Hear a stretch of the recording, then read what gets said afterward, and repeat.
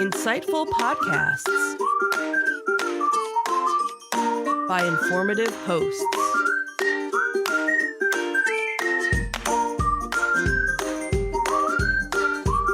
Insights into Things, a podcast network.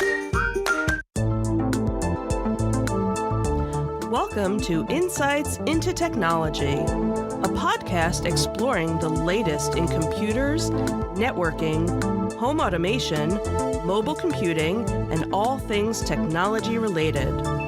Our hosts will take a deeper dive into the latest and greatest in tech trends and give you the information you need to enable your tech-centric world. This is Insights into Technology, episode 18, Hackers, Higgs, and the End of Windows. I'm your host, Joseph Whalen. This is your cybersecurity news of the week. Dark reading tells us that credential heists are on the surge. Recent research from Picus Security reveals a significant surge in credential stealing malware.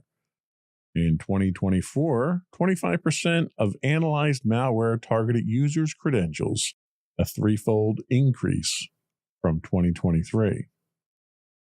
This escalation has propelled credential theft into the top 10 techniques of the MITRE ATT&CK framework, accounting for 93% of all malicious cyber activity last year. The study suggests the emergence of, quote, sneak thief malware characterized by enhanced stealth persistence and automation. On average, these malware samples can perform 14 malicious actions, aiding and evading defenses and exfiltrating data.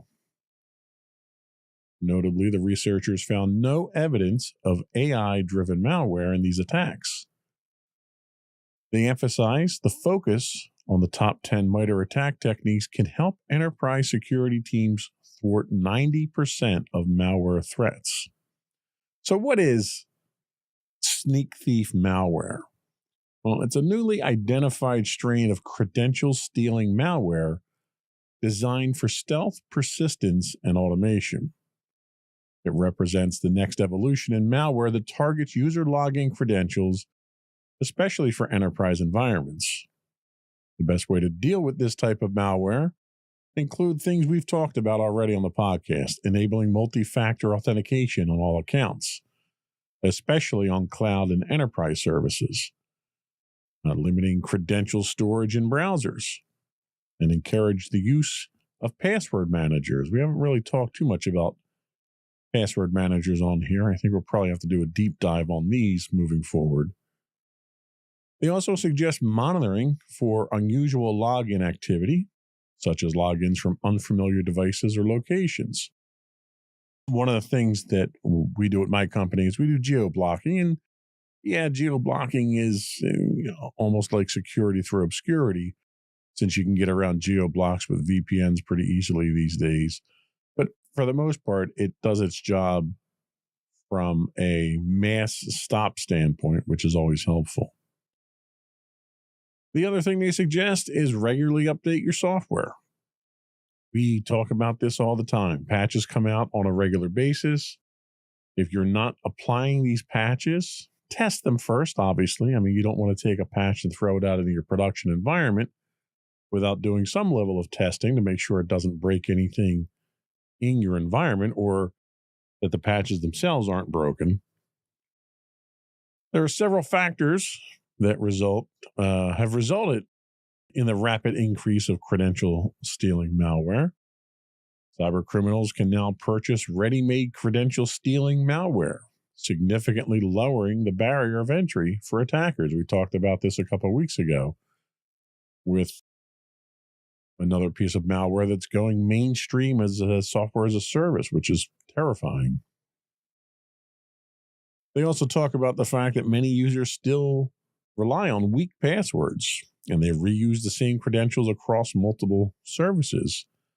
And we'll do a segment on password management and how to create good passwords on a later date. But the one thing that we should kind of dwell on here is people have a tendency, we've talked about security and convenience being mutually exclusive. People don't like to be inconvenienced, especially when they're using computers, because computers are supposed to make things more convenient. So a lot of times what happens is somebody creates a password and they really like that password, and it could be to them a super secure password. And they figure, well, if it's good enough for work, it's good enough for everything. And they reuse that password everywhere. Well, it only takes one breach, one database or one organization to be penetrated for that password to get out. Now they have access to all your other sites that you're using that in. So that's not a good thing. The rise of credential stealing in the MITRE ATT&CK rankings is also significant from this story. The fact that credential theft has climbed into the top 10 MITRE ATT&CK techniques carries significant implications for cybersecurity at both the enterprise and industry levels. It signals a fundamental shift in cybercrimes, a shift in tactics at least. It highlights the increased risk of supply chain attacks, which it seems every week we have another supply chain attack to talk about. It highlights the weakening of traditional security models and the need for zero trust, which we just did a deep dive into. Priorities and budgets for enterprise security are also going to need to adjust to this type of attack now, since it's becoming more prevalent. The one interesting thing that they address in the article was the absence of AI-driven malware. And we've been talking a lot about AI being used for security and for penetration. In this case, it would suggest that while there's potential for AI to be used for malicious intent, AI isn't quite the game changer in malware development yet, as a lot of people fear. That doesn't mean it's not going to be soon that it reaches that level. In this case, a lot of attackers are still relying on more traditional, proven methods. And I might add, they're the easier methods. They're going after people that don't have multi-factor. They're going after people that are using or reusing passwords. So it's basic fundamentals that we have to, again, hammer home about, because these are the types of things that are overlooked frequently by users, by administrators, by systems operators, by developers. It's the basic stuff. If you can get in the habit of creating secure logins, secure passwords, and using multi-factor authentication and secure methods of accessing your systems, everything else kind of falls into place after that, and it makes it a lot easier to secure everything else. So a lot of work still to do in that area. The Hacker News tells us that cyber vulnerabilities surge. In 2024, the cybersecurity landscape witnessed a notable escalation in exploited vulnerabilities.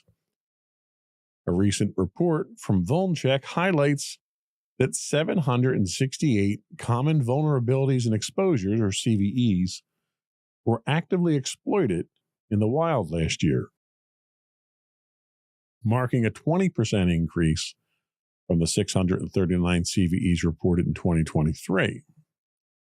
Alarmingly, 23.6% of these exploited vulnerabilities were weaponized on or before their public disclosure date, underscoring the speed at which threat actors are capitalizing on newly identified weaknesses.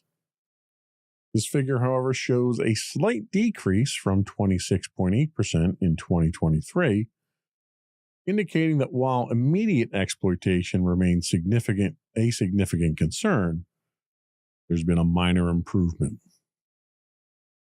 The report also emphasized that 1% of all CVEs published in 2024 were reported as exploited in the wild. This percentage is expected to rise as more instances of exploitation are discovered. A deeper dive into this data set reveals that 31 known threat actors have been linked to the exploitation of the Log4j vulnerability, making it one of the most targeted flaws. Additionally, Approximately 400,000 internet-accessible systems remain vulnerable to attacks stemming from 15 critical security shortcomings in products from companies such as Apache, Atlassian, Barracuda, Citrix, Cisco, Fortinet, Microsoft, Progress, Papercut, and Zoho. That's not even the exhaustive list. Organizations are urged to assess exposure, identify and evaluate their susceptibility to these vulnerabilities, to enhance their visibility by improving monitoring to detect potential risks promptly. They should leverage threat intelligence, utilize robust intelligence to stay ahead of the emerging threats, maintain strong patch management. We beat this one to death all the time. Ensure timely updates and patches are applied to mitigate vulnerabilities, and implementing control. Reduce internet-facing exposure of vulnerable devices wherever possible. The surge in exploited vulnerability serves as a stark reminder of the evolving threat landscape and the critical importance of proactive cybersecurity measures. So the report highlights the rapid weaponization of these vulnerabilities. The fact that nearly a quarter of the exploited CVEs were weaponized on or before their disclosure date highlights the need for immediate action upon vulnerability announcements. It also suggests that these vulnerabilities themselves are obviously being detected by malicious actors well before you're getting the gray hat and white hat hackers finding these and conducting responsible disclosures to these companies. Persistent vulnerabilities remain a problem in unpatched systems. The continued exploitation of older vulnerabilities, such as Log4j, underscores the importance of addressing known issues promptly. Now, there's a lot of exploited flaws out there where there are patches already that just need to be applied. That's compounded by the fact that new vulnerabilities obviously are coming out on a regular basis. Apple just announced some issues with their M series processors now, which makes things even more difficult to patch. The report highlights a need for comprehensive defense strategies. Organizations must adopt a multifaceted approach, combining threat intelligence, regular patching, and exposure management to safeguard against these evolving threats. And defense is always going to be playing catch up. And if we allow what we are doing defensively to fall behind, that catch up gets even more difficult to maintain, and the cost of it starts to skyrocket real fast. So this is one of those adversarial environments where you can't fall behind on, or it compounds the problem significantly. Leaping Computer tells us the AI, talks about AI from innovation to exploitation. In a recent revelation, Google's threat intelligence group has identified that state-sponsored hacking groups from over 20 countries are leveraging Google's AI-powered assistant Gemini to enhance their cyber operations. Notably, actors like Iran and China are on the forefront of this trend. These groups are utilizing Gemini to streamline various malicious activity, including developing malicious tools and scripts, researching publicly disclosed vulnerabilities, gathering information on target organizations, exploring methods to evade detection and escalate privileges within compromised networks. While the integration of AI into cybersecurity is not new, the use of advanced tools like Gemini by threat actors underscores the evolving landscape of cyber threats. It's crucial for organizations to recognize that the same technologies driving innovation can also be repurposed to facilitate cyber attacks. This development serves as a stark reminder of the importance of staying vigilant and adapting cybersecurity strategies to counteract the innovative methods employed by adversaries. So this is a clear example that AI is a double-edged sword, and we've talked about this numerous times in the past. The dual-use nature of AI technologies like Gemini highlights the fine line between beneficial applications and potential misuse. Just like any tool out there, a hammer can be a very useful tool, but in the hands of the wrong person, it can also be a deadly weapon. And AI is no different in this case when it comes to cybersecurity. This also demonstrates the evolving threat landscape. It was already evolving, but now it's evolving at a much faster pace with much more sophistication. It's taking leaps and bounds over the steps that it was taking before. With state-sponsored actors adopting AI tools, traditional cybersecurity measures may need to be reevaluated to address these sophisticated attacks. This particular incident also highlights the ethical and security implications of AI usage. This was something, AI ethics has been talked about for quite some time now, but it's been talked about almost entirely from the perspective of well-intentioned people using AI, how it should be used, how it shouldn't be used. The ethics of it being used by a malicious actor are a little bit more gray, more sketchy, I think. The exploitation of AI by malicious entities raises questions about the ethical responsibilities of AI developers and the need for robust security protocols.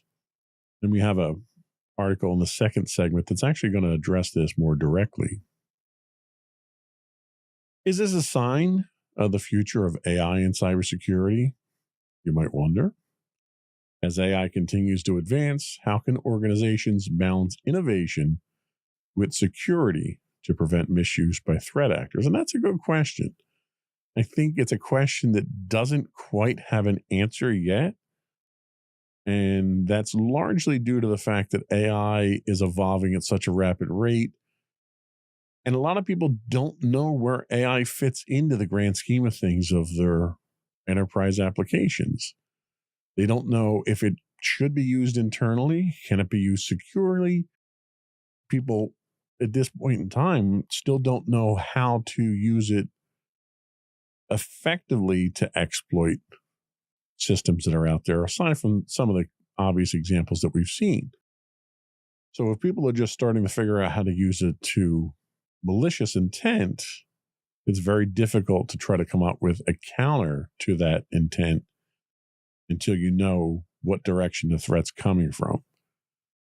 So, none of this bodes well for AI. It's definitely something that's going to take on a much bigger role in enterprise computing in the very near future. Hopefully, it's a positive role, and hopefully we can take advantage of the technology itself to at least defend ourselves against the technology.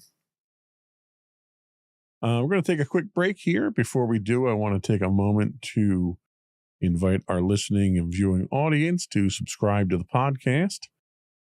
You can find audio and video versions of all the network's podcasts listed as Insights into Things. We do now have a separate podcast feed for this podcast, an audio version. You can look for Insights into Technology anywhere you get a podcast. Now, I did audio only so that we could get listed up on Spotify, actually. That was too large of a segment to not do. And Spotify, while they're currently testing and playing around with video on there, they will not allow you to list a podcast on their service if it is not audio, if it isn't audio only. So you can find Insights, audio versions of Insights into Technology. You can also find those links on our website at www.insightsintotechnology.com, or you can go to insightsintothings.com to get audio and video links to all of our podcasts. I would also invite you to write in, give us your feedback. We've got some feedback that we did get that I want to get to in a shout out segment towards the end of the show. But if you would like to call in and leave a voicemail to have it played out on the future episode, you can call in to 856-403-8788. That's 856-403-8788. You can also email us at comments@insightsintothings.com. And we stream 5 days a week on Twitch at twitch.tv/insightsintothings. We're on Blue Sky. If you look us up as insightsintothings.bsky.social.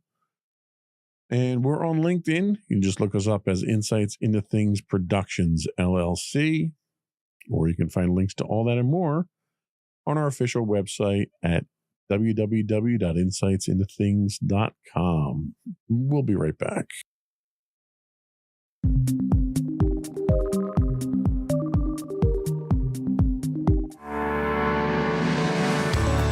Insights into Entertainment, a podcast series taking a deeper look into entertainment and media. Our husband and wife team of pop culture fanatics are exploring all things from music and movies to television and fandom. We'll look at the interesting and obscure entertainment news of the week. We'll talk about theme park and pop culture news. We'll give you the latest and greatest on pop culture conventions. We'll give you a deep dive into Disney, Star Wars, and much more. Check out our video episodes at youtube.com/insightsintothings. Our audio episodes at podcast.insightsintoentertainment.com, or check us out on the web at insightsintothings.com.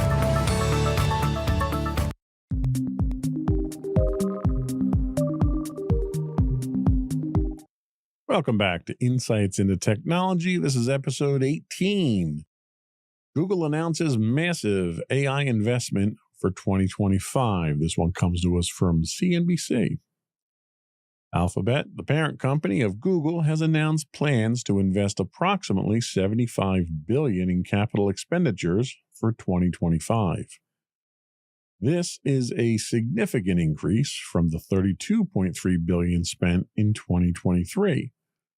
The move underscores the company's commitment to enhancing its artificial intelligence infrastructure and capabilities. The announcement comes as Alphabet reported a 12% year-over-year revenue growth to $96.5 billion in Q4 of 2024. Google Cloud revenues rose 10% to $12 billion, driven by advancements in AI infrastructure and solutions. CEO Sundar Pichai emphasized the company's leadership in AI, and it plans to accelerate progress through substantial capital investments. So this is a lot of money. This marks a significant increase in capital expenditures for Alphabet. It more than doubles their 2023 spending, as we said, and it highlights a major push into AI infrastructure and cloud computing. Now, some of that may be driven by competition in the market. It may be driven by new competitors, such as DeepSeek, that's out of China now.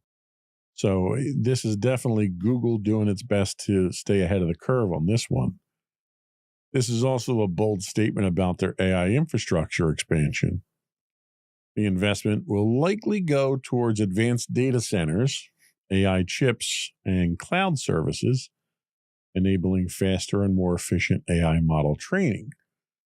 Now, we mentioned DeepSeek. DeepSeek's training model was done kind of on the cheap, which is kind of scaring everybody. They're not spending anywhere near as much money as Google is here. So hopefully this investment pays off and it's not a technology lemon by the time it gets out the door. It does speak to the competitive landscape of AI investments. The move by Alphabet to invest all this money also mirrors Meta's pledge to invest $65 billion in AI and Microsoft's ongoing AI expansions, which is showcasing how big tech is betting on AI growth for the future. I think it's probably a good bet, but when you have someone like DeepSeek coming in to upset the market, that could complicate things significantly. There are challenges and potentially a tumultuous future for the AI market. Challenges include high operational costs, regulatory scrutiny, which we haven't really seen much of at this point yet, and emerging AI competition like DeepSeek. Companies like DeepSeek and smaller AI startups could disrupt the landscape, which DeepSeek kind of is doing already unexpectedly. And it might force Alphabet to stay ahead through continuous innovation, which is almost akin to an arms race type thing that we saw during the Cold War, where someone's going to outspend somebody here to win this. I think that's really what the bottom line is, but I don't think you're going to be stopping AI anytime in the near future. Clearly, companies as large as Alphabet and Microsoft and Meta think it's the future, and they're investing in it like it's the future of their company. I think Meta's very keen on not getting burned on the next big thing like they kind of did with TikTok, where they didn't take it as seriously as they probably should have. It looks like Google's following suit on this one. Our next article comes to us from The Guardian. AI's new frontier revolutionizing particle physics. Artificial intelligence is poised to revolutionize particle physics, offering profound insights into the fundamental forces that govern our universe and potentially revealing its ultimate fate. Professor Mark Thompson, the incoming Director General of CERN, emphasizes that advanced AI techniques are now integral to operations at the Large Hadron Collider. These methods are pivotal in detecting rare events, such as those related to the Higgs boson, which could elucidate, that wasn't my word, that came out of the article, how particles acquired mass after the Big Bang and provide clues about the universe's long-term stability. The key focus is measuring the Higgs self-coupling, a phenomenon that could indicate whether the Higgs field has reached a stable state or if another drastic transition could occur in the future, a scenario that would have profound implications for the universe's longevity. The integration of AI into the LHC operations has led significant improvements in data collection and interpretation, accelerating the pace of discovery in subatomic physics. Looking ahead, projects like the proposed Future Circular Collider, combined with advancements in AI, promise transformative leaps in our understanding, potentially uncovering the elusive nature of dark matter and other fundamental mysteries. This convergence of AI and particle physics not only accelerates our quest to understand the universe, but also exemplifies the transformative potential of interdisciplinary innovation. So, what's AI's role in particle physics? AI is not just accelerating discoveries, it's enabling breakthroughs in fundamental physics that might have otherwise taken decades to achieve. The combination of AI and cutting-edge particle accelerators could help scientists uncover the mysteries of dark matter, new forces, and even the origins of the universe. Understanding Higgs self-coupling is more than just a theoretical exercise. It could tell us whether the universe is eternally stable or on a countdown to an unpredictable transformation. While the likelihood of a sudden vacuum decay remains incredibly low on human timescales, these studies push the boundaries of physics and may even hint at new physics beyond the standard model. So, how will future colliders leverage AI to push these boundaries? Well, AI is not just enhancing the way we study particle physics, it's redefining it. From detecting unknown particles to optimizing massive colliders, AI will play a central role in the next era of discovery, potentially leading to breakthroughs in dark matter, quantum gravity, and the very fabric of the universe. So just a side note. So we've kind of switched over with our 3-segment format we have here. We've kind of switched over our focus on these segments. I try to focus the first segment on cybersecurity. This second segment here, we're trying to focus on science and technology in general. And I'm fascinated by what they do at CERN and the Large Hadron Collider. I think what they're doing is the cutting edge of future physics right now. The fact that they're able to benefit from AI, I think, is a great thing. I think there's a lot that we still don't know about the universe that the folks at CERN and other such research laboratories are really opening our eyes to. So kudos to them for moving it forward. The Register gives us our next article, Facial Recognition Under the Microscope. The Department of Homeland Security's Inspector General has initiated an audit of the Transportation Security Administration's deployment of facial recognition technology at U.S. airports. This action responds to concerns raised by a bipartisan group of U.S. senators and privacy advocates regarding passenger privacy and the effectiveness of these systems. The audit aims to assess security enhancements by evaluating how effectively facial recognition improves security screening processes. They're going to take a look at identification accuracy, trying to determine the technology's precision in identifying individuals of interest. They're also going to look at privacy protections, ensuring that passenger privacy rights are upheld during the use of this technology. Senator Jeff Merkley, who co-led the request for this audit, emphasized, quote, Americans don't want a national surveillance state, but right now, more Americans than ever before are having their faces scanned at the airport without being able to exercise their right to opt out. The TSA has been piloting facial recognition systems since 2023, with plans to expand to up to 430 airports in the coming decade. This expansion has sparked debates over the balance between enhanced security measures and the protection of individual privacy rights. This audit represents a critical examination of the TSA's use of advanced technology in security protocols, highlighting the ongoing dialogue between innovation and civil liberties. So, we talk about privacy and convenience being mutually exclusive. We talk about security and convenience being mutually exclusive. Security and privacy, however, kind of go hand in hand because you can't have security without privacy, and you can't have privacy without security. So getting these to work in conjunction with each other is the difficult part. How can agencies balance the need for security with the protection of individual privacy rights?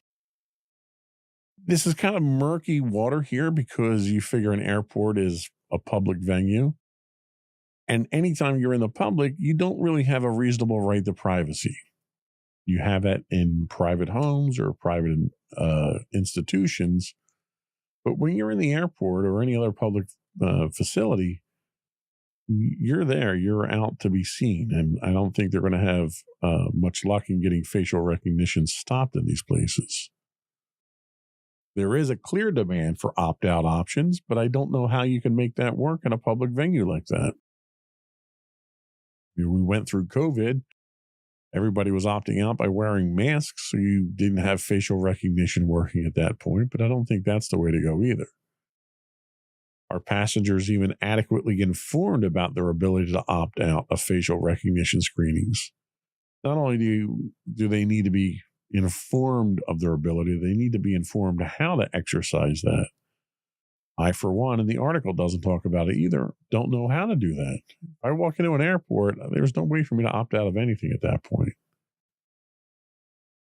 We also have to worry about the technical accuracy. Early forms of facial recognition had a built-in bias from the sample sets they were trained on that they had a high failure rate with anybody of dark skin, whether you're Middle Eastern, African American, Native American, anyone who wasn't, I guess, Caucasian, they were not getting good reads off of them. So the technology still needs some advancements to get to where it needs to be. So what's the future impact? Well, future impact is still questionable. Is there a future for personal privacy when it comes to air travel? Security experts would seem to suggest there isn't. We obviously chalk this up to 9/11, but security in our airports has become far more a priority than privacy or convenience has. No one has a convenient or pleasant time, I think, going through an airport at this point in time. How far can they take this? Can they make the hardware actually work the way they want it to? These are all good questions that I don't think we have answers to right now. And a lot of this is going to come down to policy. And the policy right now with the current administration is questionable. And I don't mean that from an intent standpoint. I just mean no one knows what the policies are at this point in time when it comes to this type of thing. But I would think they would respect privacy rights as well. We'll see. TSA is going to go through some changes, I think, in the next couple of years. So we'll keep our eye on this and see where we wind up. We're going to take our second break now, and when we come back, we don't have a deep dive today. We're going to do a focus article that caught my attention here that I think speaks to bigger implications for enterprise and commercial computing that we probably need to have a talk about. Hopefully, we'll have the start of our next deep dive next week, but we'll be right back.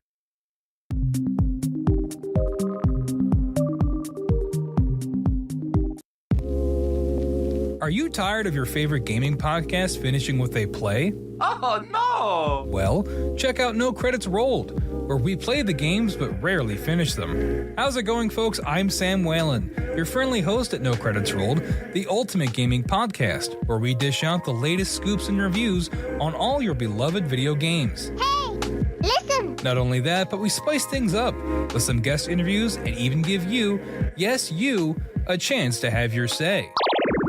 Tune in every other week for a fresh dose of No Credits Rolled, available on all major podcast platforms, and hit us up on social media at No Credits Rolled. So why wait? Let's dive into the gaming world together, where finishing games is optional, but the fun is guaranteed.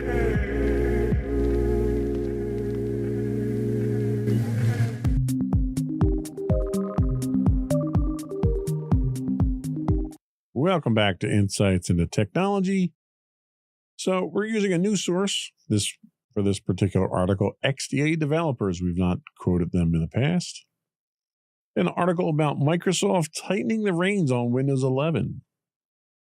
As of the end of support for Windows 10 approaches in October of this year, Microsoft is intensifying efforts to ensure users transition to Windows 11 on compliant hardware. Recently, the company has taken significant steps to discourage installations on unsupported devices.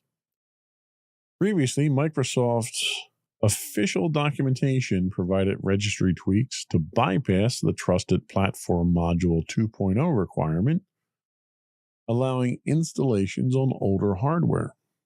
However, this guidance has been removed, signaling a shift in policy. Additionally, third-party tools like Fly-by-11, designed to circumvent these hardware checks, are now being flagged as potential threats by Microsoft's Defender, further discouraging their use. These actions underscore Microsoft's commitment to maintaining,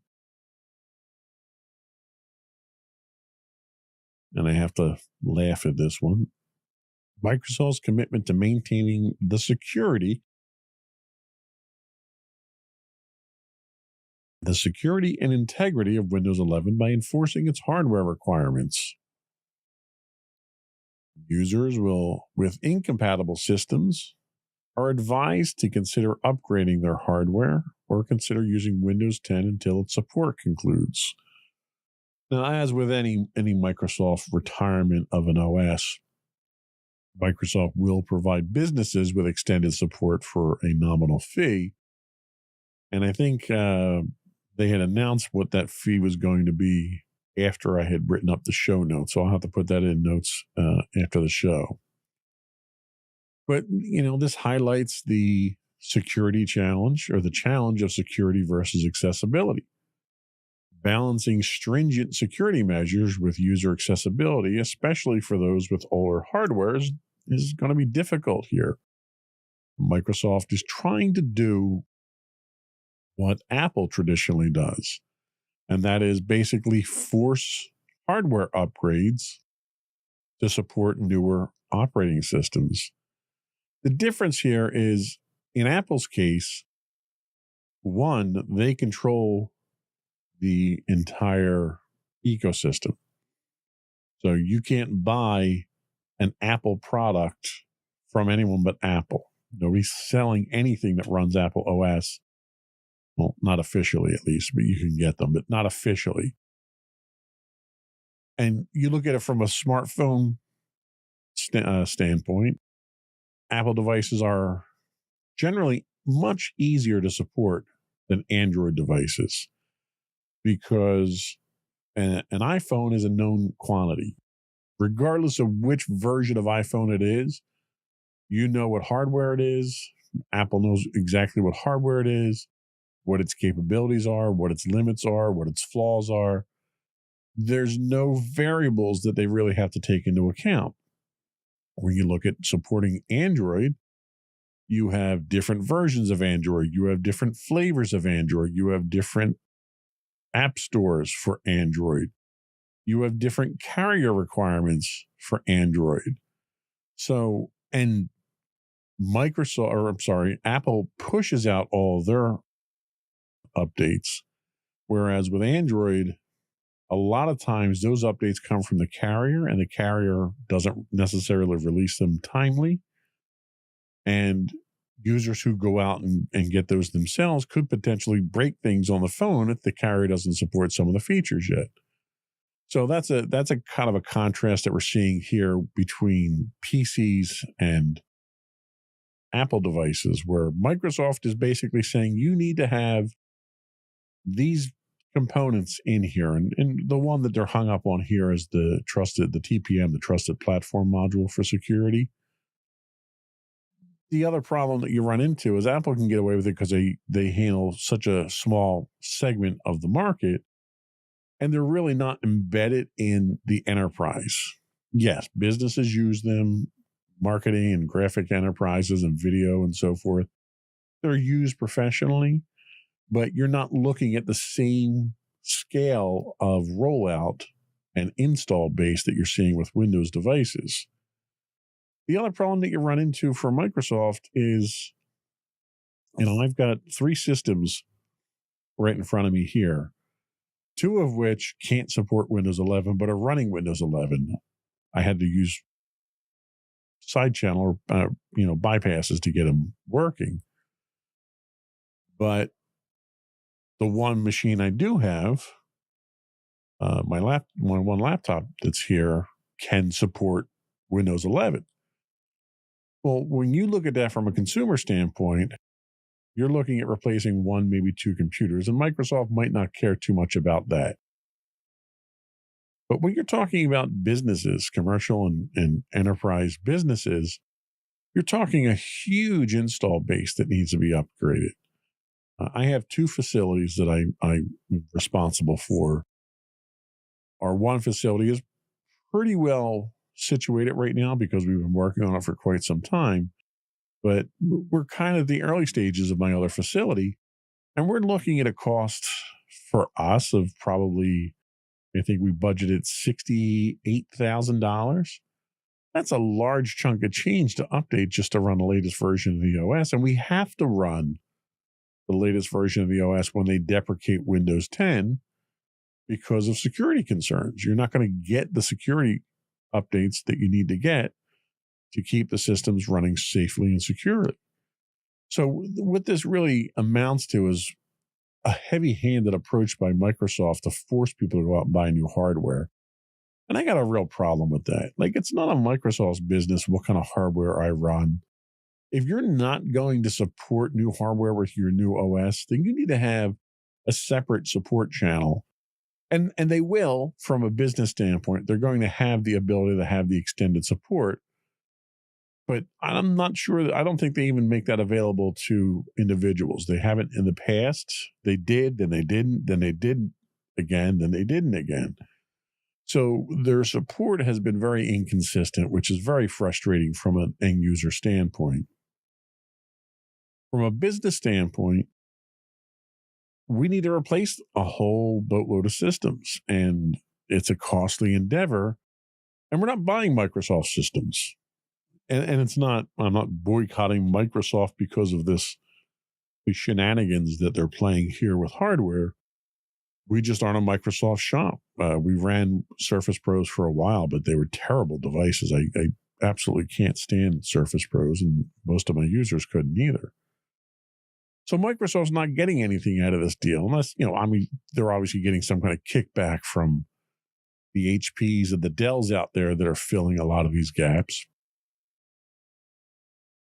This is really an unjustifiable expense that they're imposing on their client, their customer base. And I say that because they're doing this in the name of security. And I'm sorry, but when you're Microsoft, you can't claim security as a priority under any circumstance. On average, Microsoft puts out almost 100 patches a month on their Patch Tuesdays, which for an operating system that's that old and that mature is ridiculous. They should be putting out a fraction of those. Microsoft, almost deliberately, it seems, and that's speculation, obviously, but it almost seems like they deliberately inject 0 days and flaws into their code just so that they can keep pushing out new versions and new updates. In reality, that's probably not the case, obviously. I'm not really being entirely fair there. But what's happening is feature creep in all their products. And as a result of this feature creep, you're injecting more and more needless code into the applications and the operating systems. And that code is flawed, and that code has bugs because you're trying to make the software do things that you shouldn't be making it do. There's no way that I should be able to open up a Word document and write actual code in there for scripting. That just should never be allowed to happen. Any more than I should be allowed to embed images and videos into an Excel spreadsheet. The feature creep in these Microsoft products has been the bane of administrators' existence for years now. And for Microsoft to now force this extremely expensive path forward on all of its users in the name of security is almost laughable because their focus has never been on security. They have no interest in putting out secure products. They basically churn out whatever they think they can make a few bucks on and throw it out the door, regardless of what kind of condition it's in, with the mindset of we'll fix it once it's out there. And that's a bigger threat to the computing world than me running Windows 11 on a machine that doesn't have a TPM on it. That's insignificant. That's me assuming the risk of running the operating system on my hardware. To me, that's the same as seatbelts or wearing a helmet. Yeah, it's probably the safest thing. It's probably the smartest thing to do to wear those and to take that precaution. But if I don't, I'm not compromising anybody else's security. I'm compromising my own. Now, you can make an argument that a machine that's not running the TPM that becomes compromised can then be used to compromise other machines. We can go down that rabbit hole if you want to. But on principle, I think any company that's not a hardware company, now Microsoft, you can make an argument that they are a hardware company now, but their control of the market is insignificant in the grand scheme of things. So I can't call them a hardware company because of that. For them to be forcing this on people is probably a little too heavy-handed. And they probably are looking at it from a standpoint of, well, you're a consumer, you need to buy a new laptop. It's been 5 years, 6 years, whatever. You need to buy a new computer. And that's kind of high and mighty of them to take that stance, but the damage is minimal from a user standpoint at that point. What they fail to realize is the massive install base that they have in the enterprise sector and the extreme cost and hardship that this is going to place on these companies is something that they need some serious consideration. TPM is not foolproof by any stretch, especially when you're running a Windows operating system on it that's prone to bugs and malicious attacks.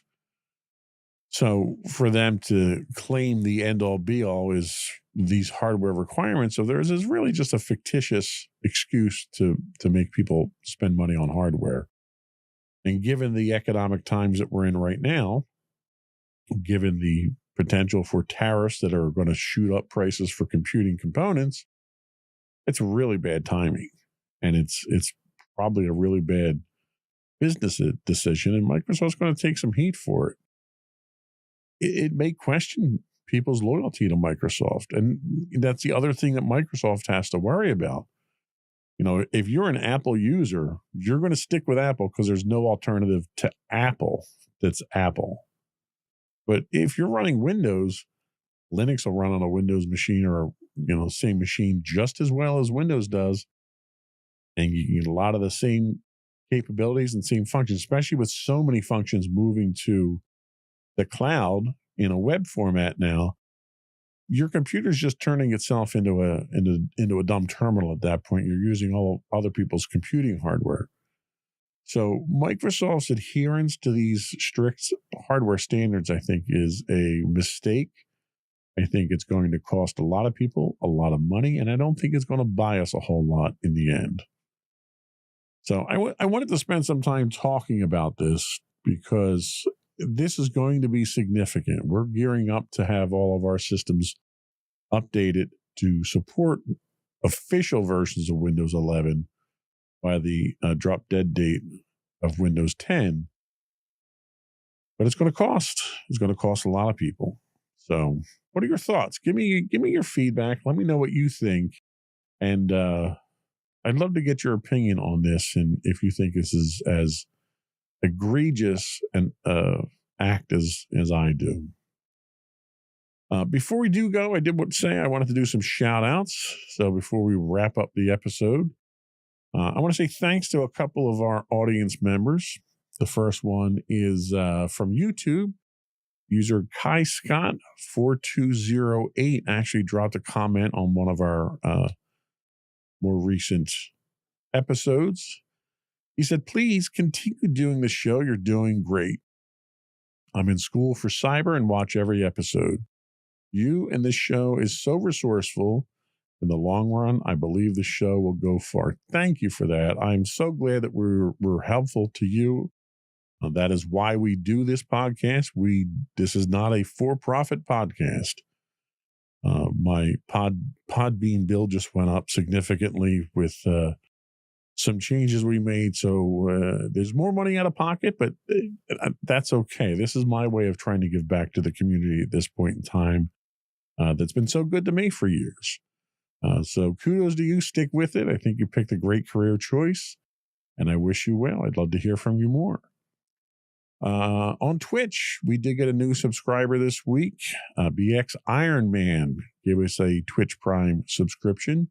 Just a reminder to everybody, if you do have an Amazon Prime subscription, you get a free monthly Twitch Prime subscription. If you threw that our way, it puts a couple of bucks in the coffers. It helps us pay the bills. That's always appreciated. From our website, Bernard, I'm going to mispronounce this terribly, and I apologize in advance.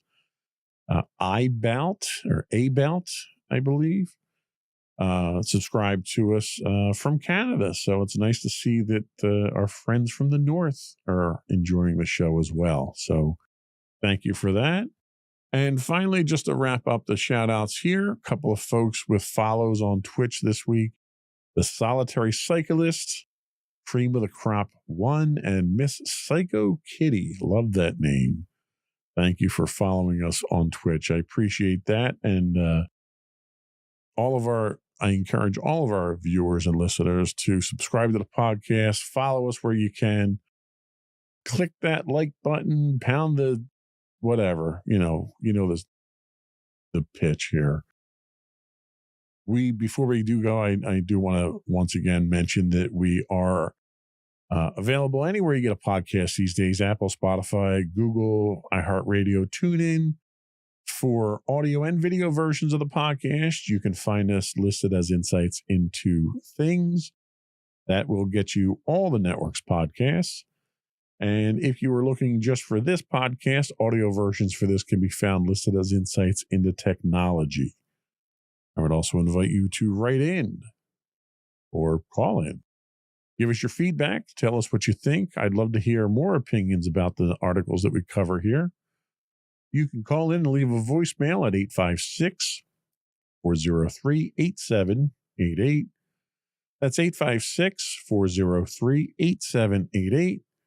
We can get you on a future podcast if that's what you'd like. We'd love to get the comments out there.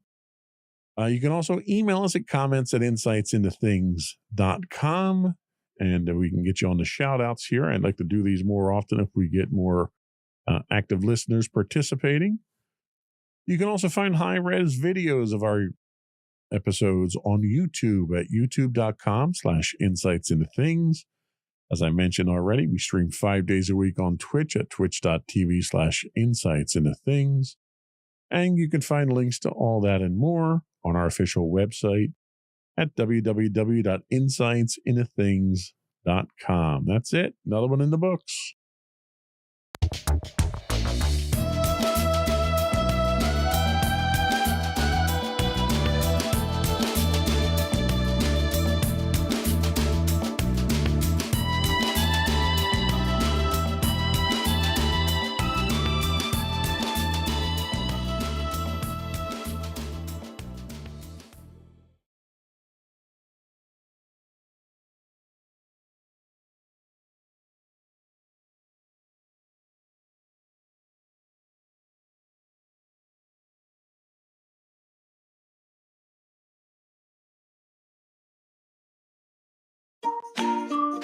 Insightful podcasts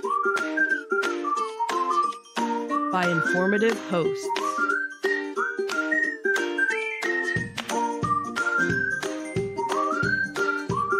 Insights into Things, a podcast network. Welcome to Insights into Technology, a podcast exploring the latest in computers, networking, home automation, mobile computing, and all things technology related. Our hosts will take a deeper dive into the latest and greatest in tech trends and give you the information you need to enable your tech-centric world. This is Insights into Technology, episode 22. No Cyber Command, no Cyber Control. I'm your host, Joseph Whalen, and this is your tech news of the week. Our first article comes to us from Martin Matuszak at The Record. Digital détente or security sabotage? Defense Secretary Pete Hegseth has directed U.S. Cyber Command to halt all planning against Russia, including offensive cyber operations. This order, which does not affect the National Security Agency's signals intelligence activities, aligns with the administration's efforts to normalize relations with Moscow following its 2022 invasion of Ukraine. The duration of this directive remains uncertain, with Cyber Command instructed to assess ongoing missions and potential threats emanating from Russia.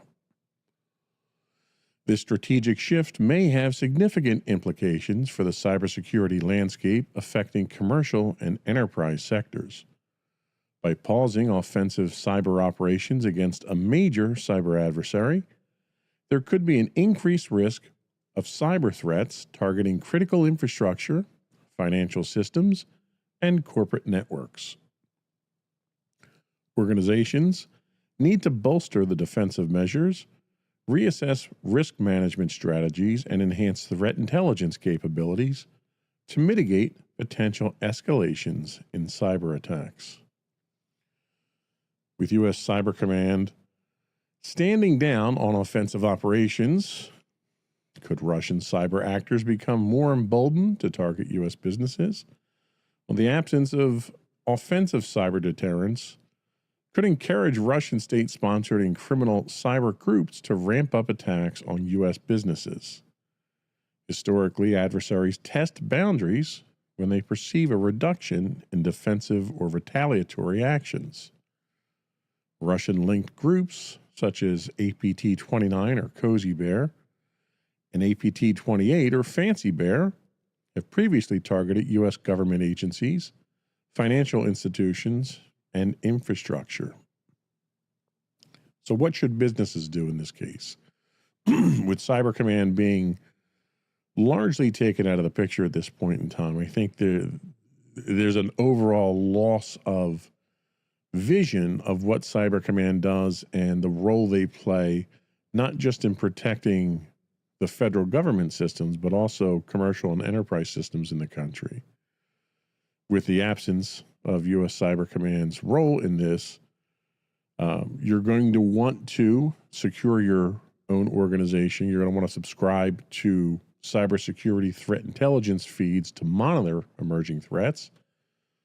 A couple of the ones that I recommend are Alien Vault's Open Threat Exchange, CISA's Automated Indicator Sharing, or AIS. US CERT puts out a list as well, as does Dark Tracer. So these are some resources that you might find helpful in at least being aware of the threats out there and how you can mitigate some of them. You also want to implement zero trust security models, which if you haven't done so already, you probably should do. Even with Cyber Command in play, it's worthwhile going zero trust. This ensures strict identity verification and least privileged access to anyone inside your network. Obviously, patching. We talk about this and we harp on this all the time. Keep your software and systems up to date to reduce vulnerabilities. Training is another one that we harp on a lot. A lot of our mitigation strategies rely on educated users. So educate your employees on the latest phishing, social engineering, and advanced persistent threats, how to spot them, what to do when they think they might have spotted one. And finally, you want to invest in proper endpoint detection and response, your EDR solutions. Advanced tools can detect and mitigate sophisticated cyber threats as they're happening or before they happen. So what's going to happen with the resources that Cyber Command currently has? Because as far as I know, I haven't seen anything yet, but they've not fallen victim to the purge of Doge at this point in time. They could shift their focus. They've made mention of strengthening their U.S. Government and critical infrastructure to prevent attacks from other attackers, such as China, Iran, North Korea, basically round up the usual suspects. They also may be allocating resources to disrupt ransomware gangs that often operate with state support.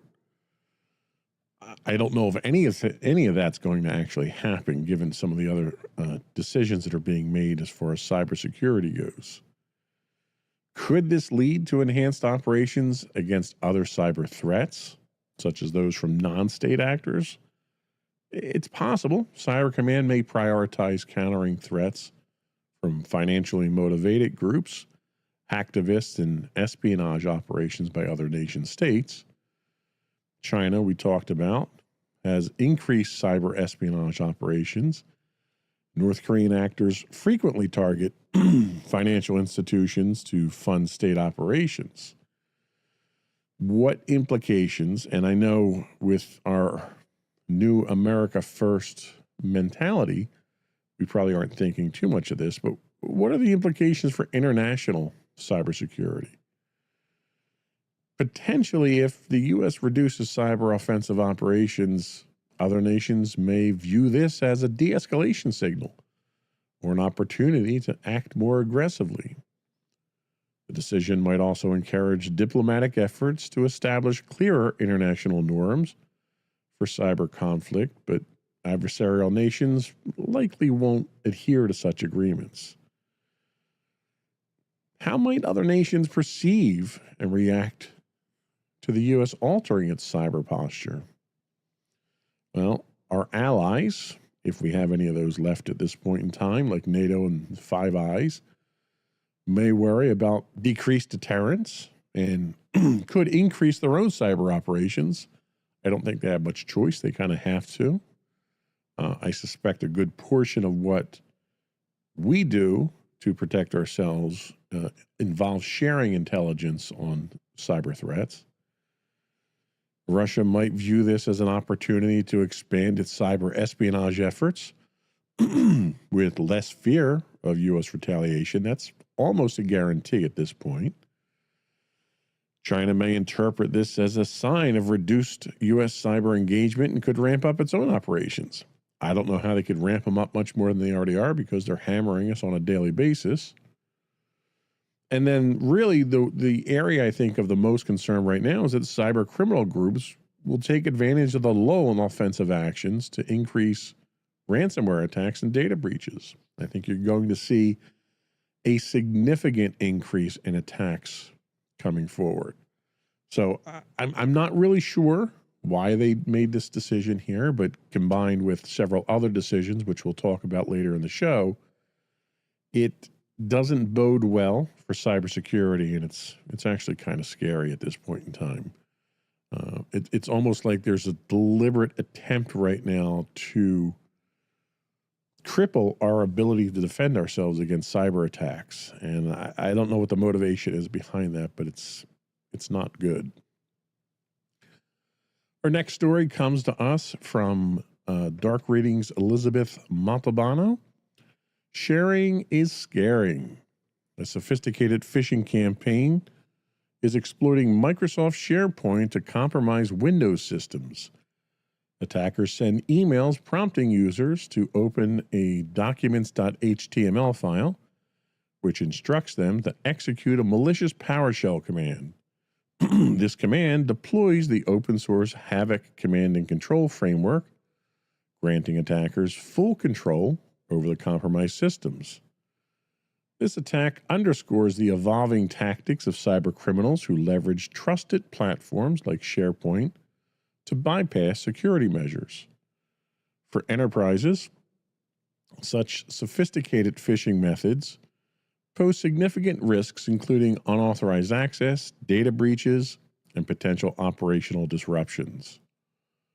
The use of legitimate services for malicious purposes challenges traditional security defenses, necessitating advanced threat detection and comprehensive user education.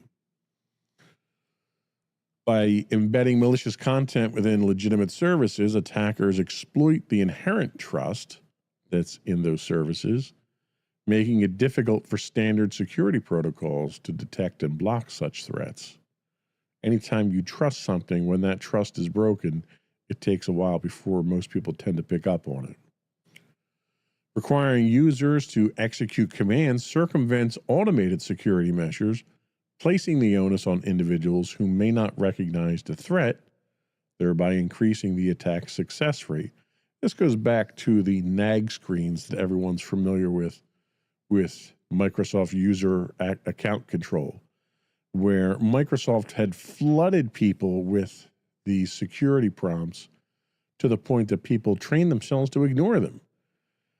So you're seeing similar things similar methodologies when it comes to these types of attacks now, with users actually executing the commands themselves you don't have a chance to let your automated defensive systems actually detect these and stop them because it's user initiated. The advanced obfuscation techniques conceal malicious code within seemingly benign operations, evading traditional signature-based detection methods and necessitating behavioral analysis for identification. The one advantage we have right now, or maybe the silver lining in all of this, is that current security systems and security infrastructures that are implementing artificial intelligence as part of its defense mechanisms they're very capable of detecting these types of attacks and mitigating them, where traditional security, where we're using signature-based, obviously they're not performing very well with these threats. Organizations should adopt multi-layered security approaches, including advanced threat protection and detection systems, regular employee training on phishing recognition, and strict access controls to minimize potential impacts. It sounds like a broken record, I know. It's the same things over and over again to defend against these things. They're not foolproof techniques, but if you're not doing these, then you're simply ramping up the percentage chance of being attacked and breached significantly. Open source tools do provide attackers with customizable and cost-efficient resources to develop sophisticated malware like this, thus lowering the barrier to entry for executing complex cyber attacks. That cat and mouse game where when they make it easier for the attackers, they make it harder for the defenders. And there's really, unfortunately, no way to get around that. AI is becoming one of the leading sources of some of this malicious code, and we have to be very careful about that. So be aware of this. My note to my users was to at least let them know about this threat, what to look for, and what not to expect. Like, we're not going to send out emails asking you to run scripts and so forth. So a lot of times it's just a matter of common sense at this point in time. And as long as the users are aware to look for these things, you're usually okay. But make sure you communicate these types of threats to your users so that at least when they see something, they know to question it. They don't wonder if they need to question it. Our next article comes to us from Dark Readings. I'm going to say this wrong. I apologize in advance. Vijayan, I want to say. I think that's correct. VMware's Virtual Vault breached. VMware has released patches for 3 critical zero-day vulnerabilities affecting its ESXi, Workstation, and Fusion products. These flaws, currently under active exploitation, allow attackers with administrative access to a virtual machine to escape the VM sandbox and execute code on the host system. This escalation can lead to unauthorized control over the host environment, posing significant security risks. The exploitation of these vulnerabilities threatens the foundational security of virtualized environments widely used in enterprise settings. Successful attacks could result in unauthorized access to critical systems, data breaches, and operational disruptions, the usual suspect of, or the usual result of these types of things. Organizations relying on VMware's virtualization solutions must act promptly to mitigate these risks. And again, we're going to harp on the typical stuff that we talk about here. Timely patching is crucial for preventing exploitation. Implementing robust access management policies can limit potential attack vectors. Continuous monitoring can help identify and respond to exploitation attempts. It's worthwhile to take a moment to talk about this for a second. Continuous monitoring isn't just running a firewall. Continuous monitoring is running internal threat detection systems themselves that look for anomalies. They look for unusual access requests. They may look for elevated data transfer rates. They may look for users who are accessing areas that are outside of their area of responsibility, or users who are putting request access to areas that they don't normally have access to. These are all the types of automated systems that you need to be running internally. No one person has the time to go through logs and dig through all this stuff to try to find it. So these types of monitoring and detection systems need to be in place. Staying informed with your vendors enables proactive vulnerability management as well. Again, being on one of these vulnerability lists to see when these threats come out. Preparedness ensures swift action to mitigate damage. You see a lot of these advanced persistent threats penetrate networks and start exfiltrating data or compromising internal security precautions. And they could be in your network for 6 months to a year in some cases, but they're not doing anything malicious other than gathering information and prepping the system for a future attack. And these are the types of things that throw up red flags when you have processes that are running that you can't identify, or high bandwidth utilization times, or slow system performance periodically throughout the day, or your database starts to grind to a halt. You have to be aware of these things. Don't discount them because they happen to go away after a period of time. Understand the patterns, understand what the threats are. It's a dangerous world out there in cyberspace, and we have to be vigilant, we have to be educated, and we have to be persistent in our pursuits. That's all we had for this first segment today for our cybersecurity segment. I did want to take a moment to invite you to reach out to us, give us your feedback. I'd love to hear your thoughts on the articles we discussed today. I'd love to hear your take on our opinions on things. You can call in, leave a voicemail for us. The number is 856-403-8788. That's 856-403-8788. Or you can email us at comments@insightsintothings.com, or you can get links to all of our social media and contacts on our main website at www.insightsintothings.com. We'll be right back.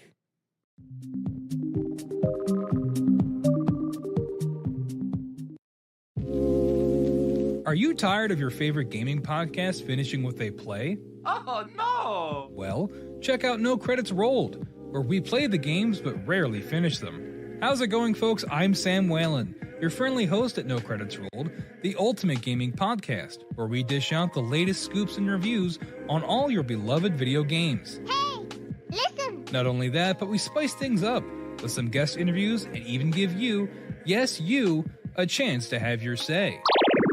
Tune in every other week for a fresh dose of No Credits Rolled, available on all major podcast platforms, and hit us up on social media at No Credits Rolled. So why wait?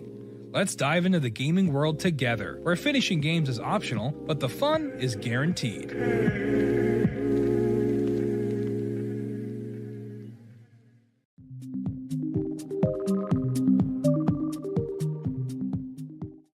Welcome back to Insights into Technology. Our next story comes to us from Sergio Gatlin at Bleeping Computer, who tells us the end of the line for Skype is near. Microsoft has announced that it will discontinue Skype on May 5th of this year after 22 years of service. The company is encouraging users to transition to Microsoft Teams, which offers similar functionalities, along with additional features like calendar management and meeting hosting. Existing Skype users can migrate their contacts and chat histories to Teams using their current Skype credentials. The shift from Skype to Microsoft Teams reflects Microsoft's strategy to consolidate its communication platforms, aiming to provide a unified solution for both personal and professional use. For businesses, this transition offers an opportunity to integrate various collaboration tools into a single platform, potentially enhancing productivity and streamlining workflows. However, organizations currently relying on Skype may need to plan and execute the migration to Teams carefully to ensure continuity and address any training needs associated with the new platform. I have to say, I'm kind of sad to see this go. I've been a Skype user from practically day one before Microsoft acquired it. It was an excellent service for long distance communication before social media exploded. I used to use it for long distance phone calls at the time because the rates were so much cheaper. I even had a subscription to it, and I was just notified by Microsoft very politely that the 18 cents of credit that I still had on the account has been revoked or lost or whatever because I haven't used it in 90 days or something like that. But I was a long-time user of it. So how can businesses effectively migrate from Skype to Teams? Well, organizations should develop a detailed migration plan with timelines, data transfer procedures, and employee training programs. Pretty much anytime you're migrating any platform over. Using Microsoft's migration tools and resources can facilitate a smooth transition. Now, caveat, I've not tried their transition tools yet. One of the things that I have traditionally found is that transition tools in situations like this rarely work 100% as advertised. So with that in mind, you probably want to have a rollback plan or some type of failover plan if it doesn't go well. So what additional features does Teams offer compared to Skype, and how can enterprises leverage them? Microsoft is selling this transition with the notion that they're providing you more services, and Teams does. Teams provides integrated collaboration tools such as file sharing, project management, and application integration, which can enhance team productivity and communication efficiency. We recently started the transition to Teams at my organization. Most of our functionality is reserved or restricted or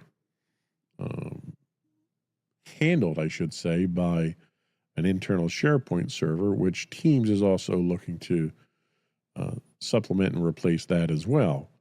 So the transition for us, it's awkward. The Teams interface isn't the most intuitive, but it's also fairly user-friendly. It takes just a little bit of a learning curve to get used to. So how does Teams address security and compliance requirements for enterprises, especially when you're putting your files up there? That's a significant concern that a lot of companies have. Teams does include robust security features such as data encryption, multi-factor authentication, and compliance certifications, aligning with various industry standards and to protect organizational data. I will mention, though, the Teams does currently allow SMS two-factor. And as we've talked about on the podcast in the past, SMS is literally the least secure version of two-factor. I would absolutely opt for another two-factor method other than SMS. We use YubiKeys for ours or authenticator apps for our access. But I would definitely recommend something stronger than SMS. Another big question, will existing third-party integrations with Skype be compatible with Teams? This is another catch here where you'll find a lot of the tools you've come to rely on that you've used in conjunction with Skype may not necessarily be available. Some integrations may require adjustments. Microsoft Teams supports a wide range of third-party applications, so your organization needs to review their current integrations and consult with vendors to ensure compatibility. So a lot of vendors have been trying to move over to Teams already. You may find a lot of the third-party helper apps that you use may be over there already. Either way, no one likes change. It's human nature to kind of resist change. But this is one where you obviously don't have a choice at this point in time. And I think you'll probably find that Teams is probably not the best video conferencing app out there, but I think it's adequate for most people. But you don't have much of a choice, right? We have to move on here. So make the most of it.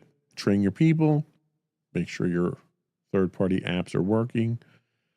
And have a plan.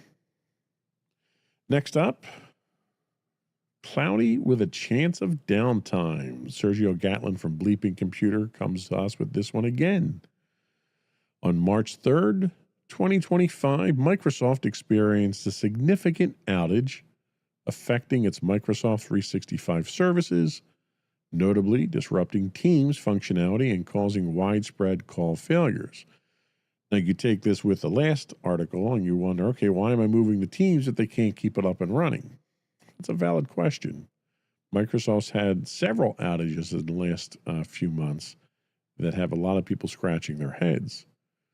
Users reported issues with authentication across multiple services, including Outlook, OneDrive, and Exchange. Microsoft acknowledged the problem, stating, quote, users may not be able to receive calls placed through Microsoft Teams, provisioned auto attendance, and call queues, unquote, and initiated an investigation to identify the root cause. This outage highlights the vulnerabilities inherent in relying on cloud-based communication platforms. Having recently started a transition to a more cloud-centric environment at my facility, I can totally understand the skepticism here because it's very disheartening to move over to a large cloud environment like Microsoft, only to find that you're having consistent outage problems. And unfortunately, Microsoft is a big, giant target. They've got a target on their back. Most of the malicious actors out there are going after Microsoft, one, because Microsoft is notoriously insecure with how they do things, and two, they've got a massive customer base, so they're ripe for the picking now. For businesses, such disruptions can lead to operational inefficiencies, decreased productivity, and potential financial losses. The incident underscores the necessity for robust contingency planning and diversified communication strategies to mitigate the impact of unforeseen service disruptions. So what led to the authentication token failures that caused this outage? The outage, according to Microsoft, was attributed to, quote, a problematic code change, unquote, in Microsoft's authentication system, leading to widespread service disruptions, which again is alarming. It'd be one thing if it was a malicious attack or a denial of service or something along those lines that Microsoft is invariably going to get hit with and can respond quickly to. But in this case here, it's a problem of their own making, which, speaks to the insecure way that they code their software, which is also why their operating system releases 70 to 100, over 100 patches a month. The outage primarily affected users across Canada and parts of the U.S., impacting services, as you said, like Outlook, Teams, and OneDrive. Microsoft identified the issue within hours, attributing it to a recent code update, and reverted the changes to restore services. Organizations should implement multi-channel communications platforms, establish robust incident response plans, and regularly review their service level agreements with providers. Not that that's going to get you too far with Microsoft, because the SLAs that Microsoft have are predominantly favorable towards them. This underscores the need for businesses to assess their reliance on single providers and consider hybrid solutions to ensure continuity. I don't know how a hybrid solution would have solved this. You're not going to have multiple providers for the services, your Outlook, for instance. You're not going to have multiple email providers. It's just not practical. Your Teams environment, same thing. Your OneDrive environment, same thing. Having an offline repository where you can access these things that then sync to the cloud, that might be doable.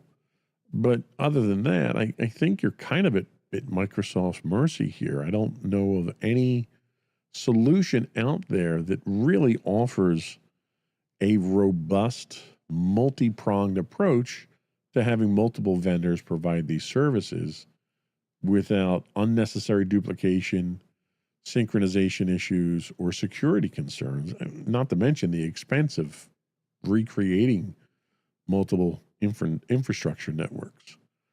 So this is one of those situations where you need to be very careful about what cloud provider you choose and have a plan for what to do when that provider goes down, because it's going to happen. Apple Insider gives us our next article. This one's from Andrew Orr. The Big Apple bites back. Apple is challenging a UK government order demanding a backdoor into its encrypted iCloud storage, specifically targeting its advanced data protection feature. This legal action, filed with the UK's Investigatory Powers Tribunal, marks the first court test of the 2016 Investigatory Powers Act's provision on encryption. In response to the order, Apple has withdrawn ADP from the UK, emphasizing its commitment to user privacy and its stance against creating backdoors in its products. The UK's demand for access to encrypted data, which they're not the first ones to want this. The politicians in the US have been pushing for this, and local authorities have been pushing for this in the United States for quite some time now. Their demand for access to encrypted data raises significant concerns for businesses relying on cloud services for secure data storage. Some key considerations include data privacy and security, obviously. Mandating backdoors could compromise the confidentiality of sensitive business information, increasing vulnerability to unauthorized access. Compliance and trust. Companies may face challenges aligning with global data protection regulations, potentially eroding trust in service providers perceived as susceptible to government interventions. This is exactly why the United States wanted to ban TikTok, because of the government intervention in China on the app. There's also a concern for operational continuity. The removal of security features like ADP may prompt businesses to seek alternative solutions, potentially disrupting established workflows. What those alternative solutions would be that would still be legal in the UK under this law, I don't know. I have to imagine any law that encrypts the data to the point that the government can't access it if it needs to would not be considered acceptable. So you're not going to have a solution in country. This may force companies to go outside the country in order to get the services that they need. These actions by the UK could set precedents, encouraging other nations to impose similar requirements, complicating the global landscape for data security and privacy. You also have to question the technical feasibility. This is the same argument Apple's had about the demands by the U.S. Law enforcement agencies to unlock phones in criminal cases. Introducing a backdoor inherently weakens encryption, making systems more susceptible to exploitation by malicious actors. Once you put a backdoor in, you can't assume it's only the government that's going to use it. And that's assuming that the government's intentions are on the up and up, which in today's political climate, that's a big if. But once you compromise the ability to secure a system, anybody who finds that exploit can then take advantage of it. And there's nothing you can do about it. Businesses may adopt additional encryption measures, diversify service providers, which again, we talked about being difficult to do, or implement on-premise data solutions to maintain control over the data security. Now, this is an interesting concept. So for the longest time, everyone had on-prem solutions, on-prem email, on-prem file storage, on-prem data collaboration, and so forth. And the push over the last 10 years, 5 to 10 years, has been go to the cloud. It's cost effective. You don't have to have the hardware. You don't have to maintain it. You don't have to worry about licensing, all that stuff. Well, now we're getting to the point now where the government is making sure that we can't trust these service providers if we can't encrypt our data securely. So you bring it all back in-house, you're going to negate the advantages that being in the cloud gives you. But then that also begs the question of, if I secure my data internally and I don't put it in the cloud, can the government come and make me unlock my data for them? There's a lot of, legal wrangling going on with this one. Companies could face conflicts also between complying with local laws and adhering to international data protection standards, potentially leading to legal disputes and operational complexities. What the UK is asking Apple to do would effectively violate GDPR, potentially, and it would affect other laws in different countries as well. So it's, like I said, legal wrangling here. Is it legal to create a law that breaks other laws? I'm not a legal scholar. I couldn't talk to that effect, but that's really what the question's coming down to. It's an overreach of government. Unfortunately, it's not the United States government this time. It usually is. But it's an overreach of government that could potentially be a violation of other regulations and laws that are out there that puts the end user in quite a quandary at that point in time. So we'll have to watch this one and see where it goes. I mean, Apple's first approach was, we're just not going to offer the service anymore. You'll have to find it somewhere else. And there's, the problem is the encryption genie's out of the bottle.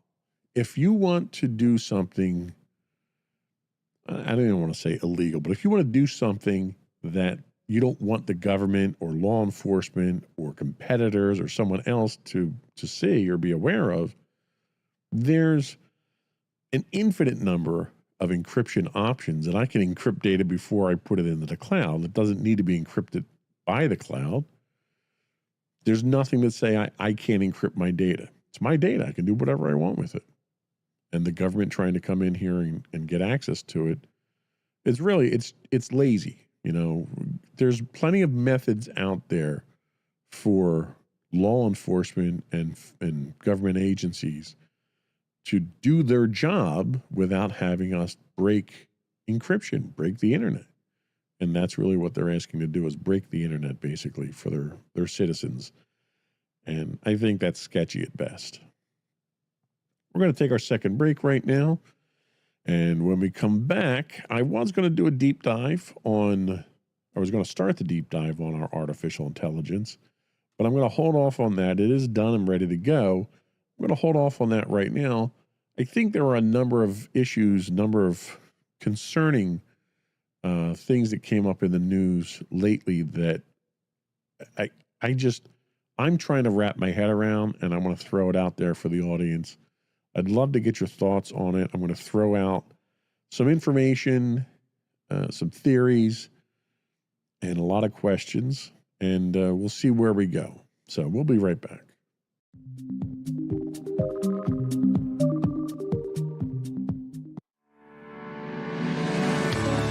Insights into Entertainment, a podcast series taking a deeper look into entertainment and media.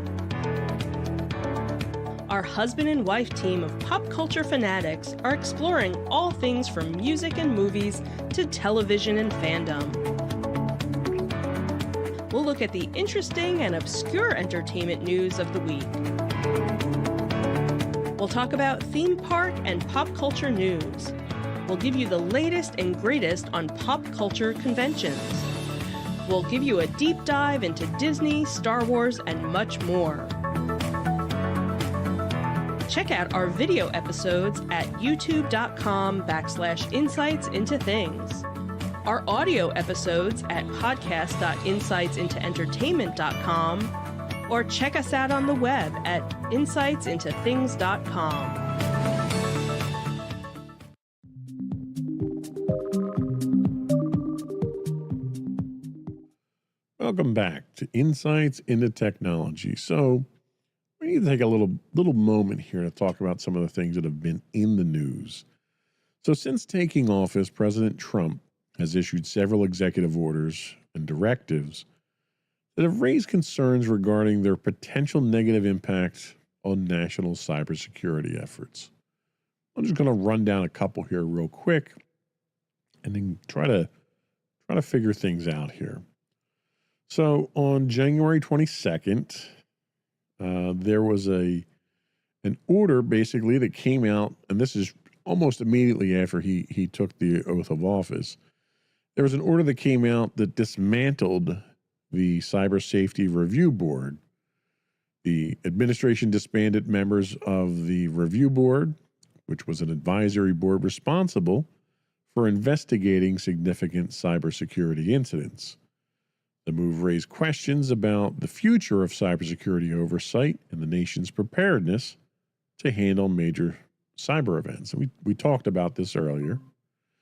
Then on February 3rd, there was a regulatory freeze affecting cybersecurity measures. An executive memorandum was issued to implement a regulatory freeze across executive departments and agencies. This freeze may delay or halt the implementation of new cybersecurity regulations, potentially hindering efforts to strengthen national cyber defenses. Now, this one, I think I speak, from the heart on this one because it's likely going to affect me and my organization, where we're in the process of going through the Cybersecurity Maturity Model Certification 2.0. And it's been a process that we started back in 2018 that may be frozen now, but it's a process that's been designed to protect vendors and the federal government from cybersecurity intrusions when dealing with federal government contracts. Then on March 1st, a lot of stuff happened in the first week of March here. March 1st, we have a deprioritization of Russian cyber threats, which we talked about earlier. The administration has shifted its focus away from Russian cyber threats, emphasizing concerns over China and Iran instead. This pivot has led to reduced monitoring of Russian cyber activities, potentially leaving the nation more vulnerable to Russian hacking efforts. Now, to put things into perspective, let's look at a few statistics on Russia's cybersecurity threats. So in 2023, Russia accounted for over 30% of unsolicited spam emails globally, making it a major source of phishing attacks. In a 2024 study ranked Russia as having the highest cybercrime threat worldwide. And between July of 2023 and June of 24, approximately 2/3 of cyber attacks by Russian state and affiliated groups targeted countries in Europe and Central Asia, particularly Ukraine.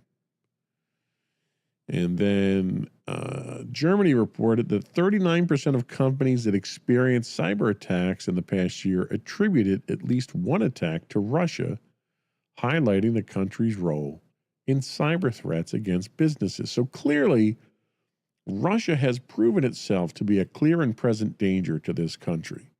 They've shown no signs of reducing that threat. They've shown no signs of changing their tactics, being less aggressive. They're a clear and present danger. The data points here underscores Russia's prominent role in global cyber threat activities, affecting both government and private sectors. Then we have on March 4th, suspension of offensive cyber operations against Russia. In an effort to improve diplomatic relations with Russia, the administration ordered U.S. Cyber Command to halt offensive cyber operations targeting Russian entities. Critics argue the pause could embolden Russian cyber actors and diminish the U.S.'s proactive cybersecurity stance.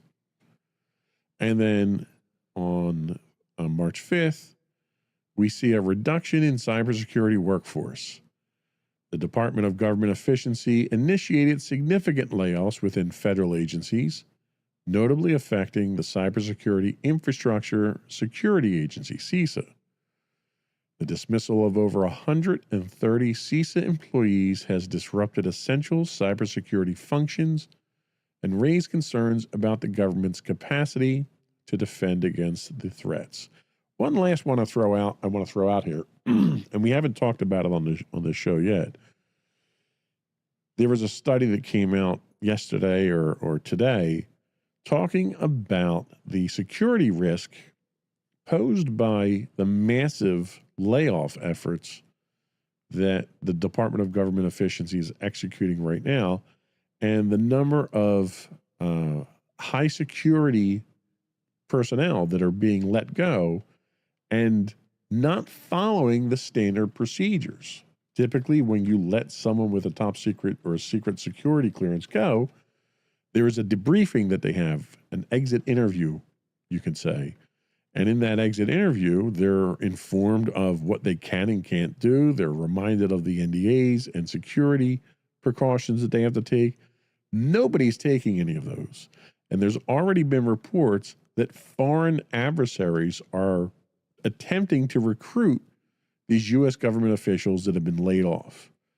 So there's a massive, massive threat right now, security threat from these layoffs of brain drain. First of all, you don't have people that are doing their jobs to defend the country.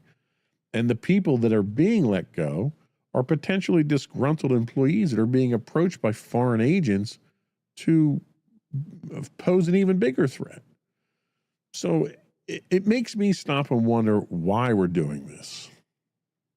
It's basically a perfect storm for increased cyber risks. The policy decisions have collectively weakened U.S. cybersecurity by reducing oversight, limiting regulatory advancements, deprioritizing key threats, and shrinking the workforce responsible for national cyber defense.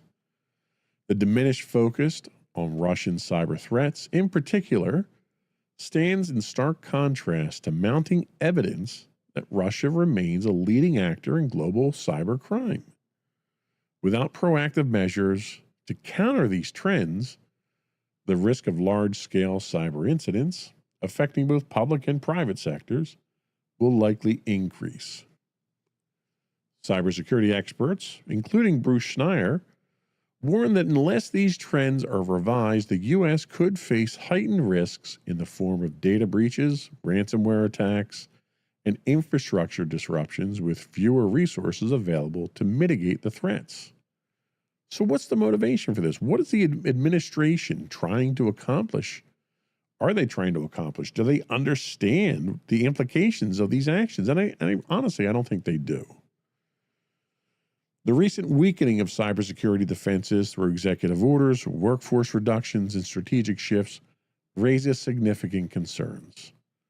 While official explanations may frame these changes as efforts to streamline government operations or realign national security priorities, several underlying motivations could be at play. Let's take them at face value with their diplomatic realignment with Russian relations. The suspension of offensive cyber operations against Russia and the deprioritization of Russian cyber threats suggest a broader geopolitical strategy. The administration may be pursuing a policy of diplomatic rapprochement with Moscow, seeking to reduce tensions and foster cooperation in other areas, such as trade or military de-escalation. However, this approach could come at the cost of allowing Russian cyber actors more freedom to operate against U.S. interests. Is it worth the Cost is the question there. The administration sees offensive cyber operations as an obstacle to improving U.S.-Russian relations and believes that scaling them back will encourage diplomatic engagement. I don't disagree with that. However, I don't necessarily think that improved relations with Russia is in our best interest at this time. The policy shift may be interpreted as a sign of weakness, leading to increased Russian cyber aggression rather than de-escalation. And I think that's where this is going to go. We're going to get burned by this well before we reap any benefits from it. The other angle of this is the austerity approach, the government downsizing. The layoff of 130 CISA employees and the disbanding of the Cyber Safety Review Board align with broader efforts by DOGE to reduce the size and scope of federal agencies. But then you have to wonder, maybe those agencies need to exist in that capacity for some reason, and protecting us is a pretty good reason. The cuts could be driven by a belief that private sector cybersecurity firms and decentralized corporate responsibility should play a larger role in national cybersecurity defense. Coming from the business world, you would think somebody like a Donald Trump or an Elon Musk would understand the value of the federal government providing the level of intelligence and oversight in cybersecurity. Being a tech guy, you would think Musk would understand that. But clearly, he's got a different motivation in mind at this point. The administration believes that cybersecurity should be more privatized. They've not been shy about that at all, shifting responsibility to corporations and state governments.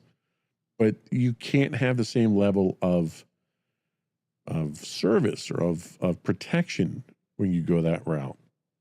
And I think there's a fundamental lack of understanding of that limitation.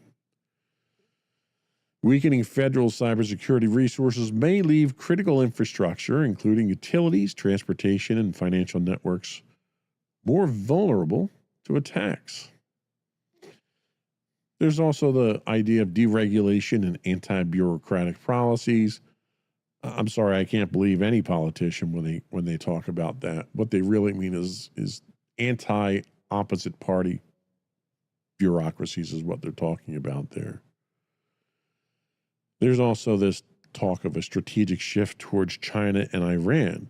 Well, unfortunately, you don't get to pick the people that you defend yourself against when a lot of people are attacking you. You need to defend against all of them, and Russia is not going to stop attacking us. Yes, China's a threat, and yes, Iran and North Korea are threats. But ignoring Russian cyber activities will backfire, as cyber criminal groups and state-sponsored hackers may see this as an opportunity to escalate their attacks without fear of retaliation.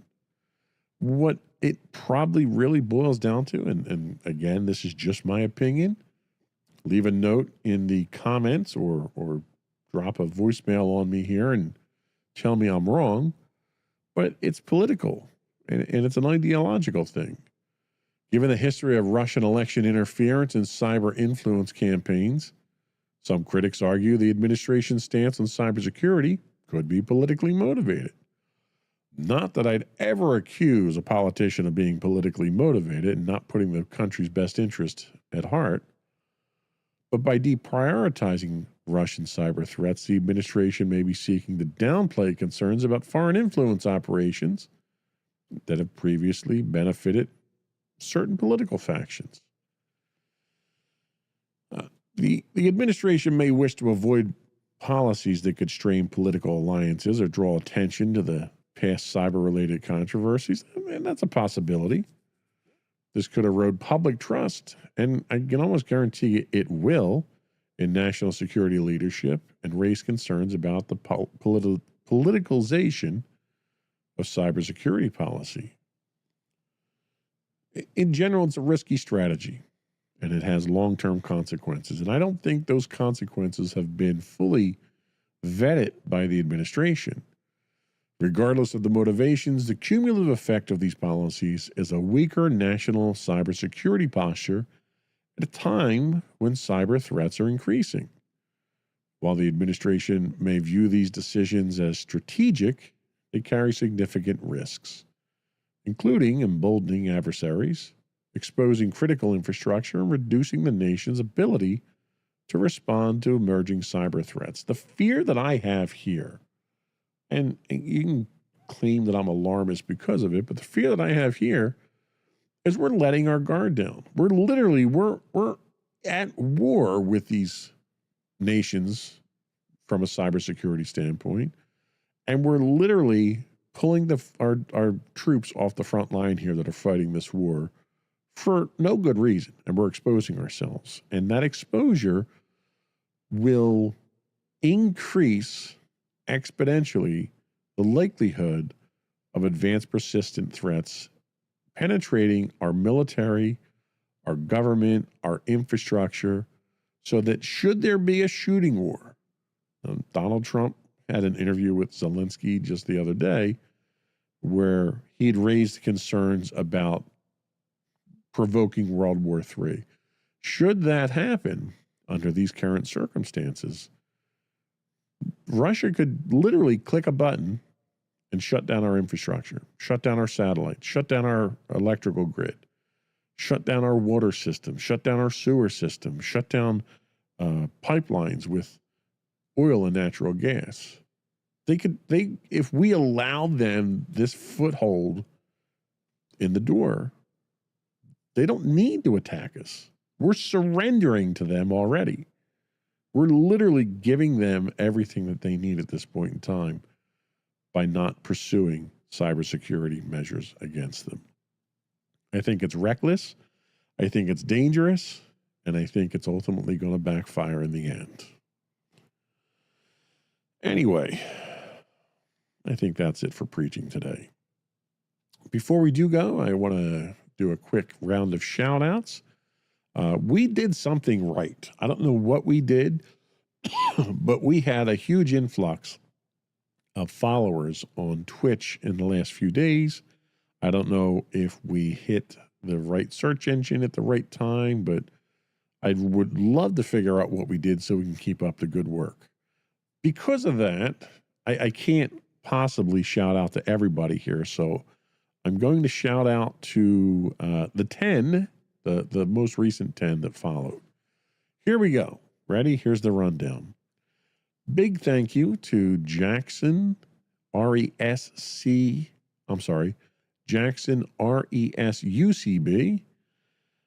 Big shout out to Fresh JHLC, KJack P3AP, Baseball GNNM, Elwood NEC, Sherman UT2Q, Sherman UT2Q, the 1 GBXTK, Clinton 94I5, and Darkside FUSI. So thank you to everyone who followed us. And I wish I could shout out to everybody. Unfortunately, I'd be here all day because we had a lot of people follow us. But thank you to those who did. I would encourage you and all of our users to follow us. We do stream 5 days on Twitch. Technically, we stream 7 days, but I only target 5 days a week on Twitch. If you're an Amazon Prime subscriber, you get a free Twitch Prime subscription. I'd love it if you threw that our way. It helps us keep the lights on. You can also find us, call in. Actually, I would prefer that. I'd love to get some people voicemails on the air. You can call in to 856-403-8788. That's 856-403-8788. You can email us at comments@insightsintothings.com. Give us your opinion. You know, what do you think of the news articles that we're talking about? What do you think of our take on them and our opinions and suggestions? I'd love to hear your thoughts on that. Tell me I'm wrong. You know, we don't have to have an argument. I'm perfectly capable of having a adult discussion with people who have a different opinion of mine, and maybe you can convince me otherwise. High-res versions of our videos can be found on YouTube at youtube.com/insightsintothings. You can find all that and more on our official website at www.insightsintothings.com. That's it. Another one in the books.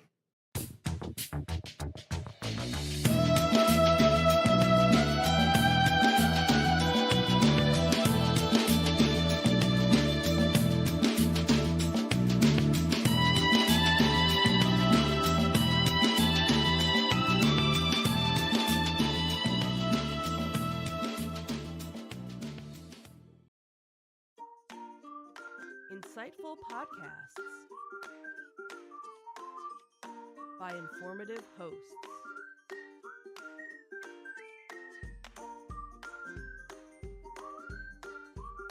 Insights into Things, a podcast network.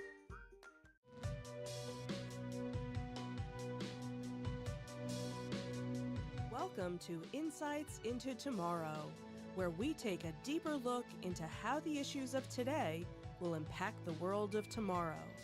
From politics and world news to media and technology, we discuss how today's headlines are becoming tomorrow's reality.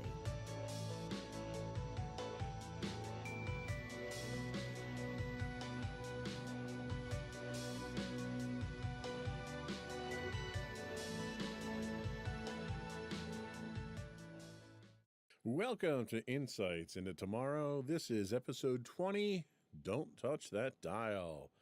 I'm your host, Joseph Whalen, and my co-host today, Sam Whalen. How you doing today, Sam? Good. How you doing? Fantastic. So this topic kind of came up when I was doing some research on various things that we could talk about. This one kind of hit home, mainly because of what you do. What is it that you do that's tied to this topic? So I currently am a producer at an AM radio station. I run the board for a bunch of different shows 3 days a week. I also would like to break into the FM market at some point. That's sort of my goal. Went to college for it, did radio in college, did radio in high school. Radio is my passion, and it's what I want to do for a living. This topic was important and something I think about too often. Awesome. Well, thank you for the resume there. We'll make sure we get no that problem. out to Yeah, everyone. check out my website. So, the article that I came across happened to deal with current automakers like BMW, Tesla, Audi, Porsche, and Volvo, all taking steps to remove AM radios from their electric vehicles. And it made me think, and it's making a lot of people think, what's the fate of this aging but reliable form of communication? And that's what we're going to discuss today. But before we do that, I did want to take a moment to invite our listening and viewing audience to subscribe to the podcast. You can find audio versions of this podcast listed as Insights into Tomorrow. You can find video and audio of all the network's podcasts listed as Insights into Things. And we're pretty much anywhere you can get a podcast these days: Apple, Spotify, Google, and so forth. I would also invite you to write in, give us your feedback, tell us how we're doing. You can email us at comments@insightsintothings.com. You can find us on Twitter at insights_things, or you can find links to all of our social media on our main website at www.insightsintothings.com. Shall we get into it? Let's get into it. Let's do it.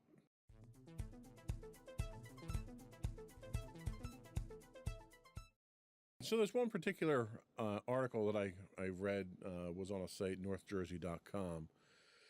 And they kind of talk about the fact that it's no secret that AM radio has kind of lost much of its luster over the decades. It was introduced in the early 1900s, and it's lost out to superior technologies, FM being the first one that threatened it, satellite radio, and now we're talking, podcasts and streaming and YouTube and everything you can get over the internet now. In fact, that's one of the things that these car companies are saying, is that everything that you could get over AM, you can get over streaming now in the car, which I guess is a valid point as long as that infrastructure is working, right? AM has been traditionally relegated mostly to talk shows at this point in time. And again, that's because of the limitations in the technology. Can you talk a little bit about your experience with AM and what the limitations of that technology are and why people might be wanting to move away from it? Sure, yeah. I mean, if you listen to any AM broadcast, you're going to hear it immediately, the difference between AM and FM. The sound quality is just much lower, and that has to do a lot with how it transmits its signal. It limits itself, essentially. But because it's so simple, it's effective in more rural areas and areas where you might not have the high-speed internet you would need for streaming services. But again, because of those limitations, like you said, we are mostly talk because, like, you know, anything more complicated, you just wouldn't hear it because it's, you know, as it's broadcasted, it's all garbled, and talk is the only thing that really can come through effectively. But yeah, it's kind of a miracle that AM is still around. I think, even as someone that works at an AM station, it is definitely, it feels like a relic. And when you bring it up to anybody, you immediately they're like, you know, it's dated and it feels dated. But you know, there is still a market for it in areas where it's not as populated, where it's easy to get an AM signal.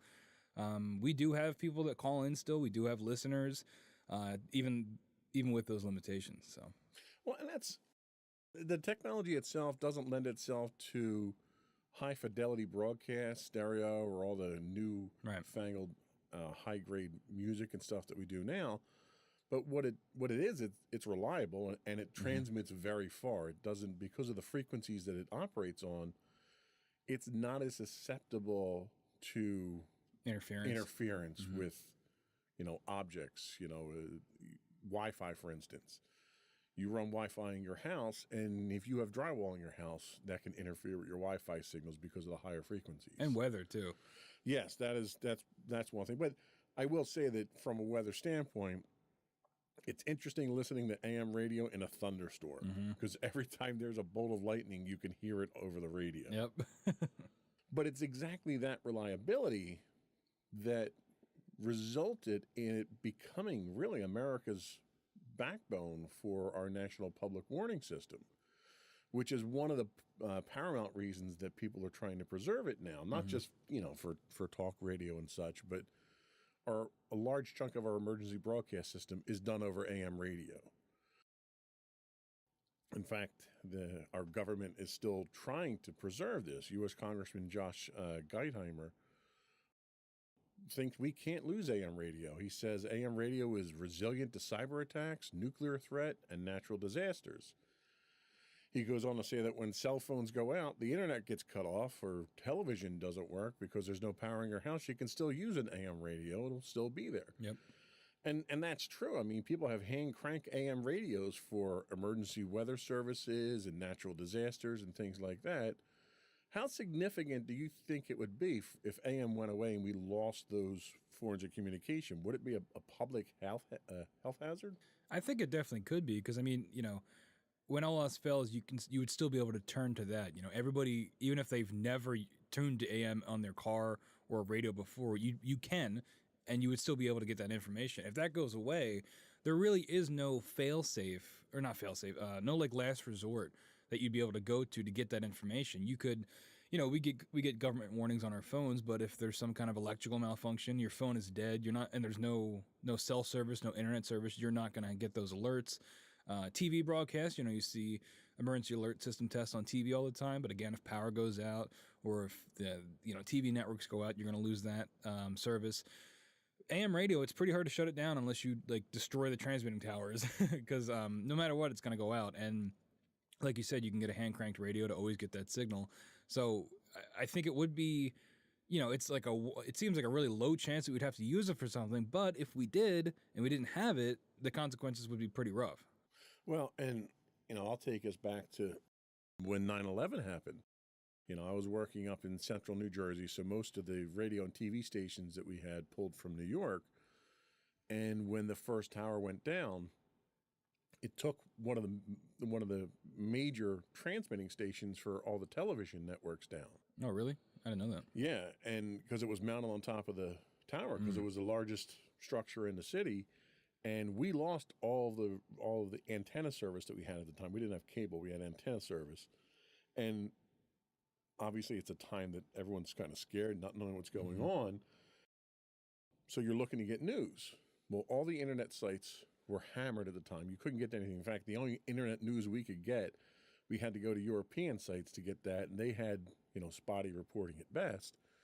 We had someone who had an old 9-volt radio in their desk that they would listen to on their break. And they pulled that out. They pulled up an AM news station, and that was how we kept in touch during 9/11. So it's not that unreasonable to think that it's that important. And it's, the whole reason this topic came up was because of the auto industry kind of pushing the issue itself. But that's not really the driving force behind this, but it's the reasoning behind the auto industry's move away from AM is sketchy, I would say, at best. What are the reasonings that they have for moving away from AM? So I'm looking at the show notes. I'm just trying to make sure we covered the right parts. We already covered the issues, but yeah, the real issue is deeper than car makers trying to modernize their products. This is from Forbes magazine. 40% of all radio listening is done in cars, which is great for us and the radio side of things because you're guaranteed an audience. A lot of, like when you do ratings and stuff, you can't guarantee an audience, but radio, you can kind of cheese the numbers because everyone's got a radio in their car. Even if they're not really listening, it's on, so that counts when it comes to ratings. Sure, yeah. If the auto industry turns away from AM, losing that large percentage of listeners could doom the platform and make it impossible to stay commercially viable, which is also very true because in radio, it all comes down to your ratings so that you can sell advertising to then go back into the station to fund more things. It's a cycle. And ratings are everything. If you don't have those ratings and you don't have that market, you've pretty much got no reason to be operational because it is all commercial based, even if it is being used for government services. Bipartisan groups of elected leaders have sponsored the AM for Every Vehicle Act, which I imagine is, a bill to force AM in every car, no matter what. Exactly. Yeah. And I think that would be a good thing, because even if you never use it, like you said, when it comes to 9/11, having it in a time like that would be extremely useful and helpful. And if there was no option for that, I don't know what you would do. I think it would make panic even worse than it probably already would be. Yeah, I agree 100%. I think it's almost like a safety blanket at this point in time. People know that if they need to get that information, they can, even though they might not avail themselves of it on a regular basis. There's thousands and thousands of weather radios out there that people have just when there's a storm, and those weather radios get their information over an AM band. Mm-hmm. Now, one of the things that the auto industry is claiming is that because of the electrical emissions from electrical vehicles, it causes interference over AM radios, and they don't want a negative experience for their users that are listening to AM radio. That Venn diagram is pretty small. That's a very good point. Is that the fact that they've got people that are listening to AM radios are clearly not looking for a high fidelity signal to begin with. Yeah, I don't think, like I said, the Venn diagram of electric car users and AM radio listeners are that in between is, I would argue, probably non-existent. and I would tend to agree with that as well.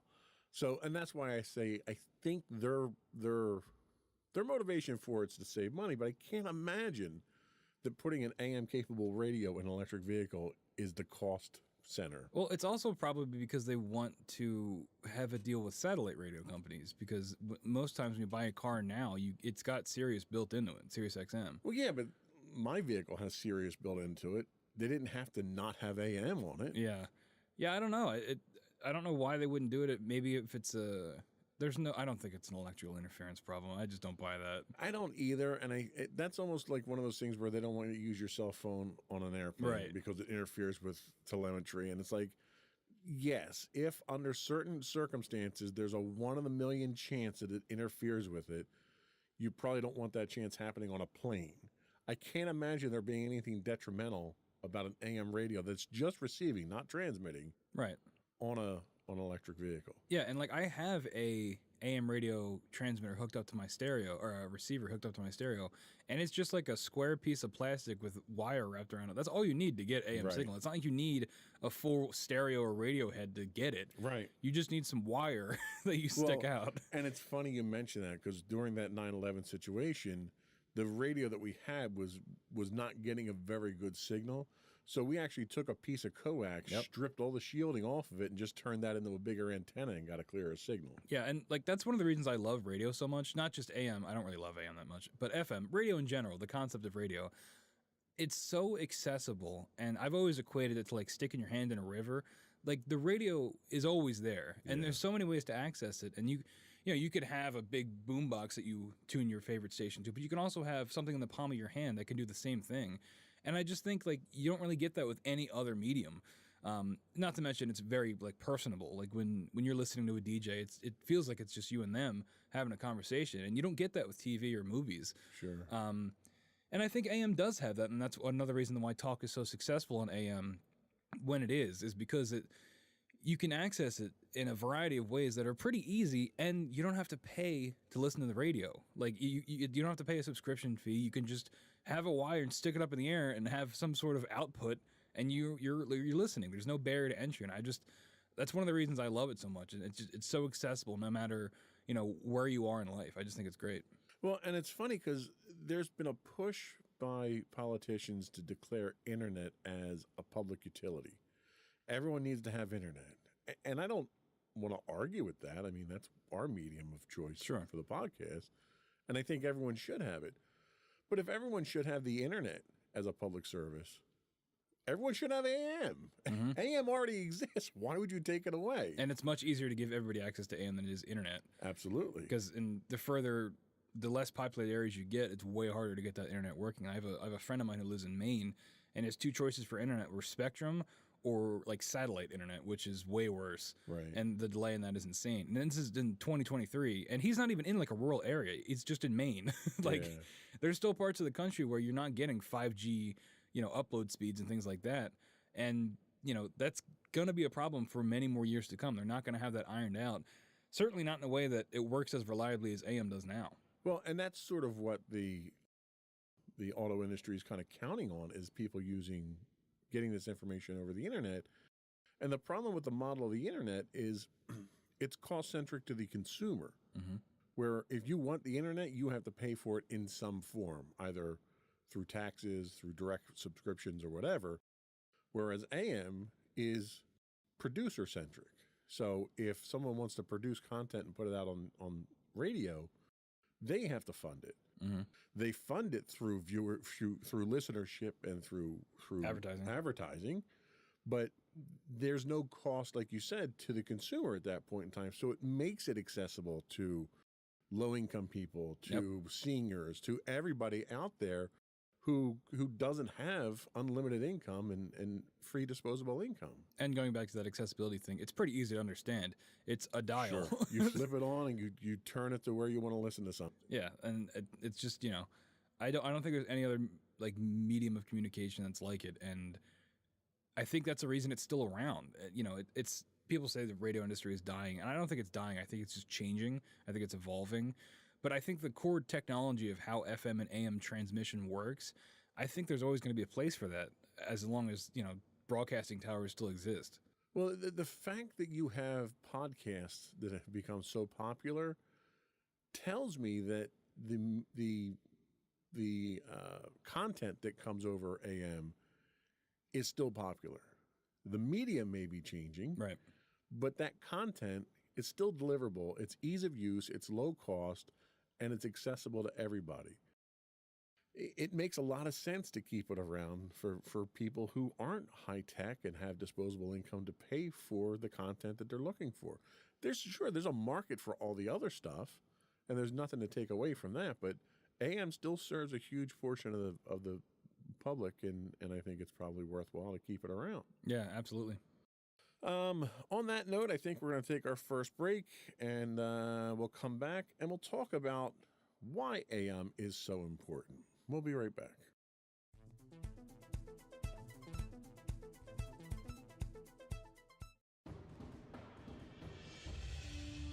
For over 7 years, the Second Sith Empire has been the premier community guild in the online game Star Wars: The Old Republic.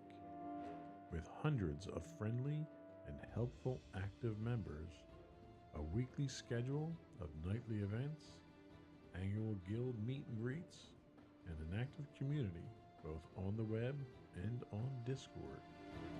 The Second Sith Empire is more than your typical gaming group. We're family. Join us on the Starforge server for nightly events such as operations, flashpoints, world boss hunts, Star Wars trivia, guild lottery, and much more. Visit us on the web today at www.thesecondsithempire.com.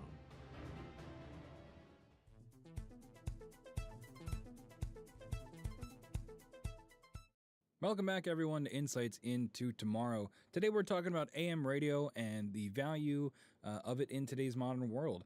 So in this segment, we're going to talk about why AM radio is so important. Like I said at the top of the show, I am a producer at an AM radio station, so you can take that however you want. They're not paying me to say this, though. They're barely paying me to work. So some members of the right-leaning media, such as Sean Hannity, suggest the phasing out of AM could be a conspiracy to silence conservative voices. And boy, does that sound like a narrative we've heard before. Many right-leaning talk shows that are the key to the Republican base live on AM. That's very, very true. A lot of the shows that I run are like that. And they are just more popular than a lot of the other shows we get because they have that built-in audience, essentially. Why would... We have a note in here about Elon Musk. Isn't Elon Musk emerging as a leader of the right? Why would Tesla be participating in this conspiracy? That's a good point. Elon clearly is on the right side when it comes to the political spectrum. Going back to the EV vehicles wanting to get rid of AM radio, why would he be doing that if it's a constant echo chamber for right-leaning ideas? I don't know. That's a good question. Do you have any thoughts on that? I don't. It makes me go back to the thought that it's a cost savings thing, but I don't know how you're saving money on it by getting rid of it. What other motivation would he have other than making sure that other medium, he owns Twitter too. So maybe it's a way of trying to make sure that the mediums that he favors more are at the forefront, removing.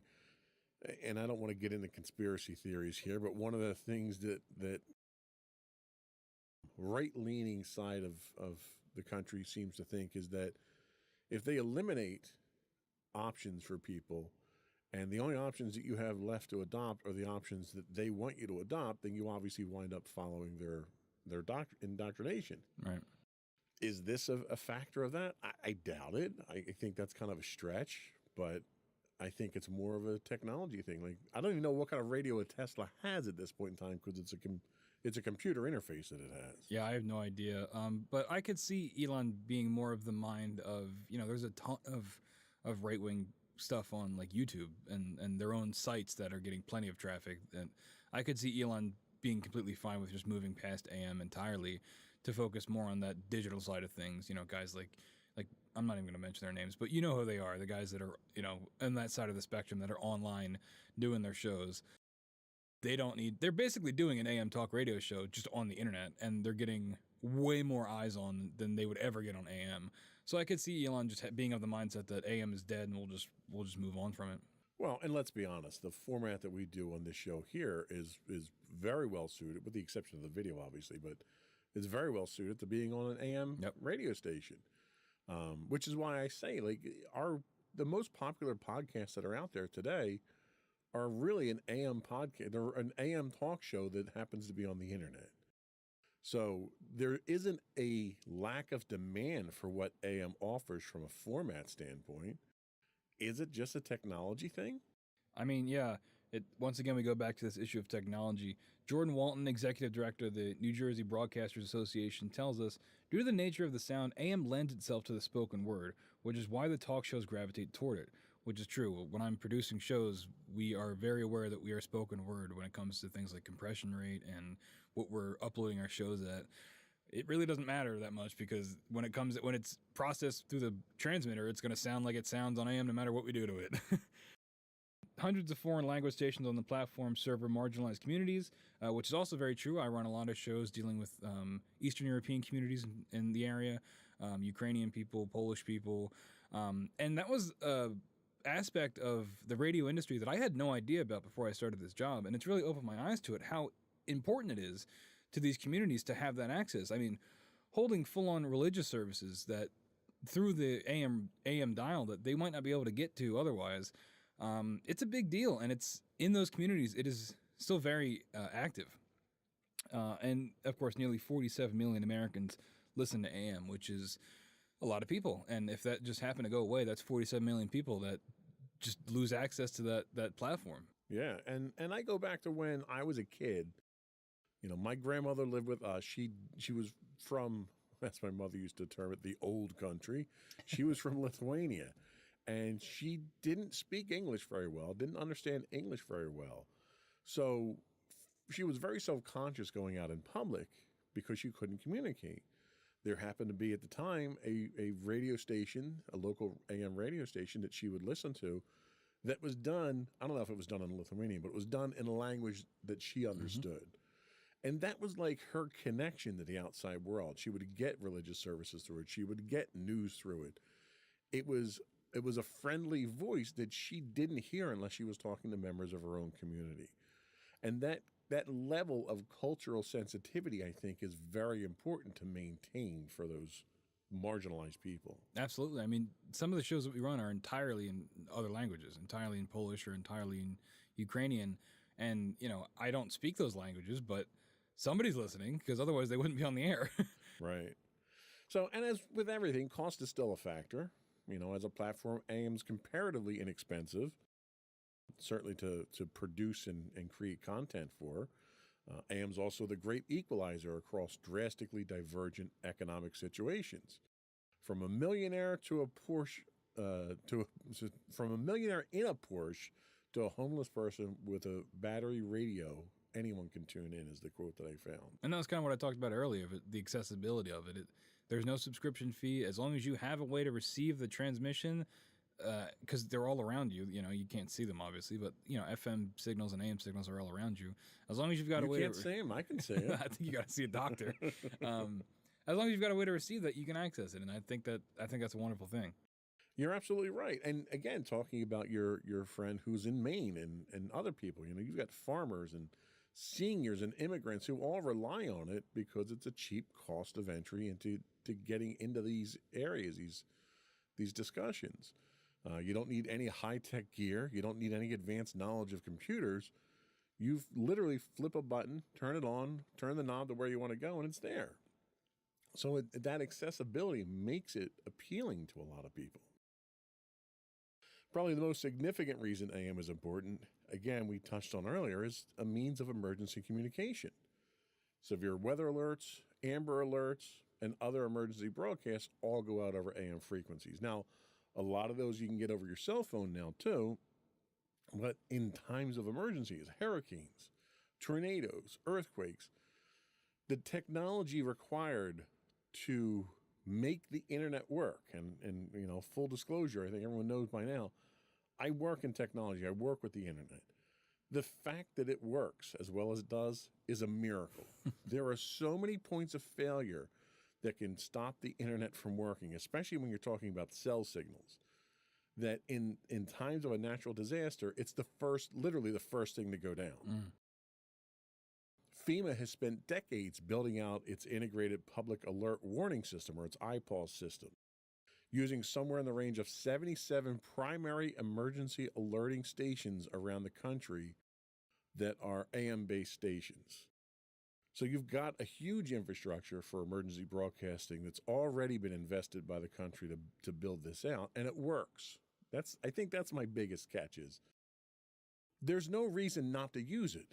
It's not like it's failing. It's not like our crumbling road infrastructure where bridges are literally falling down within driving distance of us here. This works. The technology is sufficient enough to do the job that it's doing, and there's no reason not to use it. The stations brought vital information, warnings, and comfort during tragedies like hurricanes and earthquakes, and again, in the wake of 9/11. So I can't think of a compelling reason for AM to go away. The fact that it's an old technology shouldn't be a reason. The wheel is an old technology, and that's not going away because it's thousands of years old, right? Yeah, I don't really see why you'd get rid of it. I mean, it still works. It's worked essentially the same way for like 100 years at this point.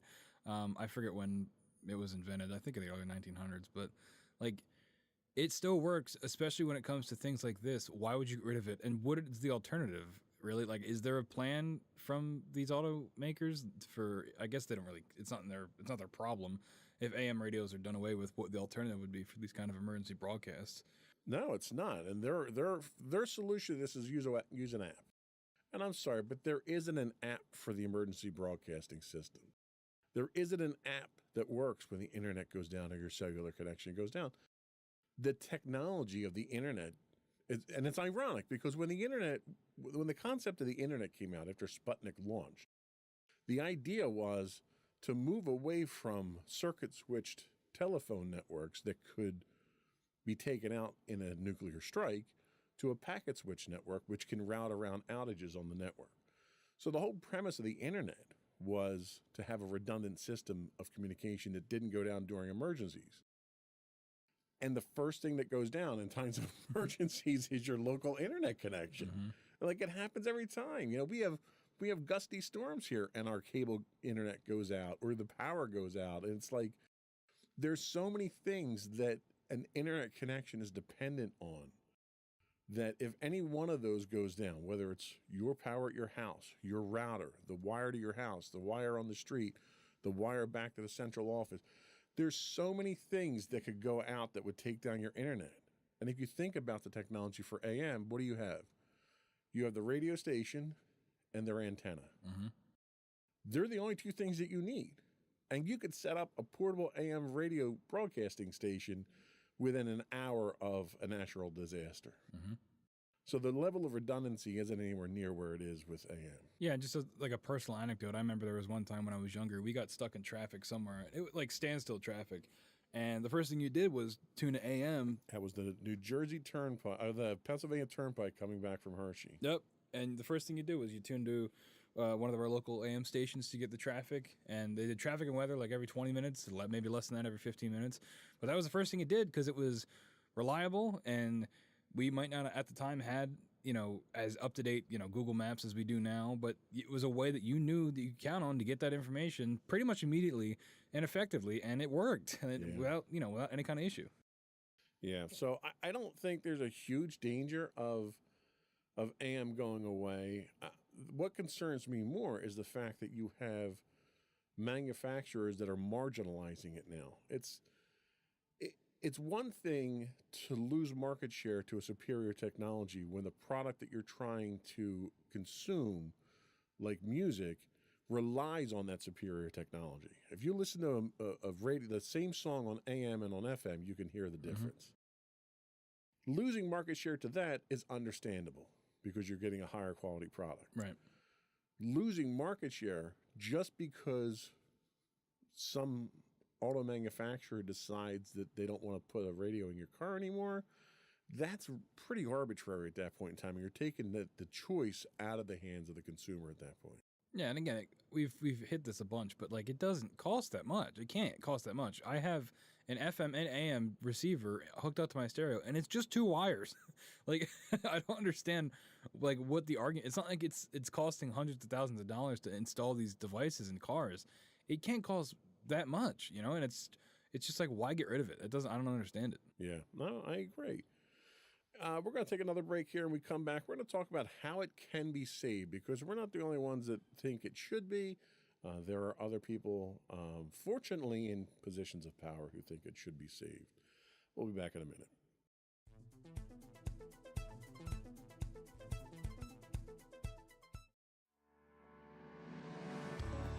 Insights into Entertainment, a podcast series taking a deeper look into entertainment and media.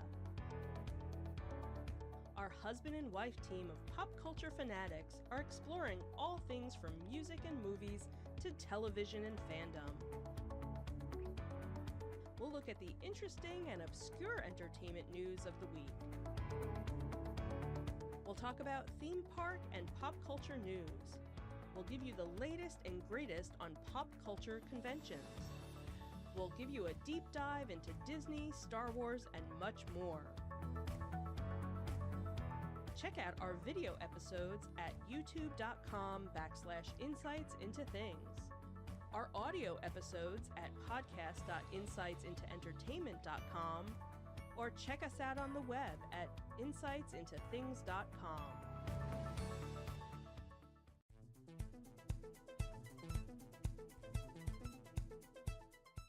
Welcome back to Insights into Tomorrow. We're talking about AM radio and people fighting to get rid of it. Well, back in 2013, Ajit Pai of the FCC saw the problem looming and embarked on a personal quest to save it.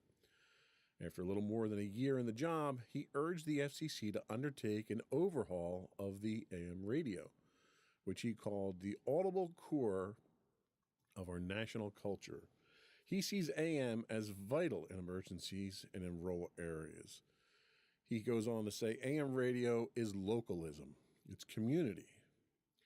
AM's longer wavelength means that it can be heard at far greater distances, let's try that again. AM's longer wavelength means it can be heard at far greater distances and so increases. He said AM radio is always going to be there. For example, he cited Fort Yukon, Alaska, where the AM station KZPA broadcasts inquiries about missing hunters and transmits flood alerts during the annual spring ice breakup. I can't imagine there being an app for that that's reliable out in Fort Yukon, Alaska. Yeah, exactly. What do you think about this? The chairman of the FCC is fighting for this. Yeah, I mean, that's good. It's good that someone is. Ajit Pai is a questionable guy in most aspects of what he does politically, but this seems like something that is a positive thing that he's doing. It's good that he is sticking up for it, and, we'll see, if that continues and what his support would actually mean in terms of keeping AM radio around. But having the head of the FCC, or I don't think he's the head of the FCC. Not anymore. No. When he was, still having him advocate for that. But, it's good. It's good to know that there are people higher up that are fighting for it for whatever reason. It's better to have it than not have it at all. What about Congress? What's Congress doing for us? So they are trying to save AM radio as well, with automakers threatening to pull the plug. A backlash by station owners, listeners, and legislators prompted Ford to announce it was reversing course on its previous announcement to stop installing AM radios in its cars. But with Tesla and the EV manufacturers announcing their intentions to phase out the technology, a congressional subcommittee was debating the merits of proposed legislation to make AM receivers standard equipment on new vehicles. So they just were talking about it, I guess. That's what it sounds like. I think that's what politicians normally do. Removing AM radios from cars could dramatically reduce the audience, with 74% of AM listening happening in the car, according to Nielsen. Automakers cite audio interference. We covered a little bit of this with electrical motors and the ability to stream stations as justification for phasing out the AM radios, which we already said the market for AM listeners and EV users is probably really small. The Communications and Technology Subcommittee of the Energy and Commerce Committee, the ECC, heard nearly 3 hours of testimony as to why AM should be saved. That must have been a long 3 hours. I'll bet that was a real snore fest. We mentioned this earlier, but the AM Radio for Every Vehicle Act would require, quote, dashboard access to any AM broadcast stations in a, quote, manner that is conspicuous to a driver. The primary rationale is AM radio's integral role in alerting the public of emergencies situations as part of a national network. So again, it goes back to this thing of, if it's not broke, why do we get rid of it? And if it's something that we could use in an emergency where we can't really count on anything else, why get rid of it? And I think that's really what it comes down to. Even if, getting rid of the entertainment side of it, the talk radio side of it, at the end of the day, it is a utility, right? That it is used for emergency purposes. And it would be like getting rid of emergency alert systems in general. Something on that scale, like, these are important for in times of crisis, and it's something that is a reliable way to make sure that people get the information they need to know to stay safe. Why would we get rid of that? I agree. And the subcommittee even goes on to talk about what we had discussed earlier, that there's a lot of programming on AM radio that'll have no place to go if AM dies a quicker than natural death. Mm-hmm. Of course, that's assuming that, there is a natural death in the future for AM to begin with. But Tesla hasn't been including AM radios in their vehicles for years. I didn't know that. And now a number of other manufacturers are kind of following suit there. They claim the electromagnetic interference from batteries generates an audible high-frequency hum for AM broadcast signals. What doesn't generate an audible high-frequency hum on AM? Everything does. Yep. But it's been around for over 120 years now. Everyone's gotten used to it at this point in time. Right. It's literally, microwave background radiation from the cosmos generates it, okay? I don't think your car is going to overpower that. Yeah. But when Ford announced that they would stop putting AM radios in, somebody finally perked up and took notice. Ford CEO Jim Farley said after speaking with policy leaders about the importance of AM broadcast radio as part of the emergency alert system, we've decided to include it in all of 2024 Ford and Lincoln vehicles. It's a great quote. We forgot about the emergency alert system part. I guess we'll put them in. Yeah, at least they realized it. But the longer term future for AM kind of is up in the air there still. They're only doing it in their 2024 line. Clearly that's not a long-term plan of theirs. So we need more. Yeah. So what more do we have? A petition. There's a petition out there for everything, right? They always work. So change.org Save AM Radio, a part of the emergency alert system petition, has been put up by WABC Radio, actually. Like the ABC? Yeah. Oh, how about that? Yeah, as if they had some kind of stake in the race or something here. Again, they're pushing the fact that for emergency purposes, because, we're getting more and more weather events, Yep. which means there's more and more need for this. Again, is it profit for them that they're pushing this to keep it around because they make money off of AM? I've been trying to find a way to articulate this, but I really do think it goes back to the issue of satellite radio, right? Because I think they probably see AM as not profitable and not worth having in the car. I don't think they really consider the emergency alert aspect of it. But I think if they have a partnership with Sirius where Sirius pays them and they pay Sirius to have Sirius XM in the car when you buy it, I think that is, I think there's something to be said there of why they're pushing to get rid of AM so hard. FM is going to be a tougher sell because people do still pretty regularly listen to FM radio, but I think it starts by getting rid of AM. Yeah, I can't disagree with that, but I don't know if satellite radio is a replacement for AM. Well, not in a realistic sense, but I think in terms of profitability sense for them, for the manufacturers. From that standpoint, yeah, but from an emergency alert system itself, I don't think it's reliable enough for that. No, not at all. Not to mention you have to pay a subscription for it. So and that's the thing. Like what someone like XM could do would be to provide a channel that anyone can access for emergency regions. Yep. The problem that you have with that is your emergency broadcast system is regionalized. Mm-hmm.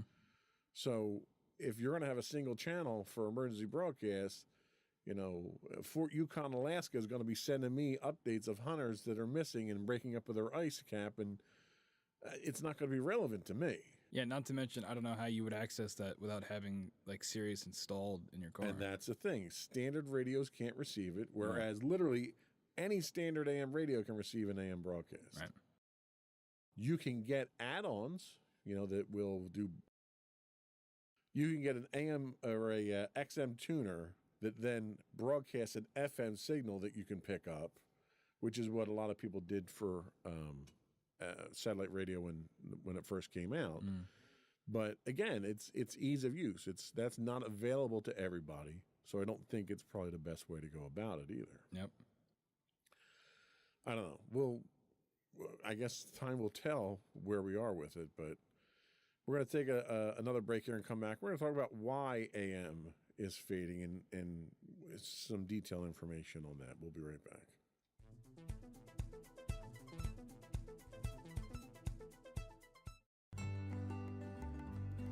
Insights into Teens, a podcast series exploring the issues and challenges of today's youth.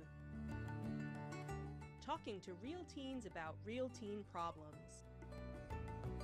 Explore issues from braces to puberty, social anxiety to financial responsibility.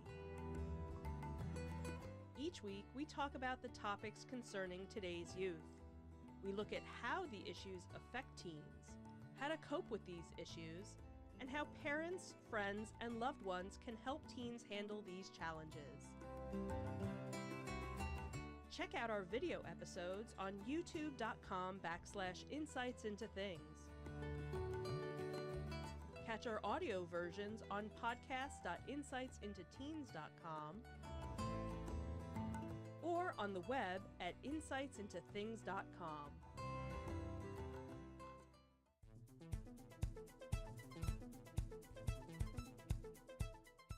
So is AM radio dying? Well, AM listenership has been in decline for years now. It's been losing ground to cleaner sounds of FM radio and more recently satellite radio and digital media like podcasts. Mm-hmm. Make sure to like and subscribe on YouTube, everybody. I guess that makes us part of the problem. But there's over 4,500 AM radio stations nationwide and about 82 million listeners each month. About a third of the audiences for terrestrial radio, according to Nielsen. I didn't realize it was that large. I mean, that's a pretty significant amount, especially when you start talking about advertising revenue. Yeah, I'd be curious to see how that maps out on a region, like on a map, like where a lot of these people are concentrated in, if it is more rural areas or if it's more spread out. If I had to wager, I'd say it's probably more like open areas where it's, more popular because it's a reliable form that you can always access. Well, the research that I did says in Chicago, AM listeners represent 48% of the total monthly radio audience. Just skimming here. Yeah, it's a lot of numbers. I love stats, but I don't like picking up numbers. It's tied to Milwaukee and second only to Buffalo at 56%. So you're talking big city areas here where you got a lot of listeners. Mm-hmm.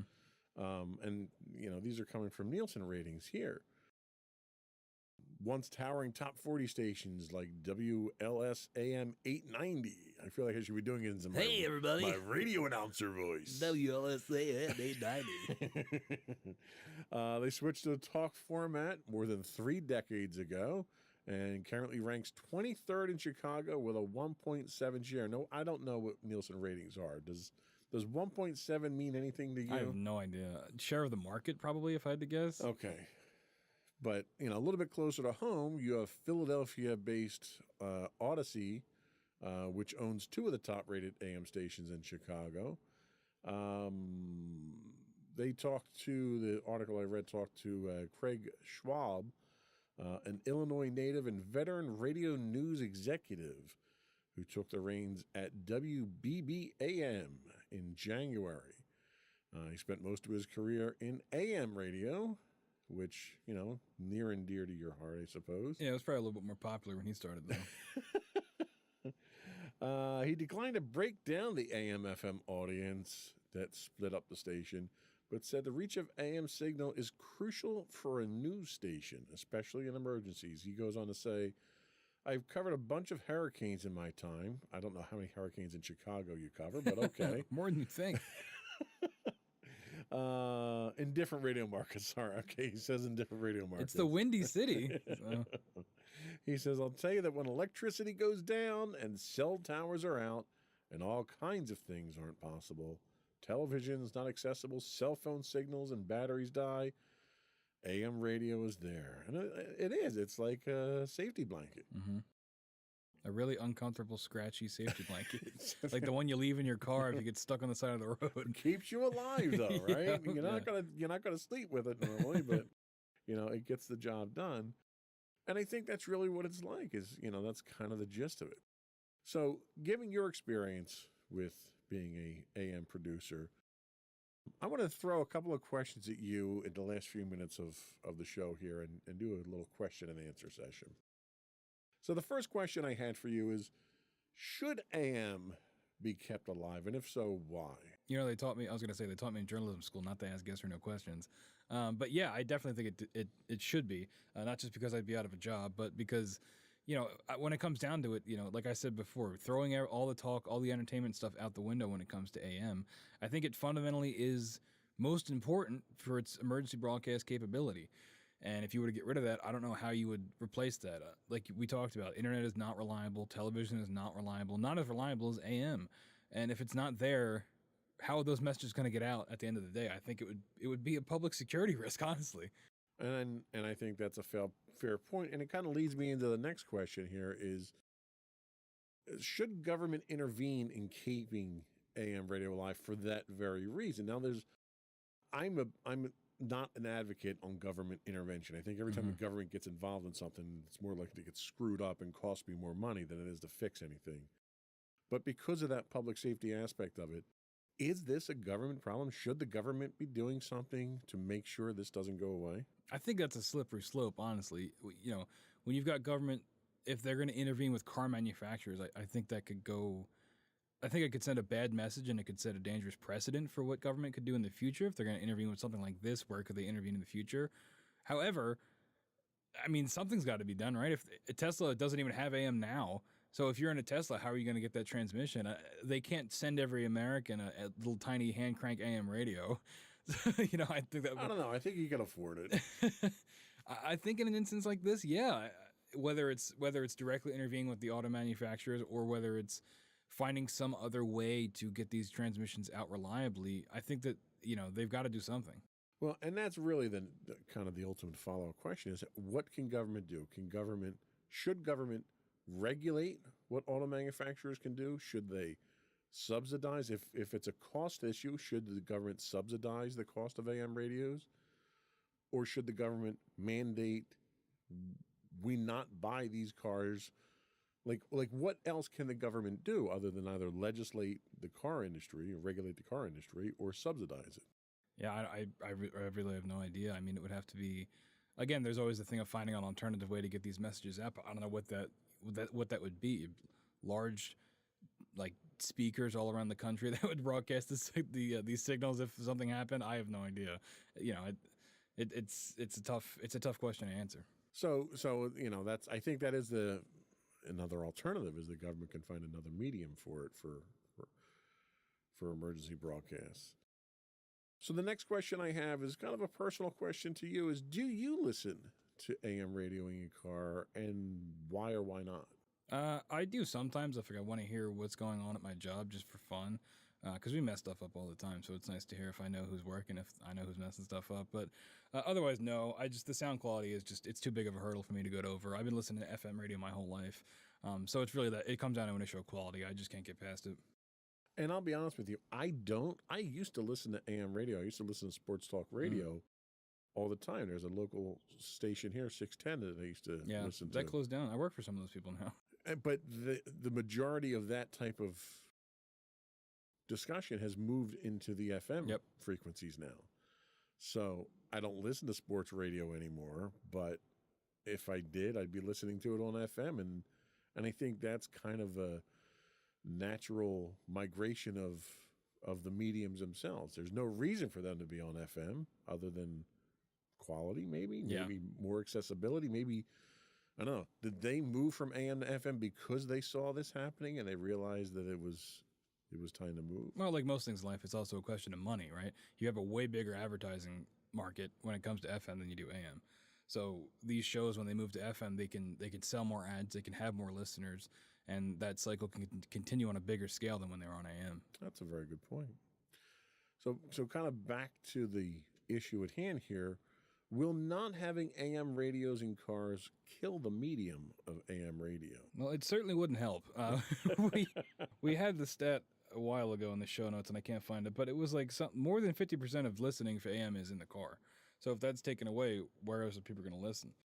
I think just from those numbers alone, if you're losing more than half your listening audience, that's going to be tough to come back from. And, you know, asking people to either stream it online, which we do offer, which alleviates the quality problem, by the way. But then you run into the issue of having internet instead of just having a radio. I think it would. Yeah, I really do. I think losing that large of a chunk of your listener base would be tough to come back from. Well, if we're talking about AM, keeping AM around just for the sake of it being an emergency service, do you need listenership when you don't have an emergency, though? I mean, you got to keep the lights on, right? I mean, these things, unless you're being funded but directly by the government, you got to keep the That's lights on that somehow. subsidy I was talking about, Yeah. where the government's going to basically pay for the service. I think that'd be the only way around it. Okay. And the last question that I had, and we can kind of wrap things up. What is the future of AM radio if it can be saved today? Is there a long-term future, short-term? Is it relegated to emergencies? Is there still a consumer-grade version of AM 20 years from now? 20 years from now, I don't know. I think by then it might move more to podcasting. I think if it's going to stick around, it's going to, in 20 years, it would probably be more for just emergency purposes. You know, especially during COVID, a lot of stuff got cut around here. A lot of stations closed down because the small listener base they already had got even smaller because there was a lot more limiting of what we could do because everything was shut down. So yeah, I think in 20 years, it'd probably be more something akin to purely for emergency purposes. Well, and I have to say, from a strictly podcasting standpoint, one of the biggest advantages of podcasting is literally, if you don't care too much about quality and production quality, literally anybody can podcast. And I know AM has a low barrier of cost of entry to get into, but it's not free. And podcasting's not free either. But you could generate a podcast on your phone if you wanted to. Yeah. So it's a lot easier for people to produce content from that and then publish it somewhere on free sites. Again, you're talking about a different audience and a different barrier to entry for your consumers for it. But as a podcaster, well, I can't say it's cheap to podcast because the level that we podcast on is very expensive. But for someone who just wants to create an audio podcast and doesn't want to go crazy with mixers and mics and all that stuff, you can do it for next to nothing. Yep. You know, you can produce content on the internet for next to nothing. Can AM radio claim the same thing? Like, what's your cost for someone if they want to produce this type of show, just audio on AM? What would something like this cost roughly? Well, I mean, it would be dependent because, you know, how we do things is people pay us to be on the air. So we basically facilitate, we give them the studio and then they buy the time to talk. So, you know, I mean, it would be, what we've got is on the level of this, minus we don't have any video components, but in terms of the audio quality, we have the same, if not slightly better audio equipment there. And a lot of it is the built-in audience you're getting by being on the AM station. You've already got our built-in listener base. Now, is that it would depend on what your product is, what your podcast is about, if that listener base is going to listen to that. So I think that's, you know, you'd have to probably look at your market and your demographics from that. But that's really what it is getting that built-in audience, getting that guaranteed transmission from the same time every week or whenever you would want it.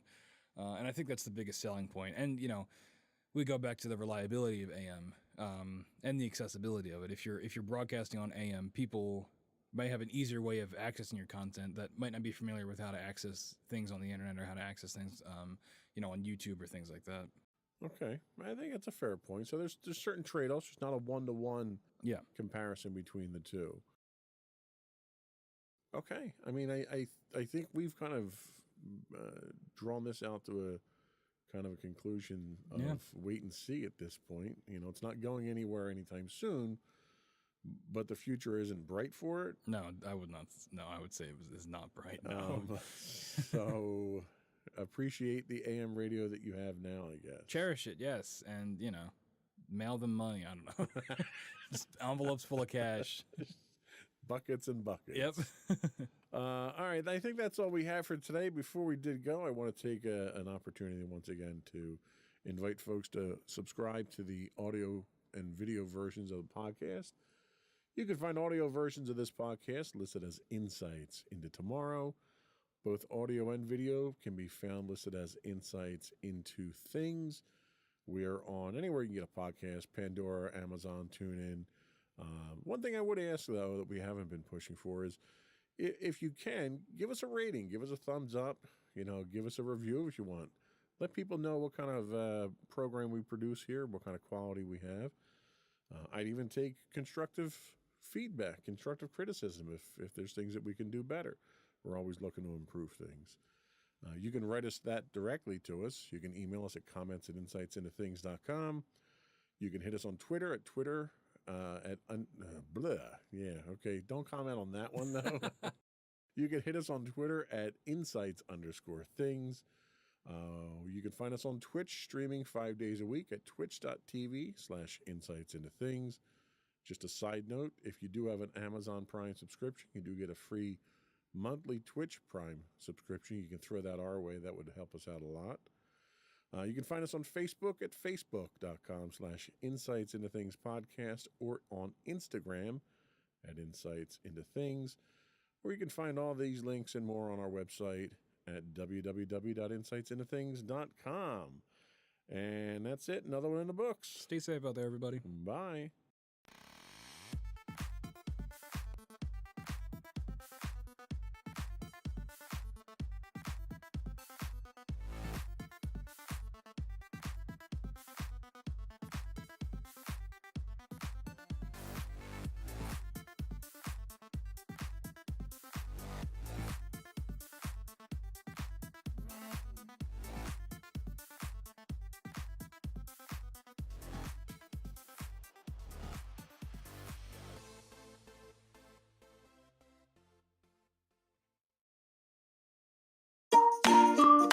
Insightful podcasts by informative hosts.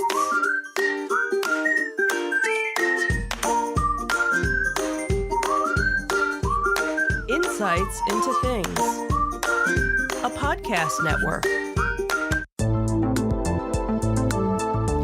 Welcome to Insights into Technology, a podcast exploring the latest in computers, networking, home automation, mobile computing, and all things technology related.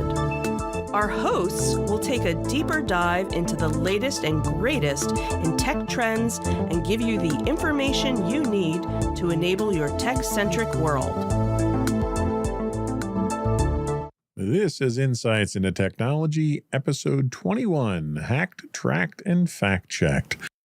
I'm your host, Joseph Whalen, and this is your tech news of the week.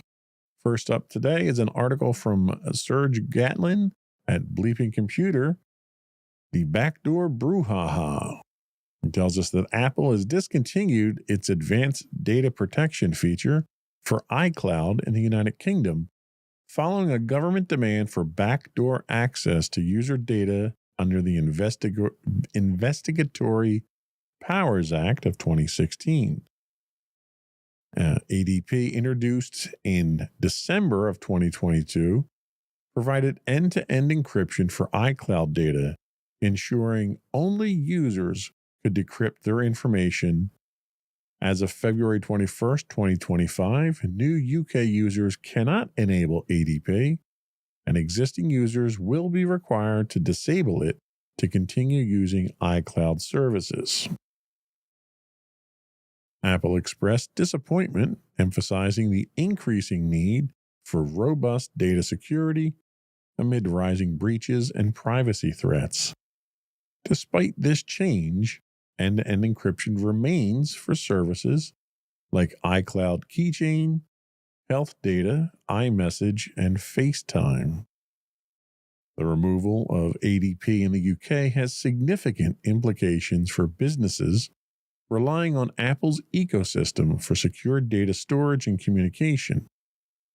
Organizations may need to reassess their data protection strategies, especially those handling sensitive information subject to regulatory compliance. The potential for government access to corporate data could deter businesses from using iCloud services, prompting a shift toward alternative solutions offering robust end-to-end encryption without backdoor access. So this brings up the entire discussion around data sovereignty and compliance. How does the UK's demand for backdoor access affect multinational companies' compliance with data protection regulations?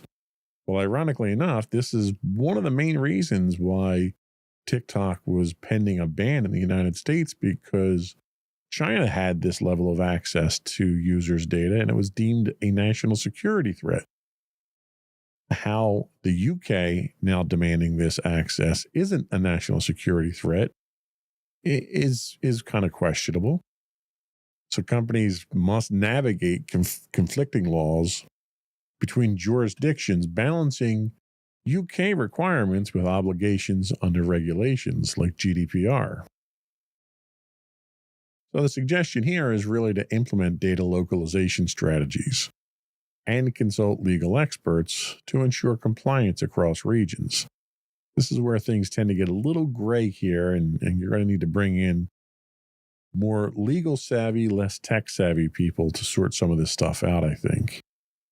This also draws into question the trust in cloud services. There's been this massive push to move everything to the cloud. Now, for my company, because we're a DoD contractor, one of the requirements that we have is all of our data needs to be housed within the United States and only accessible to staff members that are in the United States. And in our case, we do a lot with Azure, so all the Microsoft, it must be, American-based servers and employees that are dealing with it for us. But the question remains, will the removal of end-to-end encryption impact trust in cloud providers? And I think the answer is absolutely. You're not going to find commercial or enterprise companies that are going to trust their data to cloud providers in areas where you could potentially have backdoors to the data access. And the fundamental problem with this whole philosophy is that as soon as you break encryption, or as soon as you put a backdoor in for the purpose of the government using it, that is immediately available for the bad guys too. And the bad guys are already getting in the data left and right as it is. You don't want to make it easier for them. Businesses may question the confidentiality of their data stored in the cloud, leading to potential shifts towards on-premises solutions again.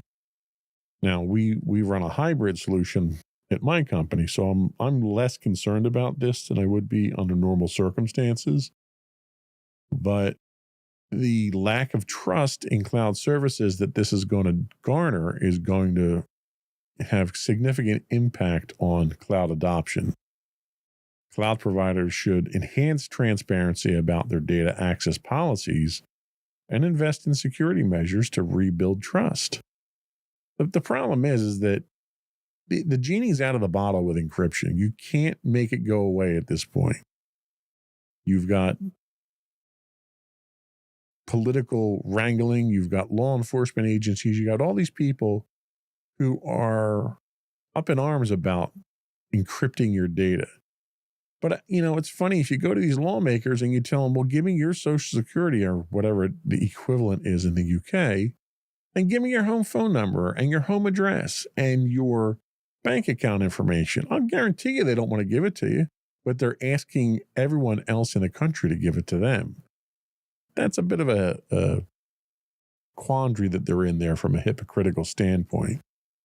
I don't know if this is going to fly. It's certainly going to have far-reaching repercussions on the industry itself. And, I think it's going to have a significant impact, more of an impact politically than I think anything else. Because I think you're going to find the politicians who are pushing for this may find themselves out of a job when users realize they're losing these rights and these privacy battles to politicians. We'll see where it goes. Should be interesting. Next up is a story from the Records, Suzanne Smalley, when AI pranks go toe-to-toe with security.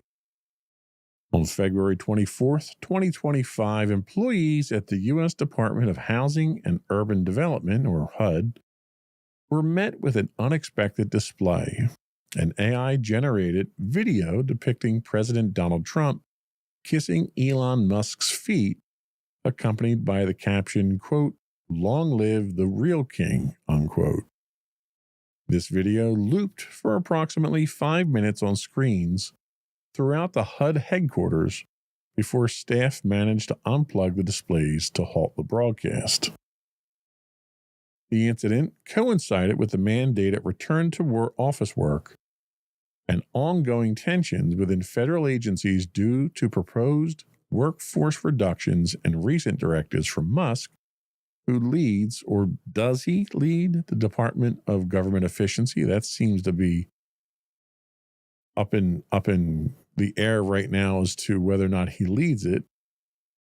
A HUD spokesman, Casey Lovett, condemned the event as a misuse of taxpayers' resources and indicated that appropriate actions would be taken. This event underscores the vulnerabilities present in organizational IT infrastructures, even within the federal agencies. The unauthorized broadcast of manipulated media highlights the potential for similar attacks in commercial and enterprise environments where the dissemination of false information could lead to reputational damage, operational disruptions, and security breaches. It emphasized the necessity for robust cybersecurity measures, including regular system audits, employee training on security protocols, and the implementation of advanced threat detection systems to prevent unauthorized access and content manipulation. So obviously, when a breach like this does happen, you have to look at enhancing your security protocols. What you have in place obviously is not getting the job done. So how can organizations strengthen their defenses against unauthorized access to internal communication systems? Regular audits, strict access control, and continuous monitoring are essential to identify and mitigate vulnerabilities. But organizations need to implement multi-factor authentication and conduct regular employee training to recognize and report security threats. Now, this kind of highlights the risks of AI-generated content. We've seen some of these risks already in the wild. What challenges to AI-generated media, such as deepfakes, pose to organizational integrity? We've seen deepfakes being used for fraud, to con people out of money, and for various other things. Deepfakes can spread misinformation, damage reputations, and erode trust in official communications. Organizations need to develop and deploy AI-based detection tools to identify and flag manipulated media content promptly. Well, as far as I know, this video in question was also transmitted and broadcast across several social media platforms as well. So it's obviously wasn't restricted to just the HUD system. This also requires organizations to take a look at their incident response planning as well. Are current incident response plans adequate to address unconventional attacks like unauthorized media broadcasts? Many plans focus on data breaches, but may not account for attacks on communications channels. Now, in the event of a breach, your communications channels are really the most vulnerable at that point in time because they're the most required. There's a need to notify victims, the public, contractors, customers. If your communication channels are under attack, or worst case scenario, they're being manipulated like this, the messaging that you send out in a breach could be a real issue. Expand your incident response strategies to include protocols for handling and mitigating the impact of information manipulation attacks. The effect, I don't know how much in this case here, but there is an effect on employee morale and internal communications as well. You start to question the official channels and the official communications that come out. How does such security breaches affect employee trust and morale within an organization? I think it's a valid question. Exposure to unauthorized and potentially offensive content can create a hostile work environment and diminish trust in the organization's ability to protect itself and its staff. Organizations that are victimized by this need to maintain open lines of communication, provide support resources, and involve employees in developing security practices to foster a culture of trust and resilience. Now, this is, I would say, almost a harmless example of a breach like this, but it certainly can be an embarrassing one. And, some people may have found it offensive. I think the content itself was relatively tame and obviously taken for its satirical nature. But the fact of the matter is there was a breach internally. I know investigations going further, there was an announcement today that the perpetrator had been identified. I don't know if they had been apprehended or what the status is on that. We might follow up on that in a future episode to kind of close the gap on it. But what do you think? What are your thoughts on somebody obviously disgruntled at what's going on with the changes in the government right now and possibly a bone to pick with the current administration?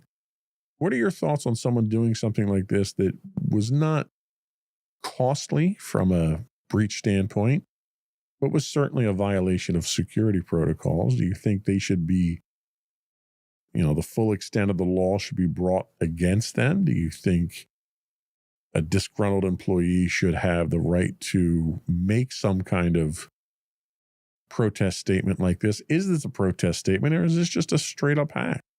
I'd love to get your thoughts on it. Next up, we have an article from Carly Page at TechCrunch. When the screen door breaks. The DISA Global Solutions, a prominent U.S. employee screening and drug testing firm, has disclosed a data breach affecting more than 3 million individuals. The breach, discovered on February 9th of 2024, allowed hackers to infiltrate the company's network and access sensitive personal information, including social security numbers, dates of birth, and medical histories. The unauthorized access remained undetected for over a year, raising significant concerns about data security and monitoring practices within the organization. This incident underscores the critical importance of robust cybersecurity measures in organizations handling sensitive personal data. And I don't know of any organization that doesn't, on some level, handle personal sensitive data. For enterprises, especially those in sectors like employee screening and healthcare, the breach highlights vulnerabilities in data protection protocols and the potential for prolonged undetected intrusions. The financial and reputational repercussions of such breaches can be severe, emphasizing the need for continuous monitoring, regular security audits, comprehensive incident response plans.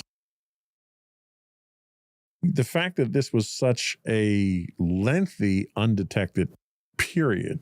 Now, they're claiming that they just detected this now, but that's over a year that this has been in the wild or been breached. The hackers maintained access to the DISA network for over a year without detection, which raises questions about the effectiveness of the company's security monitoring and intrusion detection systems. And, it's very difficult once someone gains access to your system, if they're smart, to detect them. Most attackers are not going to aggressively do anything within the network once they get a foothold in. They're going to come in, they're going to secure their entry points into the network itself. They might erase any tracks, any logs, or anything like that of their breach. And then a lot of times you're just going to sit there and soak up data like a sponge and start exfiltrating it. And once they get into that mode, it's very difficult to detect them. You can throw honeypots in there and use intrusion detection and defense systems. But a lot of systems, if the attacker's smart, will not pick them up unless they do something significant. You look at an excessive amount of data extracted. You look at usage patterns on user accounts that are accessing data they might not normally be accessing, and so forth. The scope of the compromised data was significant as well. The breach involved highly sensitive information, including social security numbers and medical histories, all of which can be used for identity theft and account exposures and so forth. This particular exposure of this data increases the risks of that identity theft and fraud. And it's one of those things where it's been out there for over a year now, which is just flabbergasting. And once it's out there at all, the level of risk to the victims is increased. But when it's out there for that long a time, I can only imagine the various underground markets this data was probably sold and traded on. This also draws into question regulatory and legal implications. Handling sensitive personal data comes with stringent regulatory requirements. This breach may lead to legal actions and fines, prompting discussions on compliance and the adequacy of existing data protection laws. We don't probably need more laws, but the laws that we have, at least in the United States, may need to be revised for their penalty portion. One of the things that GDPR is known for at this point in time is how severe their penalties can be, and that's been demonstrated with a few select examples of very expensive breaches. Something like that may be needed over here in the United States as well, and around the world. I mean, if there's no consequences to poor security, no one's going to spend the money and the time and invest the effort to improve it. So what preventative measures can enterprises use? And this incident serves as a reminder for companies to implement advanced security measures, penetration testing, cybersecurity training for your employees, the adoption of a zero trust architecture like we had covered previously. At a minimum, you should be doing your multi-factor authentication, enforcing strong password security. But this is one of those situations where, it's hard to close the door once the horse is out of the barn here. But you have to go back and learn from your mistakes and keep things going. The last thing you want to do is have this type of thing occur multiple times. You're already eroding your trust in your customers and employees. So we'll see where this goes here. Hopefully we will see this type of thing minimized moving forward, but the aggressive nature of the attackers out there seems to suggest against that. We're going to take a quick break now, but before we go, I want to real quick invite folks to reach out, give us your feedback, tell us how we're doing. You can email us at comments@insightsintothings.com. You can also call in, leave a voicemail for us. We'd love to get you on the show. You can reach us at 856-403-8788. That's 856-403-8788. Or you can find links to all of our contact points on our website at www.insightsintothings.com. We'll be right back.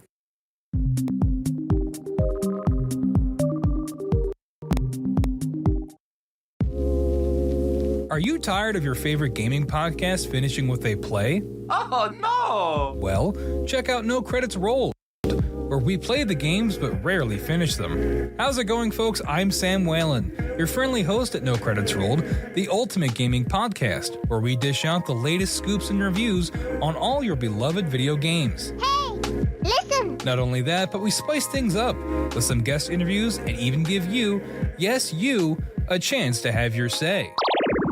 Tune in every other week for a fresh dose of No Credits Rolled, available on all major podcast platforms, and hit us up on social media at No Credits Rolled. So why wait? Let's dive into the gaming world together, where finishing games is optional, but the fun is guaranteed.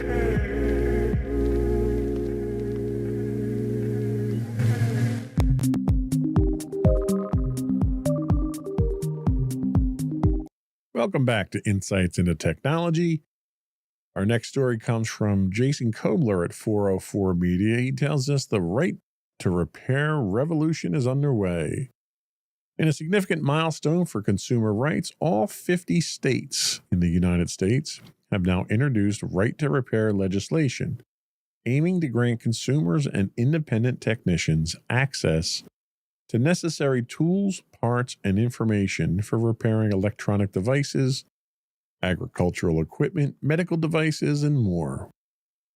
While not all bills have been enacted, the nationwide legislative effort underscores a robust grassroots movement advocating for repair autonomy and reduced electronic waste.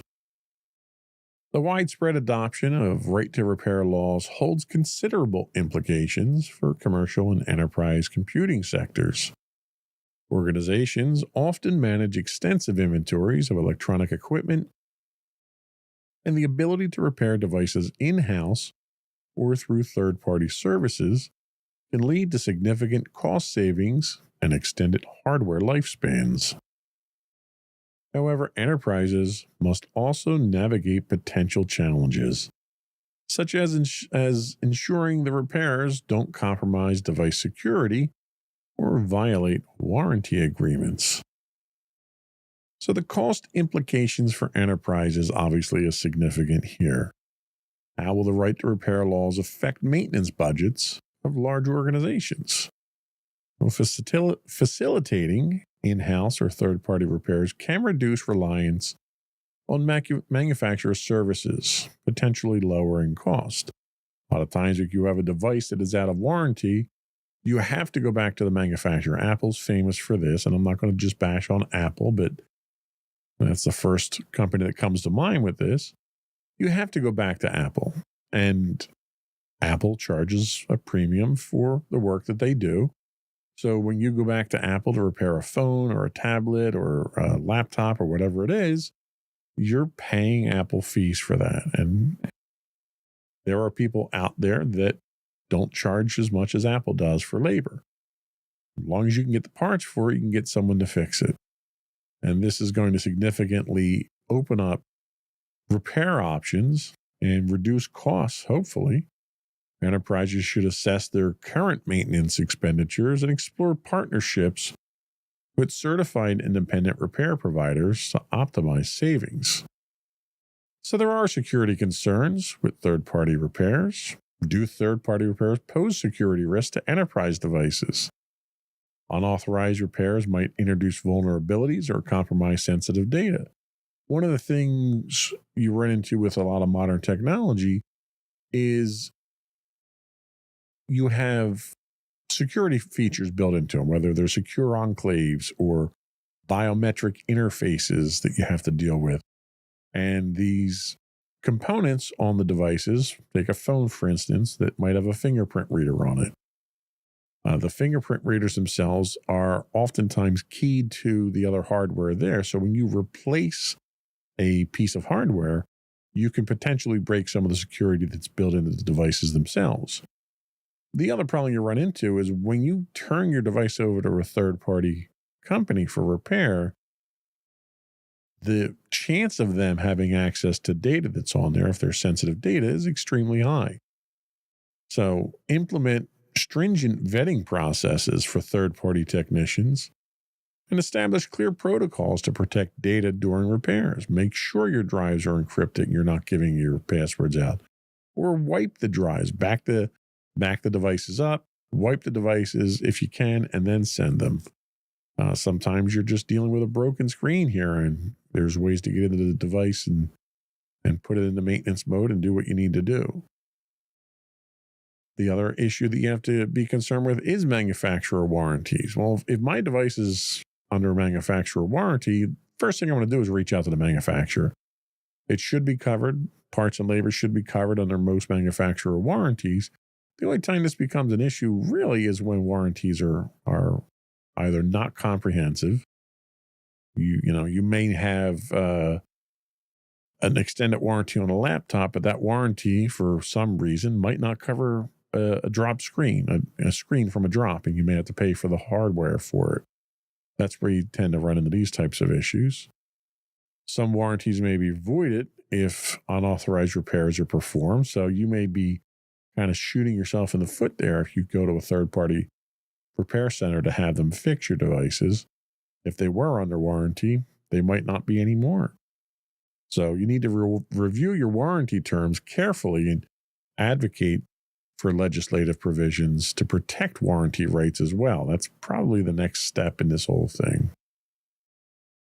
The other concern is supply chain and availability of parts. Can the market meet the increased demand for repair parts and tools?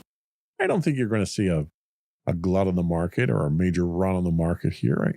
I don't think people are going to actively damage their devices just because they can support them themselves now. And obviously, you have to assume that devices need to be repaired as it is now, and the market's meeting those. But enterprises might consider stocking essential components and collaborating with suppliers to ensure a steady parts inventory. If you've got a remote sales force that's standardized on Android phones and you see a high percentage of screens that are damaged or batteries that are dying, you might want to keep those in stock and buy those ahead of time for the devices that you have. And the other consideration here is the environmental and sustainability considerations. How does the right to repair align with corporate sustainability goals if your corporation is concerned about that? Enabling repairs extends the device's lifespan, it reduces electronic waste, and it reduces the environmental impact. That might not be important to your company, but it's definitely a selling point on the entire thing. I think, all in all, we're getting to a point now where these considerations, like you used to be able to repair your stuff, and you used to be able to replace your batteries. One of the earlier smartphones that I had a Samsung Evo, I think it was HTC Evo, and not only could you replace the battery, but you could put extended batteries on there, and you had a lot of flexibility. You could add additional memory to the devices, and to bring costs down and features up. A lot of this stuff is going away, and your batteries are soldered in now. And in a lot of cases, your memory and storage are built onto the board right now. So it's difficult to maintain these things yourself. It's just like automobiles. It's gotten to the point where you need a certified technician to deal with any of this stuff now. So I think we're moving in the right direction. I think having certified third parties handle these types of things is a good move. But obviously, there's more work that needs to be done here, and not all the states have enacted and put these laws into place just yet. But there's movements in all 50 states, which is a good sign. Our next story comes from Zach Bowden at Windows Central. Microsoft Office experiment adds access and aggravation? ? Microsoft has begun testing a free ad-supported version of its Office suite for Windows users in select regions, including India.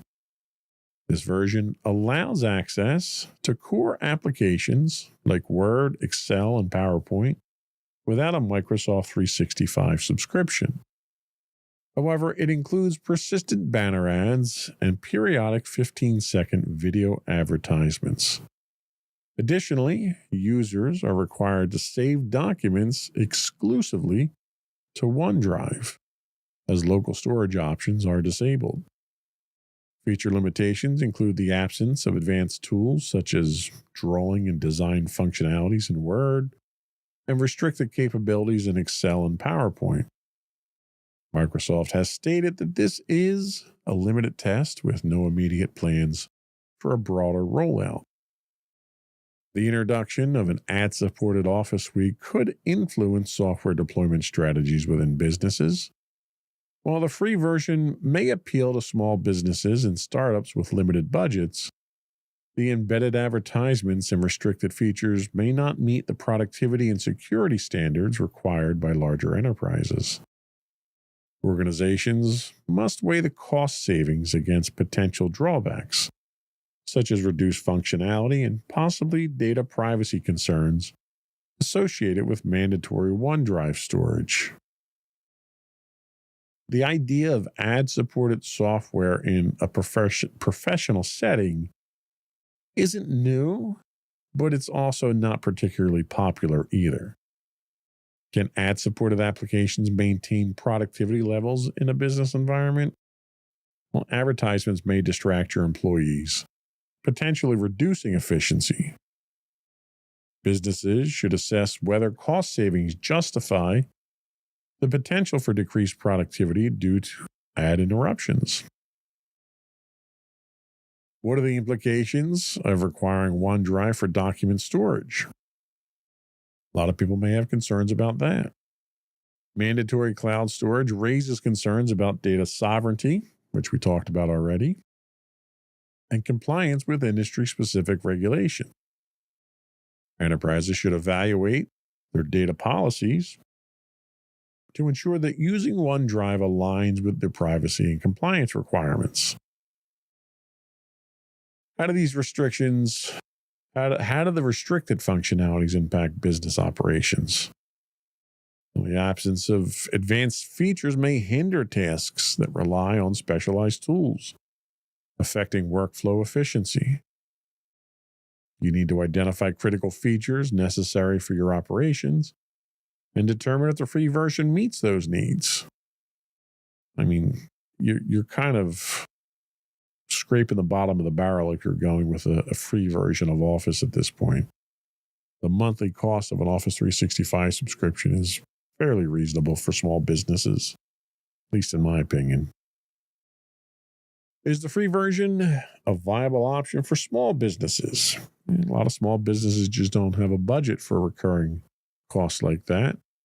Microsoft has all but eliminated the option of buying Office licenses outright now, so you're kind of limited there. While cost savings are attractive, limitations in the functionality and the potential security got to be considered there. Small businesses should conduct a thorough analysis, decide if the free version aligns with their operational requirements and growth plan.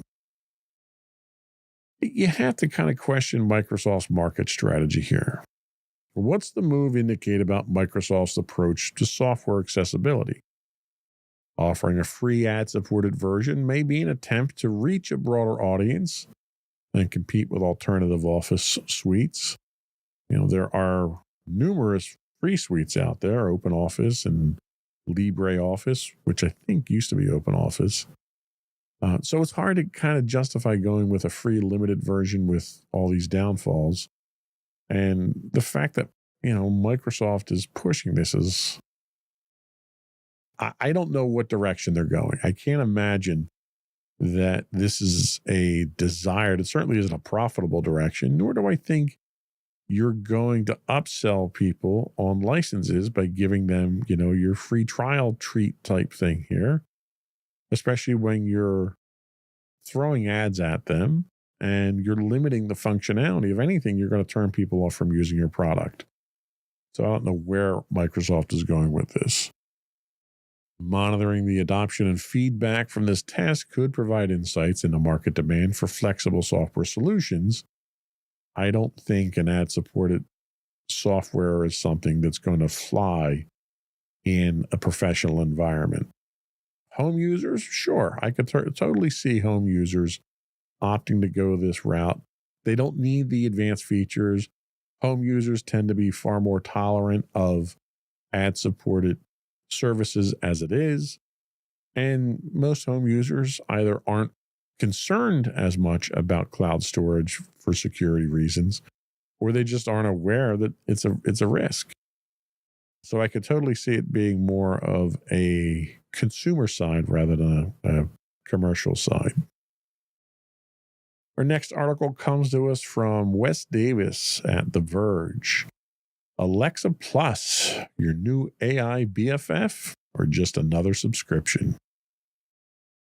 Amazon has introduced Alexa Plus. They've talked about it for some time now. It's an advanced version of its voice assistant, enhanced with generative AI capabilities, because everything's better with AI, right?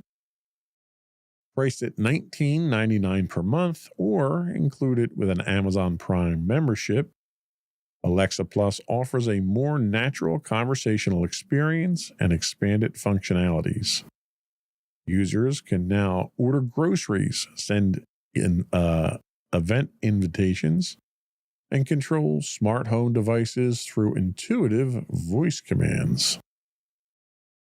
The assistant also integrates with various applications, allowing tasks like booking tickets and creating itineraries. Additionally, Alexa Plus can analyze documents, and generate music in collaboration with AI partners. This upgrade signifies a significant leap from the original Alexa, positioning Amazon competitively in the evolving AI-driven assistant market. The launch of Alexa Plus highlights the growing integration of AI-driven assistants in both consumer and enterprise environments. For businesses, this development opens avenues for creating more interactive and personalized customer experiences. Enterprises can leverage Alexa Plus to streamline operations, enhance customer service, and develop innovative applications that utilize its advanced capabilities. However, the introduction of a subscription model may influence how businesses adopt and integrate these technologies, potentially affecting budgetary and strategic planning. So, the subscription model itself isn't really appealing to most people. With it priced at $19.99 a month, it's a little expensive compared to what the other full functional AI subscriptions will get you. Will the inclusion of the service in Amazon Prime drive higher engagement? Probably. I could see a lot of people who are running Amazon products at home for smart home use and so forth that have Prime memberships already taking advantage of this. I don't know if that's going to help with adoption in the commercial or enterprise space. I don't think there's a lot of adoption already for AI assistants or assistants in general, I should say, technical assistants, virtual assistants. What are these AI enhanced capabilities? The ability for Alexa Plus to perform complex tasks such as document analysis and itinerary planning showcases some of the AI enhancements, but I have an Amazon A in my studio here, and clearly she's listening to me say her name over and over. I don't think that's a selling point because you get those types of services with Copilot and ChatGPT and various other already best of breed solutions out there that you don't need to have a special device to interface with. The integration with third parties is probably one of the higher points from the consumer side of things. Collaboration with partners like OpenTable and Uber indicates a trend towards more seamless service integration. But the real question comes down to data privacy and security, as always seems to be the case. As they become more integrated into daily life and business operations, what measures should be in place to protect user data to ensure compliance with privacy regulations? Already people are complaining that your virtual assistants are listening to them. My wife swears when we have a conversation about something and the next day she's getting advertisements on her phone talking about those things that, our assistants around the house are snooping on us. You don't really have control. I know current Amazon settings allow you to go in and remove searches and stuff like that. But if you're involving documents here or itinerary plans or travel plans or anything like that, that's all information that's going out there to the cloud that obviously, number one, is going to be used and sold and exploited however possible, because that's the way information is these days. But it's entirely possible that that information can be used for malicious stuff. If, for instance, you plan your entire trip through your AI assistant and somebody gets access to that, they know when people are available, when the house is empty, when you're going to be out of town. So security like that is definitely a significant concern. I don't see this going too far commercial and enterprise-wise, at least not in its current form. I could see this being adopted enthusiastically on the consumer side, but people need to know what the risks are, and you need to take proper precautions. And we'll see where this goes, and this may be another nice to have thing that isn't adopted, and Amazon may cancel it moving forward, as they did with some other services they did recently. We're going to take another quick break here, and then we're going to come back and finish up our deep dive on password security.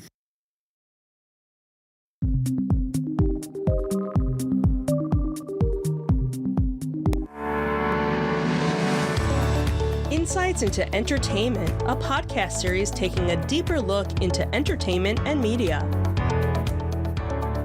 Our husband and wife team of pop culture fanatics are exploring all things from music and movies to television and fandom.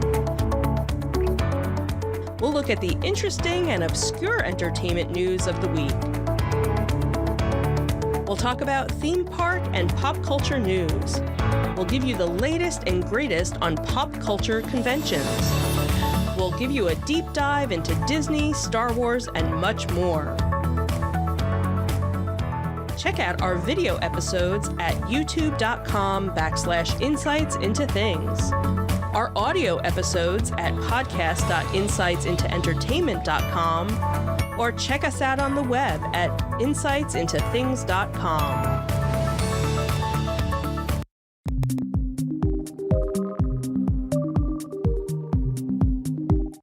So what is the future of authentication? Well, all things being equal, it looks like we're going to be moving beyond passwords. I think there's a need for it. I think the technology is finally there. And I think the idea of username and passwords has already come and gone. Just a lot of people haven't recognized that and accepted it. The traditional username password model is increasingly seen as insecure and inconvenient, prompting a shift toward more advanced authentication methods. The future of authentication focuses on passwordless security, behavioral biometrics, and AI-driven enhancements while addressing challenges in usability and adoption. Passwordless authentication, or eliminating passwords for stronger security measures, replaces traditional passwords with more secure and user-friendly methods. These could include biometric authentication, such as fingerprints and facial recognition. Think Apple's Face ID or Windows Hello. It could include iris scanning and voice recognition. We have hardware security tokens, physical devices like YubiKeys, which my company recently started to adopt, or the Google Titan security key, which provides cryptographic authentication. You have open standards like FIDO2 and WebAuthn. These are open standards allowing users to log in using biometrics or security keys instead of passwords that aren't. These are non-proprietary and available to anyone. The other option you have that people are exploring now are magic links or one-time passwords, your OTPs, where users receive an email or an SMS with a temporary login link or code. Why does all this matter? Well, passwordless authentication reduces the risks of phishing, credential stuffing, and brute force attacks by eliminating password reliance. These are all things that we talked about in a previous episode.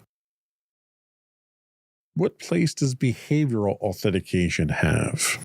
Well, security based on behavioral authentication continuously analyzes how users interact with their device rather than relying on static credentials. It looks at keystroke dynamics, your typing speed, your rhythm, your pressure. It'll look at mouse and touch patterns. How are users navigating an interface? It'll look at location and device recognition, identifying logins from unusual locations or devices. It's AI-driven anomaly detection, where machine learning flags suspicious activity based on user behavior.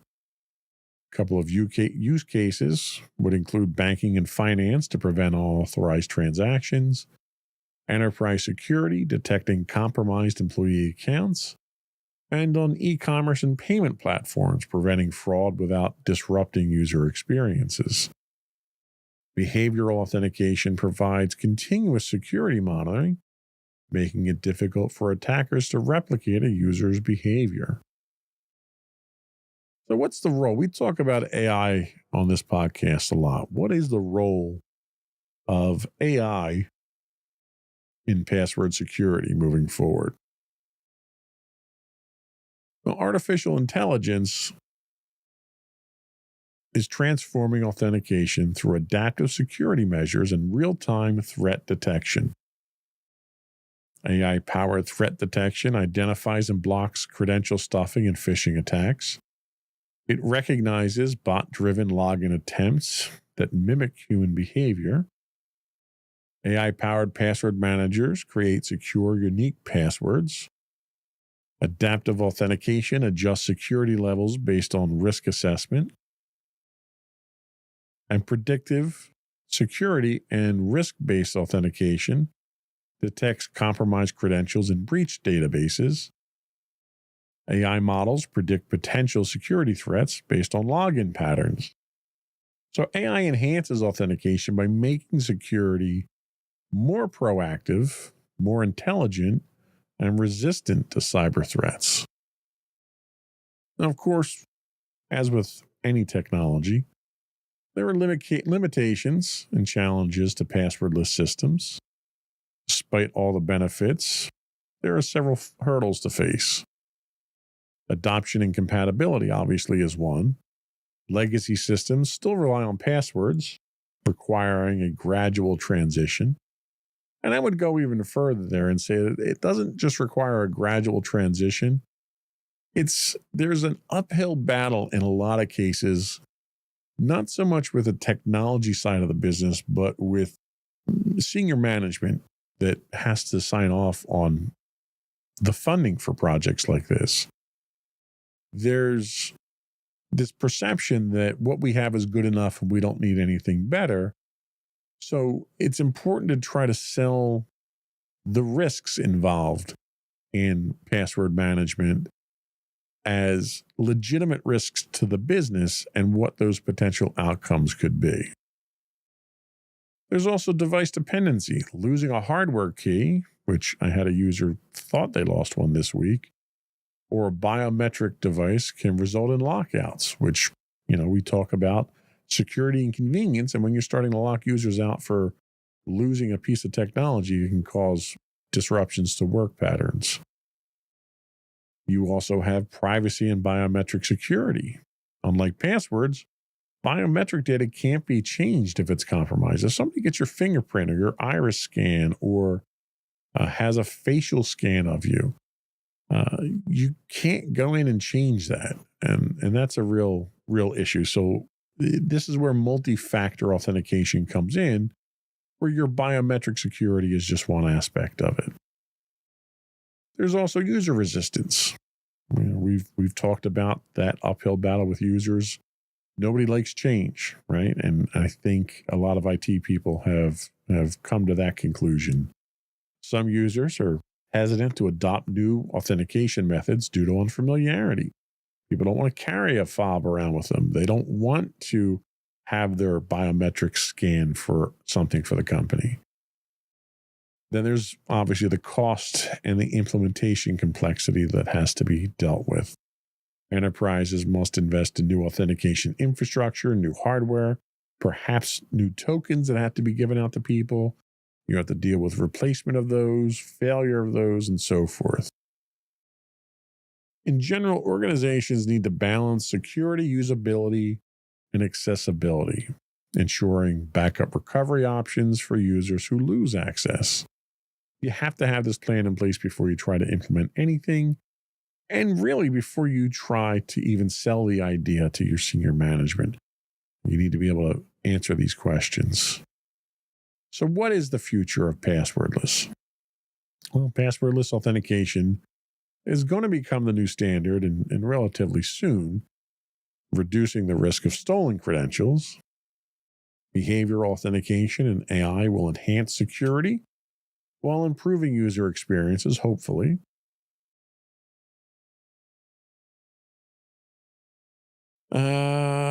Relying on password managers to generate and secure credentials securely is certainly a key to help the process. We talked about that previously.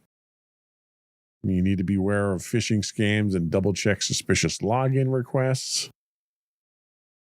You need to enable your multi-factor authentication everywhere possible. And that's not just for internal, that's for external as well. A lot of us have to manage vendor accounts, vendor portals.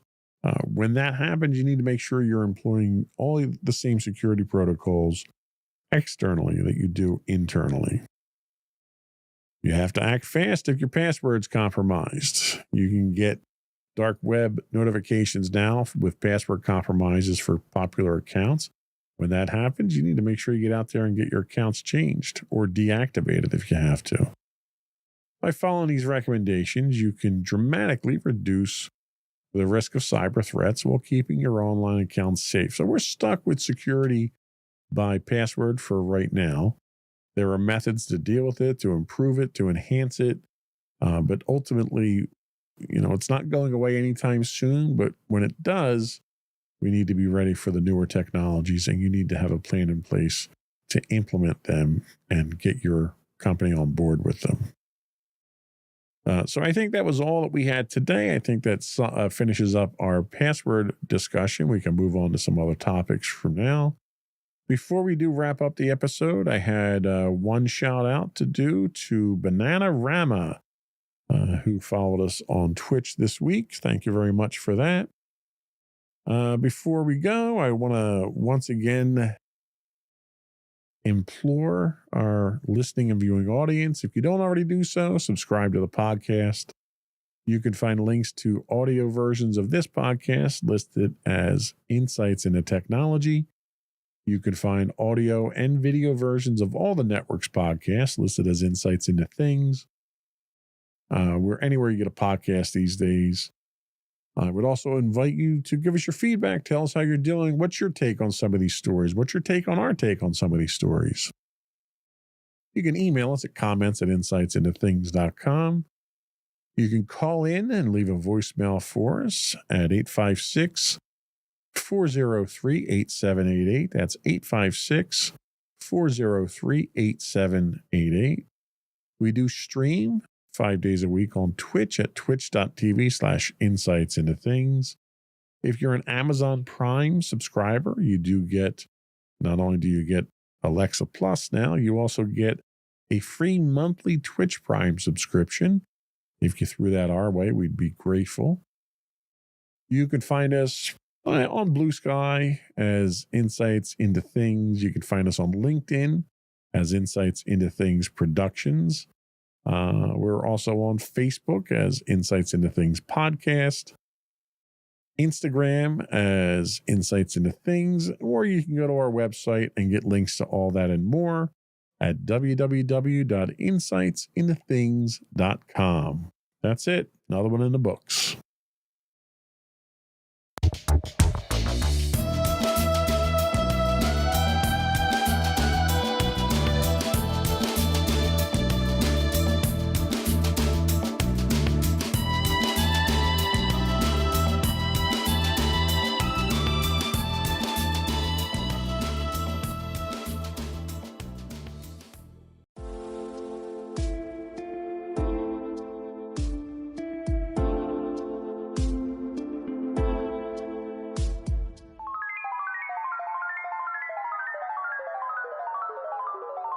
No credits rolled. Hello, everyone, and welcome to episode 9 of No Credits Rolled. My name is Sam Whalen. I'm your host today, and every day. How about that?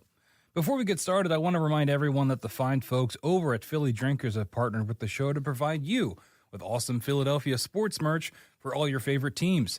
Make sure to use the link in the description to shop their collection, and every purchase you make helps out the show. Today's show is going to be a little bit shorter. I wasn't even going to do an episode this week, but there's just too many games to talk about, folks. So So I decided to get on the mic and just give my thoughts on a couple of games that I've been playing lately. And that's pretty much what we're going to cover today. There's not going to be a whole lot of news. I did try to include a news story to go with each of these reviews, just to keep some element of the news in there. But it's mostly going to be reviews. It's going to be me yapping for however long I want to go, talking about 2 games that I've been playing in the last week or so. Also, before we get started, I want to remind everyone to go ahead and leave a like on the show, leave a review, leave 5 stars wherever you can, wherever you subscribe. Every little bit helps. Every little bit of traction we get helps the show get out there and to get more people listening. That's really what I appreciate.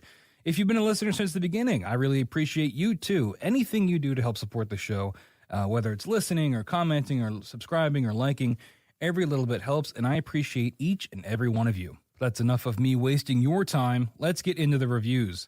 First game I want to talk about today is XDefiant. You might have seen it. It's kind of making the rounds. It's the new free-to-play shooter from Ubisoft. It is a arena-based shooter, and the story I have to go with it is that Ubisoft is working to fix XDefiant's busted hit registration, which I will talk about in a second. But first, just a general overview of the game.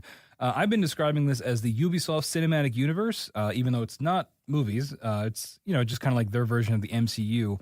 So it's a free-to-play first-person shooter developed by Ubisoft San Francisco, which is known for Rocksmith, which was the guitar teaching game that I tried to play and was really bad at. And also South Park, The Fractured But Whole. Now, for all, you don't have to cover your ears. It's 2 different words. Butwhole. It's 2 different words, folks. I don't want to get censored or anything. So they're known for those games, but now they're coming out with XDefiant. My friends and I are debating if it should be called Cross-Defiant or X-Defiant. I like X-Defiant, so we're going to go with that. This game combines the worlds of The Division, Splinter Cell, Ghost Recon, Watch Dogs 2 specifically, and Far Cry 6 specifically into a first-person shooter. It's kind of funny when you hover over these different factions when you go to pick your characters. They're very clear about what games they're pulling from here. They get a little broad with things like Splinter Cell, but with Far Cry, it's definitely Far Cry 6, and it's definitely Watch Dogs 2, and they really want you to know that. And again, it is a first-person shooter. So basically what you're doing in this game, right, you're shooting, you're picking your faction. There are, 1, 2, 3, 4, 5 different factions. You don't have the Watch Dogs faction unlocked currently at the start. I believe you have to earn about 7,000 XP, which is a lot to unlock them. But each faction comes with their own abilities, their own perks, their own benefits, but the guns are shared in between each faction. So, for example, the Rainbow 6, they're not in the game yet, but they will be when the official first season starts. Currently, we're just in the preseason. But, for example, the Division class, you're kind of like these bad guy firefighters, so you deal incendiary damage as your passive ability when you shoot, and you have access to a flame drone that you can send out that blows up and lights everything on fire. Or the alternate ability you can choose is sort of a Molotov that you throw at your feet and blow everything up. The Ghost Recon class, they have more health for some reason. The Far Cry class, they kind of passively heal when they're in a group because they're supposed to be like revolutionaries, and so on and so forth. So you're getting a little bit of that hero shooter aspect. Hero shooter, arena shooter, each one or the other. And you're kind of meshing these abilities. And currently in this preseason, there are really only objective-based modes. So there's like a payload mode, and there is a capture-the-point domination sort of mode. And I've been having a lot of fun with it. My friends and I have been playing it. I'm a sucker for any new free-to-play game that will come out that might be terrible. But I would say XDefiant definitely isn't terrible. It definitely has its flaws in its current phase, but like I said, it is a preseason, and hopefully they're going to work out a lot of these kinks once the full thing releases in Season 1. I definitely think the game has a lot of potential, with that backing of Ubisoft. If they really want to do this, if they really want to commit to this game being their free-to-play shooter, their free-to-play arena shooter that they're going to update and add things like cosmetics to, their live service. We've talked about live service games on this show before. If this is how Ubisoft is going to really try to, compete with things like Call of Duty, then I think it's a good start. It's definitely a good start, but there are things they need to work on. So the gameplay is very fast-paced, right? The time to kill is pretty short. There have been matches where I'm spawning and dying instantly because of poor spawns, which I'll get to in a second. The majority of the game modes, like I said, are objective-based. There is no straight TDM or anything like that, but I'm guessing those will probably be added once that first season fully launches. In terms of the guns are a little iffy, right? The guns feel a little, I would say they feel a little cheap. I'd say they feel okay overall. With some of the ones I've unlocked definitely feeling better than others. The LMGs are my favorite weapon so far, but in any kind of first-person shooter, I tend to gravitate towards the LMG. It's just my preferred weapon in most games.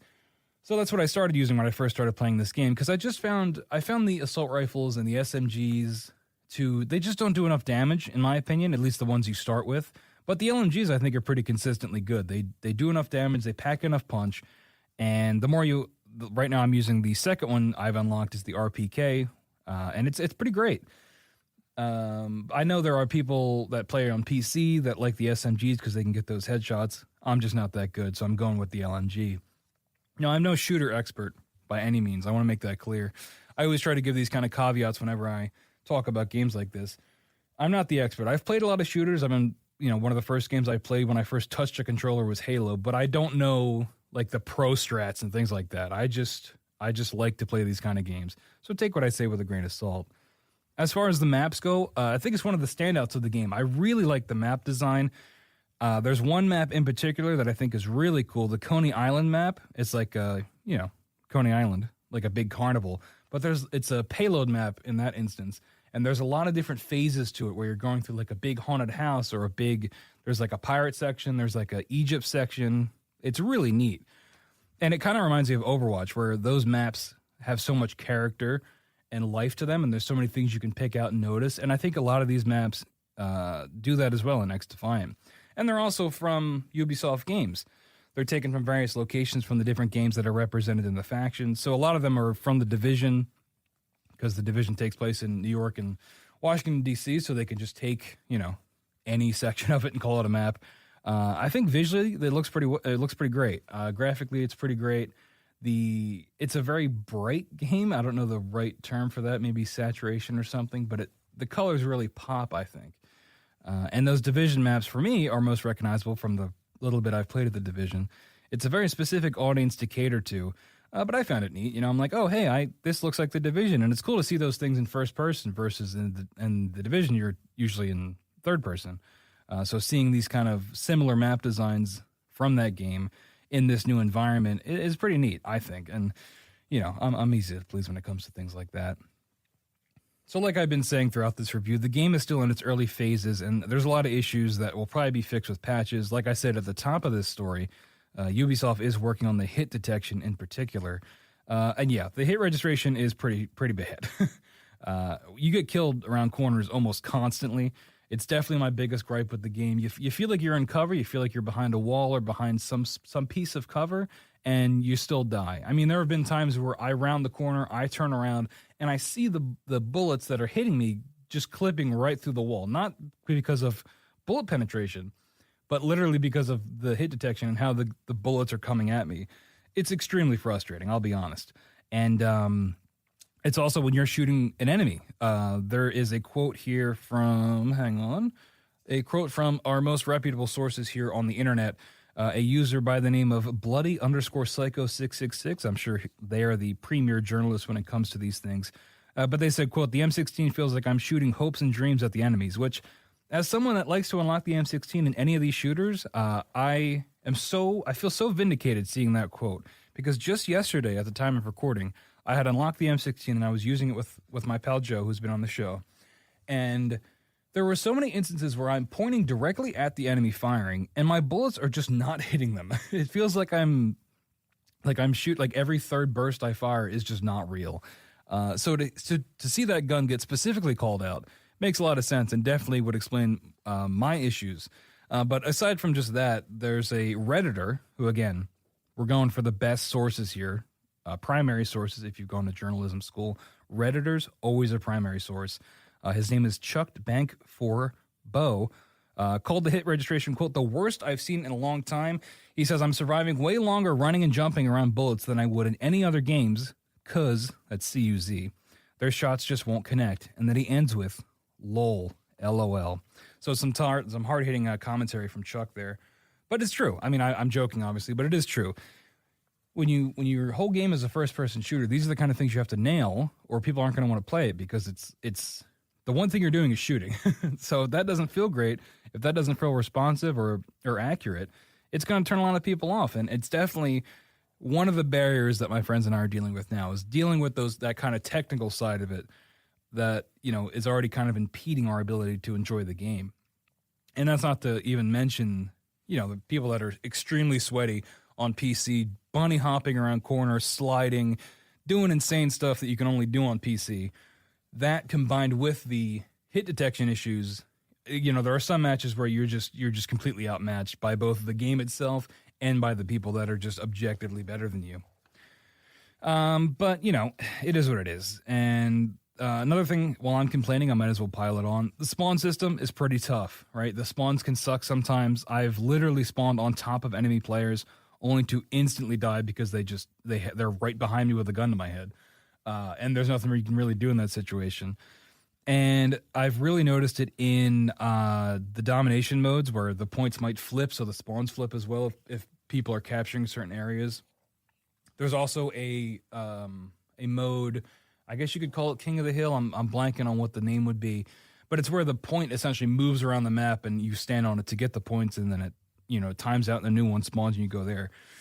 There were matches that I've done where the point spawns where the enemies are spawning, and they just keep it, and then they do that over and over again, and you can't even get a chance to get in there and fight for it because the enemies, you're killing the enemies and they're respawning right where the objective is.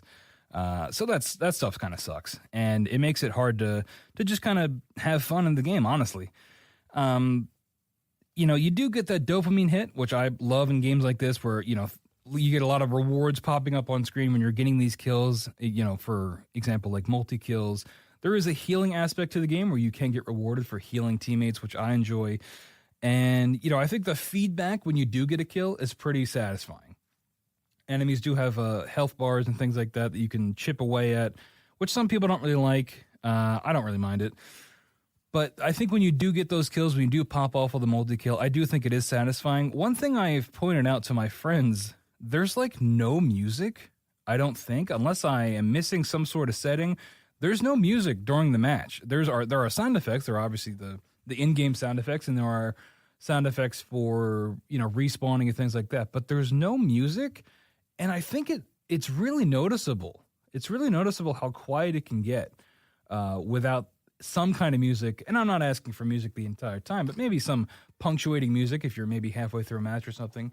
My friends and I have been playing a ton of Rainbow Six Siege, and there is music in that game, right? When a match is about to end, the music will kind of swell and sort of, you know, raise the tension and make it very dramatic. So I think little touches like that would really help too, and sort of flesh out the soundscape of the game.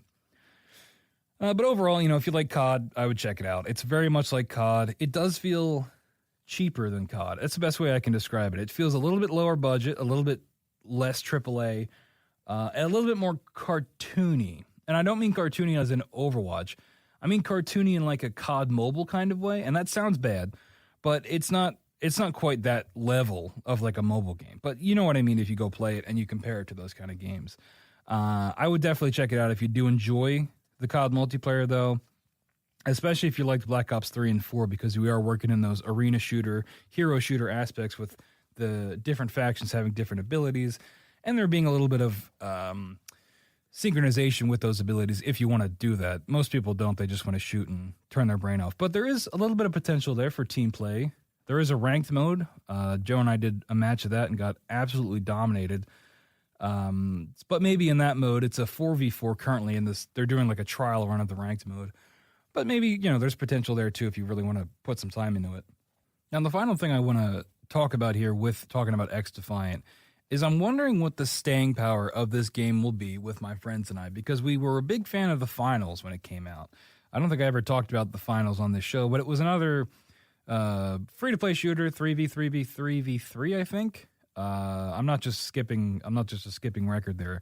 It was a team-based thing with teams of 3. There was some variation depending on the mode you played, but my friends and I were very much into that game for a while. And then eventually it just kind of got stale, right? We just kind of stopped playing it because there wasn't enough new content. The gameplay loop kind of got stale. People were just better than us and were just dominate, especially if they're on PC, because we are on console. And eventually it just kind of faded away. And I'm wondering if that same thing will happen with XDefiant. It kind of needs that sauce to make it stand out and to make us want to come back to it over and over again. Now, it might be something that I personally stick with, that I play on my own and level up, you know, my I got to get the battle pass, got to swipe the card. Already did. You know how it is. Support the Patreon, by the way. But as in terms of something that my friends and I play together, I'm curious if it will have that staying power either in this preseason or when that full release happens. If they're going to be bringing the content, bringing the maybe weapons or new maps or new factions that get us back in and say, hey, you know what? Let's put Siege on the back burner for today. Let's boot up X Defiant, do a couple rounds, and kind of have a good time. Only time will tell, folks. And again, it's interesting seeing this with the backing of Ubisoft, right? That budget, the IPs that Ubisoft have. I'm not saying like The Division is like a COD killer or anything, but it is cool seeing these different IPs utilized in one game. And I think there's a lot of potential there, right? I mean, Ubisoft, you still got Assassin's Creed, you still got Rainbow Six, which I believe is coming in that first season. Will we see the Rabbids? Will we see the Rabbids in X Defiant? Boy, I hope so. But yeah, only time will tell. But anyway, that's my thoughts on X Defiant. We're going to take a quick little break, and then when we come back, we're going to be talking about my second game today, Starfield. You're listening to No Credits Rolled.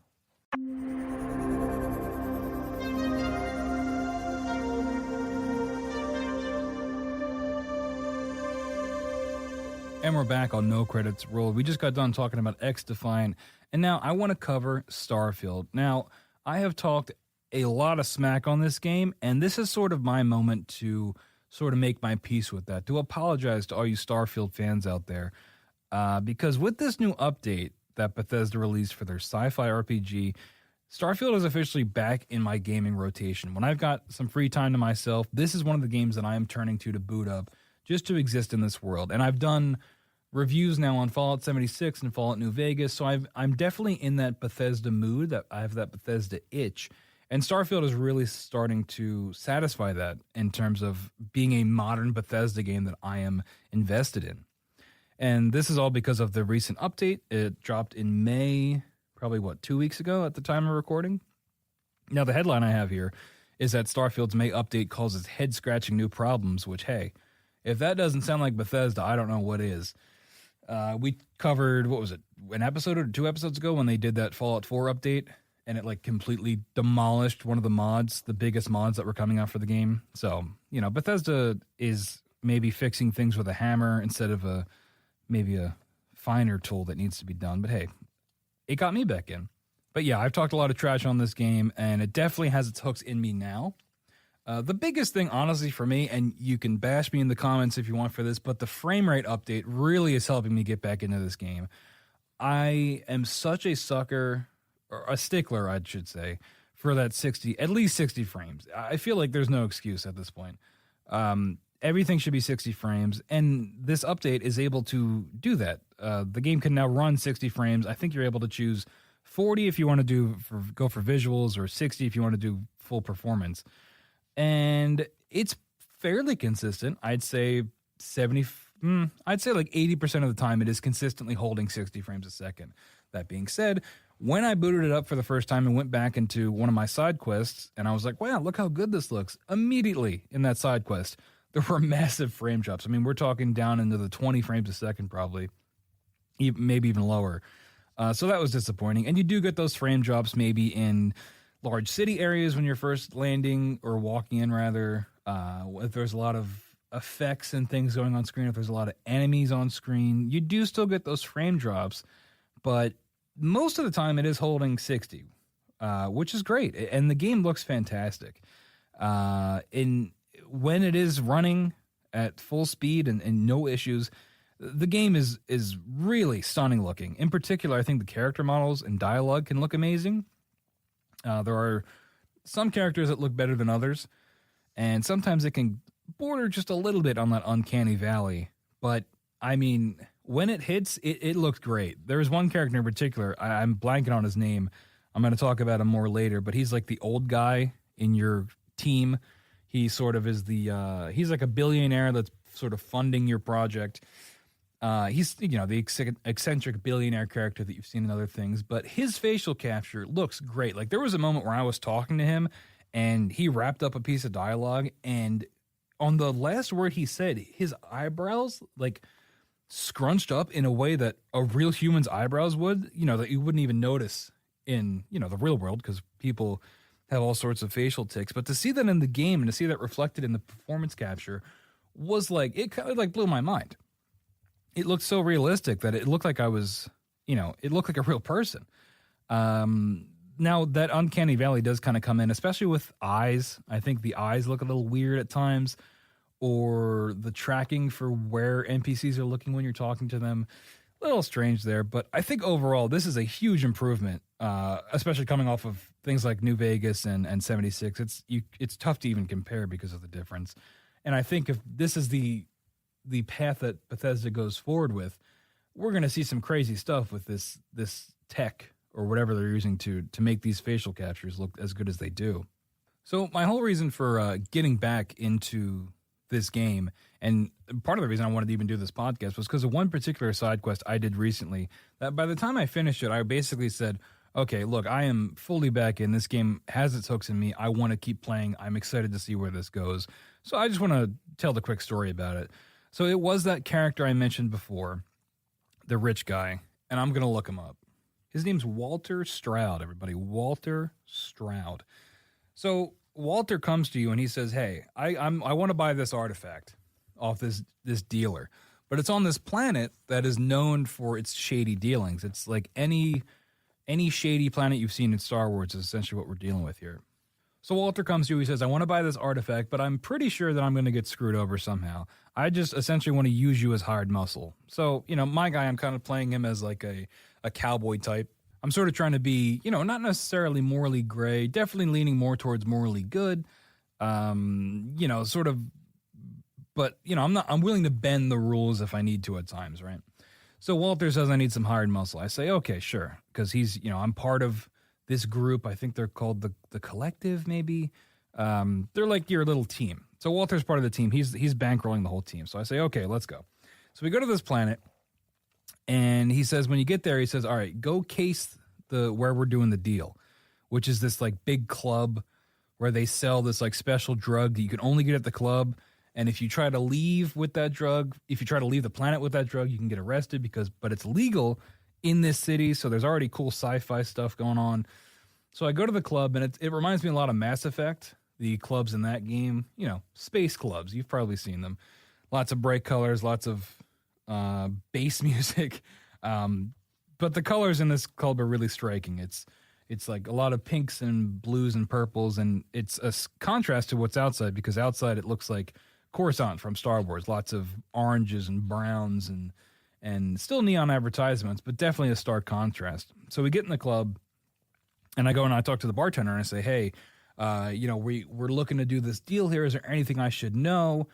And you're able to do a persuasion check with him where you can sort of get the guards on your side. If anything goes wrong, I'm able to go upstairs once I get the guards on my side, because I'm able to access the VIP lounge, and I find the security controls, and I'm able to hack the door so that in the room where we're having the meeting, I can close the door whenever I want, assuming we need to trap the guy in there. So I do both those things. I cover both those bases, and I go back to Walter and I say, hey, all right, let's do this. So he says, okay, you got to wait and you got to find the guy with the package, because we don't know who he is, but he's going to have this big briefcase. So I sit in the club and I wait, and I see everybody walking around until I find the NPC with the giant briefcase. Turns out it wasn't, I was kind of overthinking it. I was sitting watching in the crowd, watching people walk in and out. Turns out the guy was there the whole time, up against the wall with a briefcase, so whatever. My bad. So anyway, I find the guy, and there's like a code phrase you have to say, which they do give you the wrong dialogue. I don't know what happens if you click that, but I say the right code phrase, and he's like, all right, let's do this. I go back, I get Walter, we go up in the meeting room, and the guy, before we go up there, Walter says, he's like, hey, look, this guy's probably going to ask for double because he's some, you know, low rent guy in this company that doesn't really care. He just wants to get his money and get out. Sure enough, the meeting starts, and the guy does just that. So the whole time during this meeting, you can close the door or you can pull your gun and just start blasting. But I sort of follow Walter's lead, because he tells you, he says, look, let's try to avoid bloodshed if we can. So I'm like, okay, Walter, let's give that a shot. And we end up doing the dialogue with the guy. We talk him down. Walter essentially has infinite money, so that's a fun bargaining chip, because you can just give him whatever you want.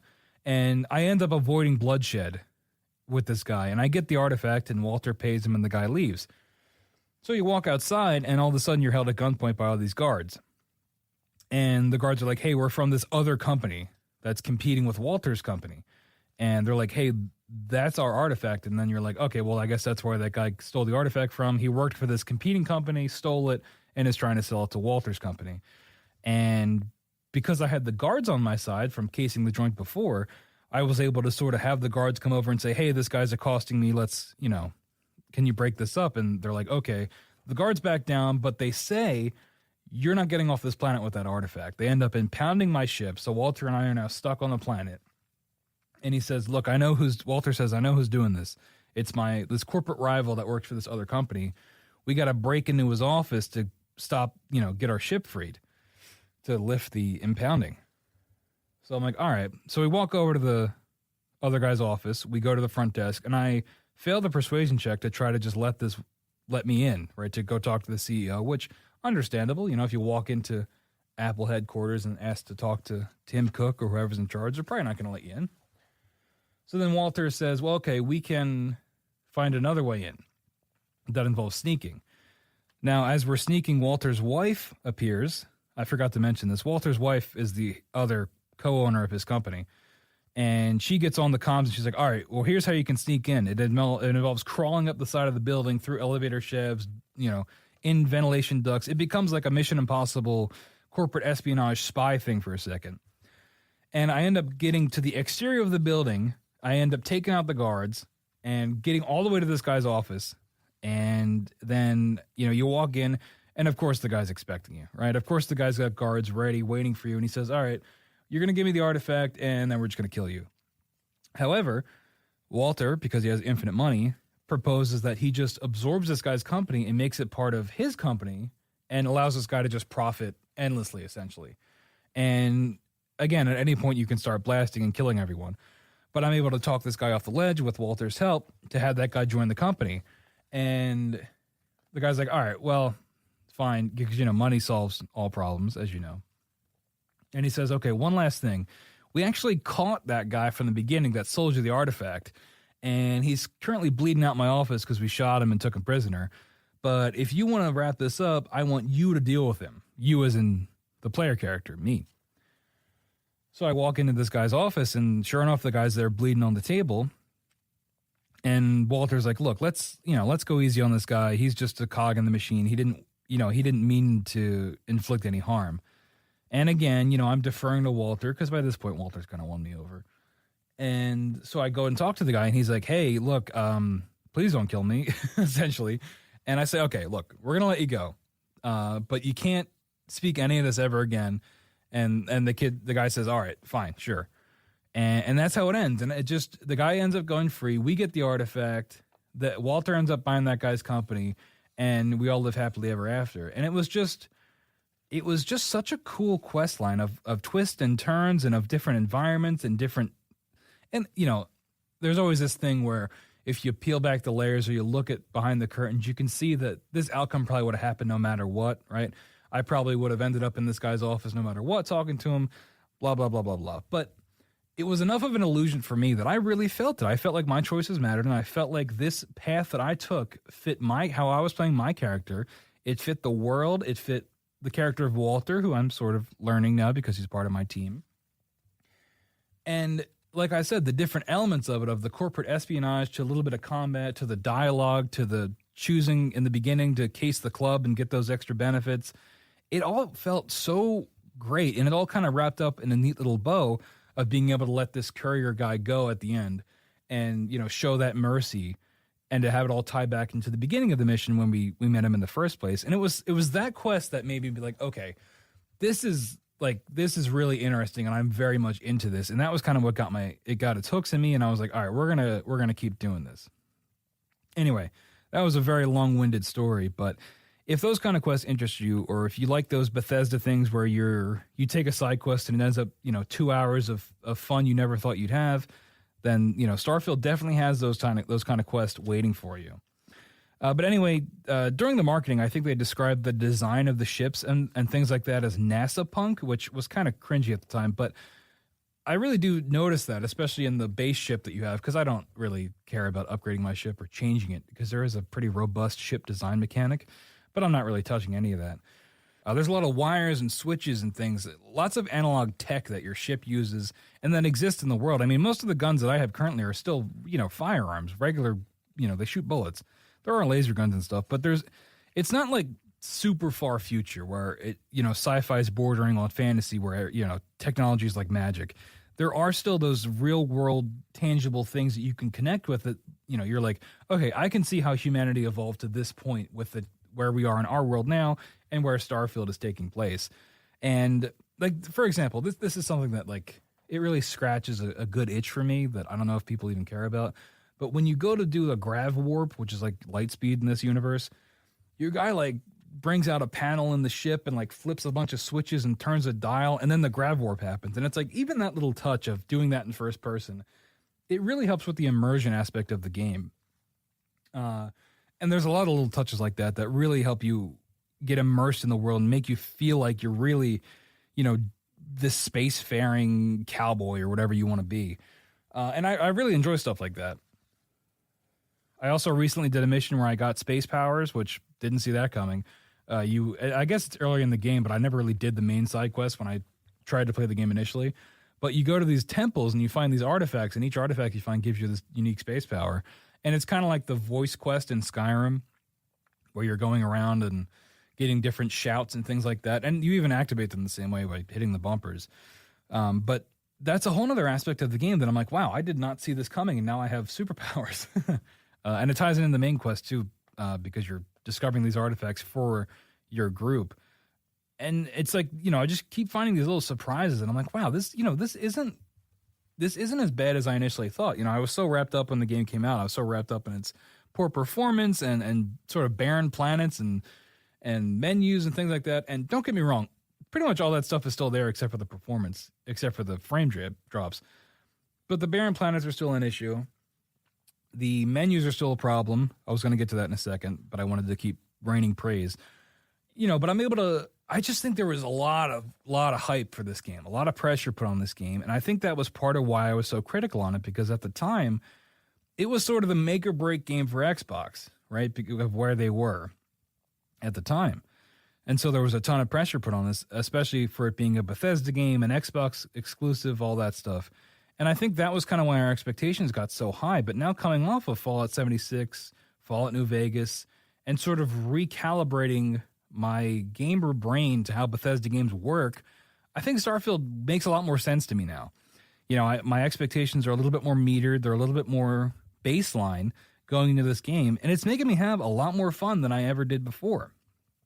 Now, there are still negatives that I would like to touch on because I don't want to just rain praise without any downside. The gunplay is still rough. Bethesda's never really been great at that. It's certainly better than New Vegas, but it's a little bit closer to Fallout 4 in terms of how it feels. You do have like a jetpack that you can boost around, but it's not. I don't really think the game utilizes that movement system to its full potential. You're still just using whatever gun you have the most ammo for, shooting people over and over again until they die. Now, that being said, now that I've got the space powers, maybe as I work those in to the gameplay, maybe that will disrupt the gunplay a little bit more, like because the first one is an anti-gravity field you can create. So maybe I can lift up enemies and take them out that way, and that will spice things up. There's definitely a lot more for me to see in this game because there are a lot more of these powers to unlock. But the gunplay is still a little bit rough. There's still a ridiculous amount of menus. There are so many quests that I've done where you go and you hover over the quest objective and you can set a course and you can basically fast travel to wherever you need to go right then and there. But sometimes it's in a system where you need to jump to one system. It's like a connecting flight is what it feels like. You have to jump to one system and then make another jump to refuel to get to where you need to go. So we're talking like 4 to 5 menus sometimes just to get to your one objective, just to talk to somebody and then have to turn around and go all the way back to where you just were to hand in the quest. It's a bit much. I mean, the load times are short, which is nice, but it's like, I just feel like there had to have been a better way to streamline this where I don't have to sit in so many menus and I don't have to just repeatedly fast travel until I get to where I need to go. And yeah, a lot of the planets are still pretty barren. There's kind of no getting around that. That's still an issue. But when you're in these big hub areas where these quests are, intertwining with the world, that stuff still stands out, I think, quite a bit. And other than the frame drops, there hasn't been anything major that is making me want to turn the game off. In fact, I really have an urge to play this game a lot of the time, which is surprising for me. But yeah, the game is still far from perfect. It's nice to find some enjoyment in this game. I previously called it a dumpster fire, I believe. I don't know if I did that on content, but definitely to my friends, I definitely called it a dumpster fire. But, Starfield is back. It's in my rotation, and, I'm happy to see it. But yeah, that's my thoughts on Starfield. Let me know if you are getting back into it, if you've given it a shot since the big update, or if you fell off in September when it came out and never really got back into it. I definitely think it's worth getting back into it and giving it a shot if you did fall off. But that is going to wrap up episode 9 of No Credits Rolled. I want to thank you all so much for listening. Remember, you can always email questions or comments to nocreditsrolled@gmail.com. You can call in and leave us a voicemail at 856-209-0713. That's 856-209-0713. And we might just play it on the air. Hey, if you want to call in and complain about Starfield, feel free.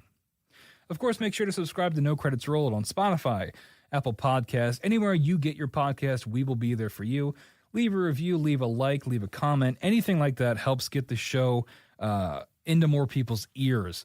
Also, we are on TikTok at No Credits Rolled. We are also on YouTube Shorts at No Credits Rolled. You can follow us there. I've been trying to get more into TikTok. I really enjoy posting on there and editing videos for that. So I'll do a little quick segment from the full show up on TikTok, and sometimes I'll do additional content there as well. So go follow us at No Credits Rolled on TikTok. There's also a Patreon you can subscribe to as well. Can't leave that out. Oh, I also want to tease next week's episode. Next week, I will be reviewing the Paper Mario 1,000 Year Door remake that just dropped on Switch.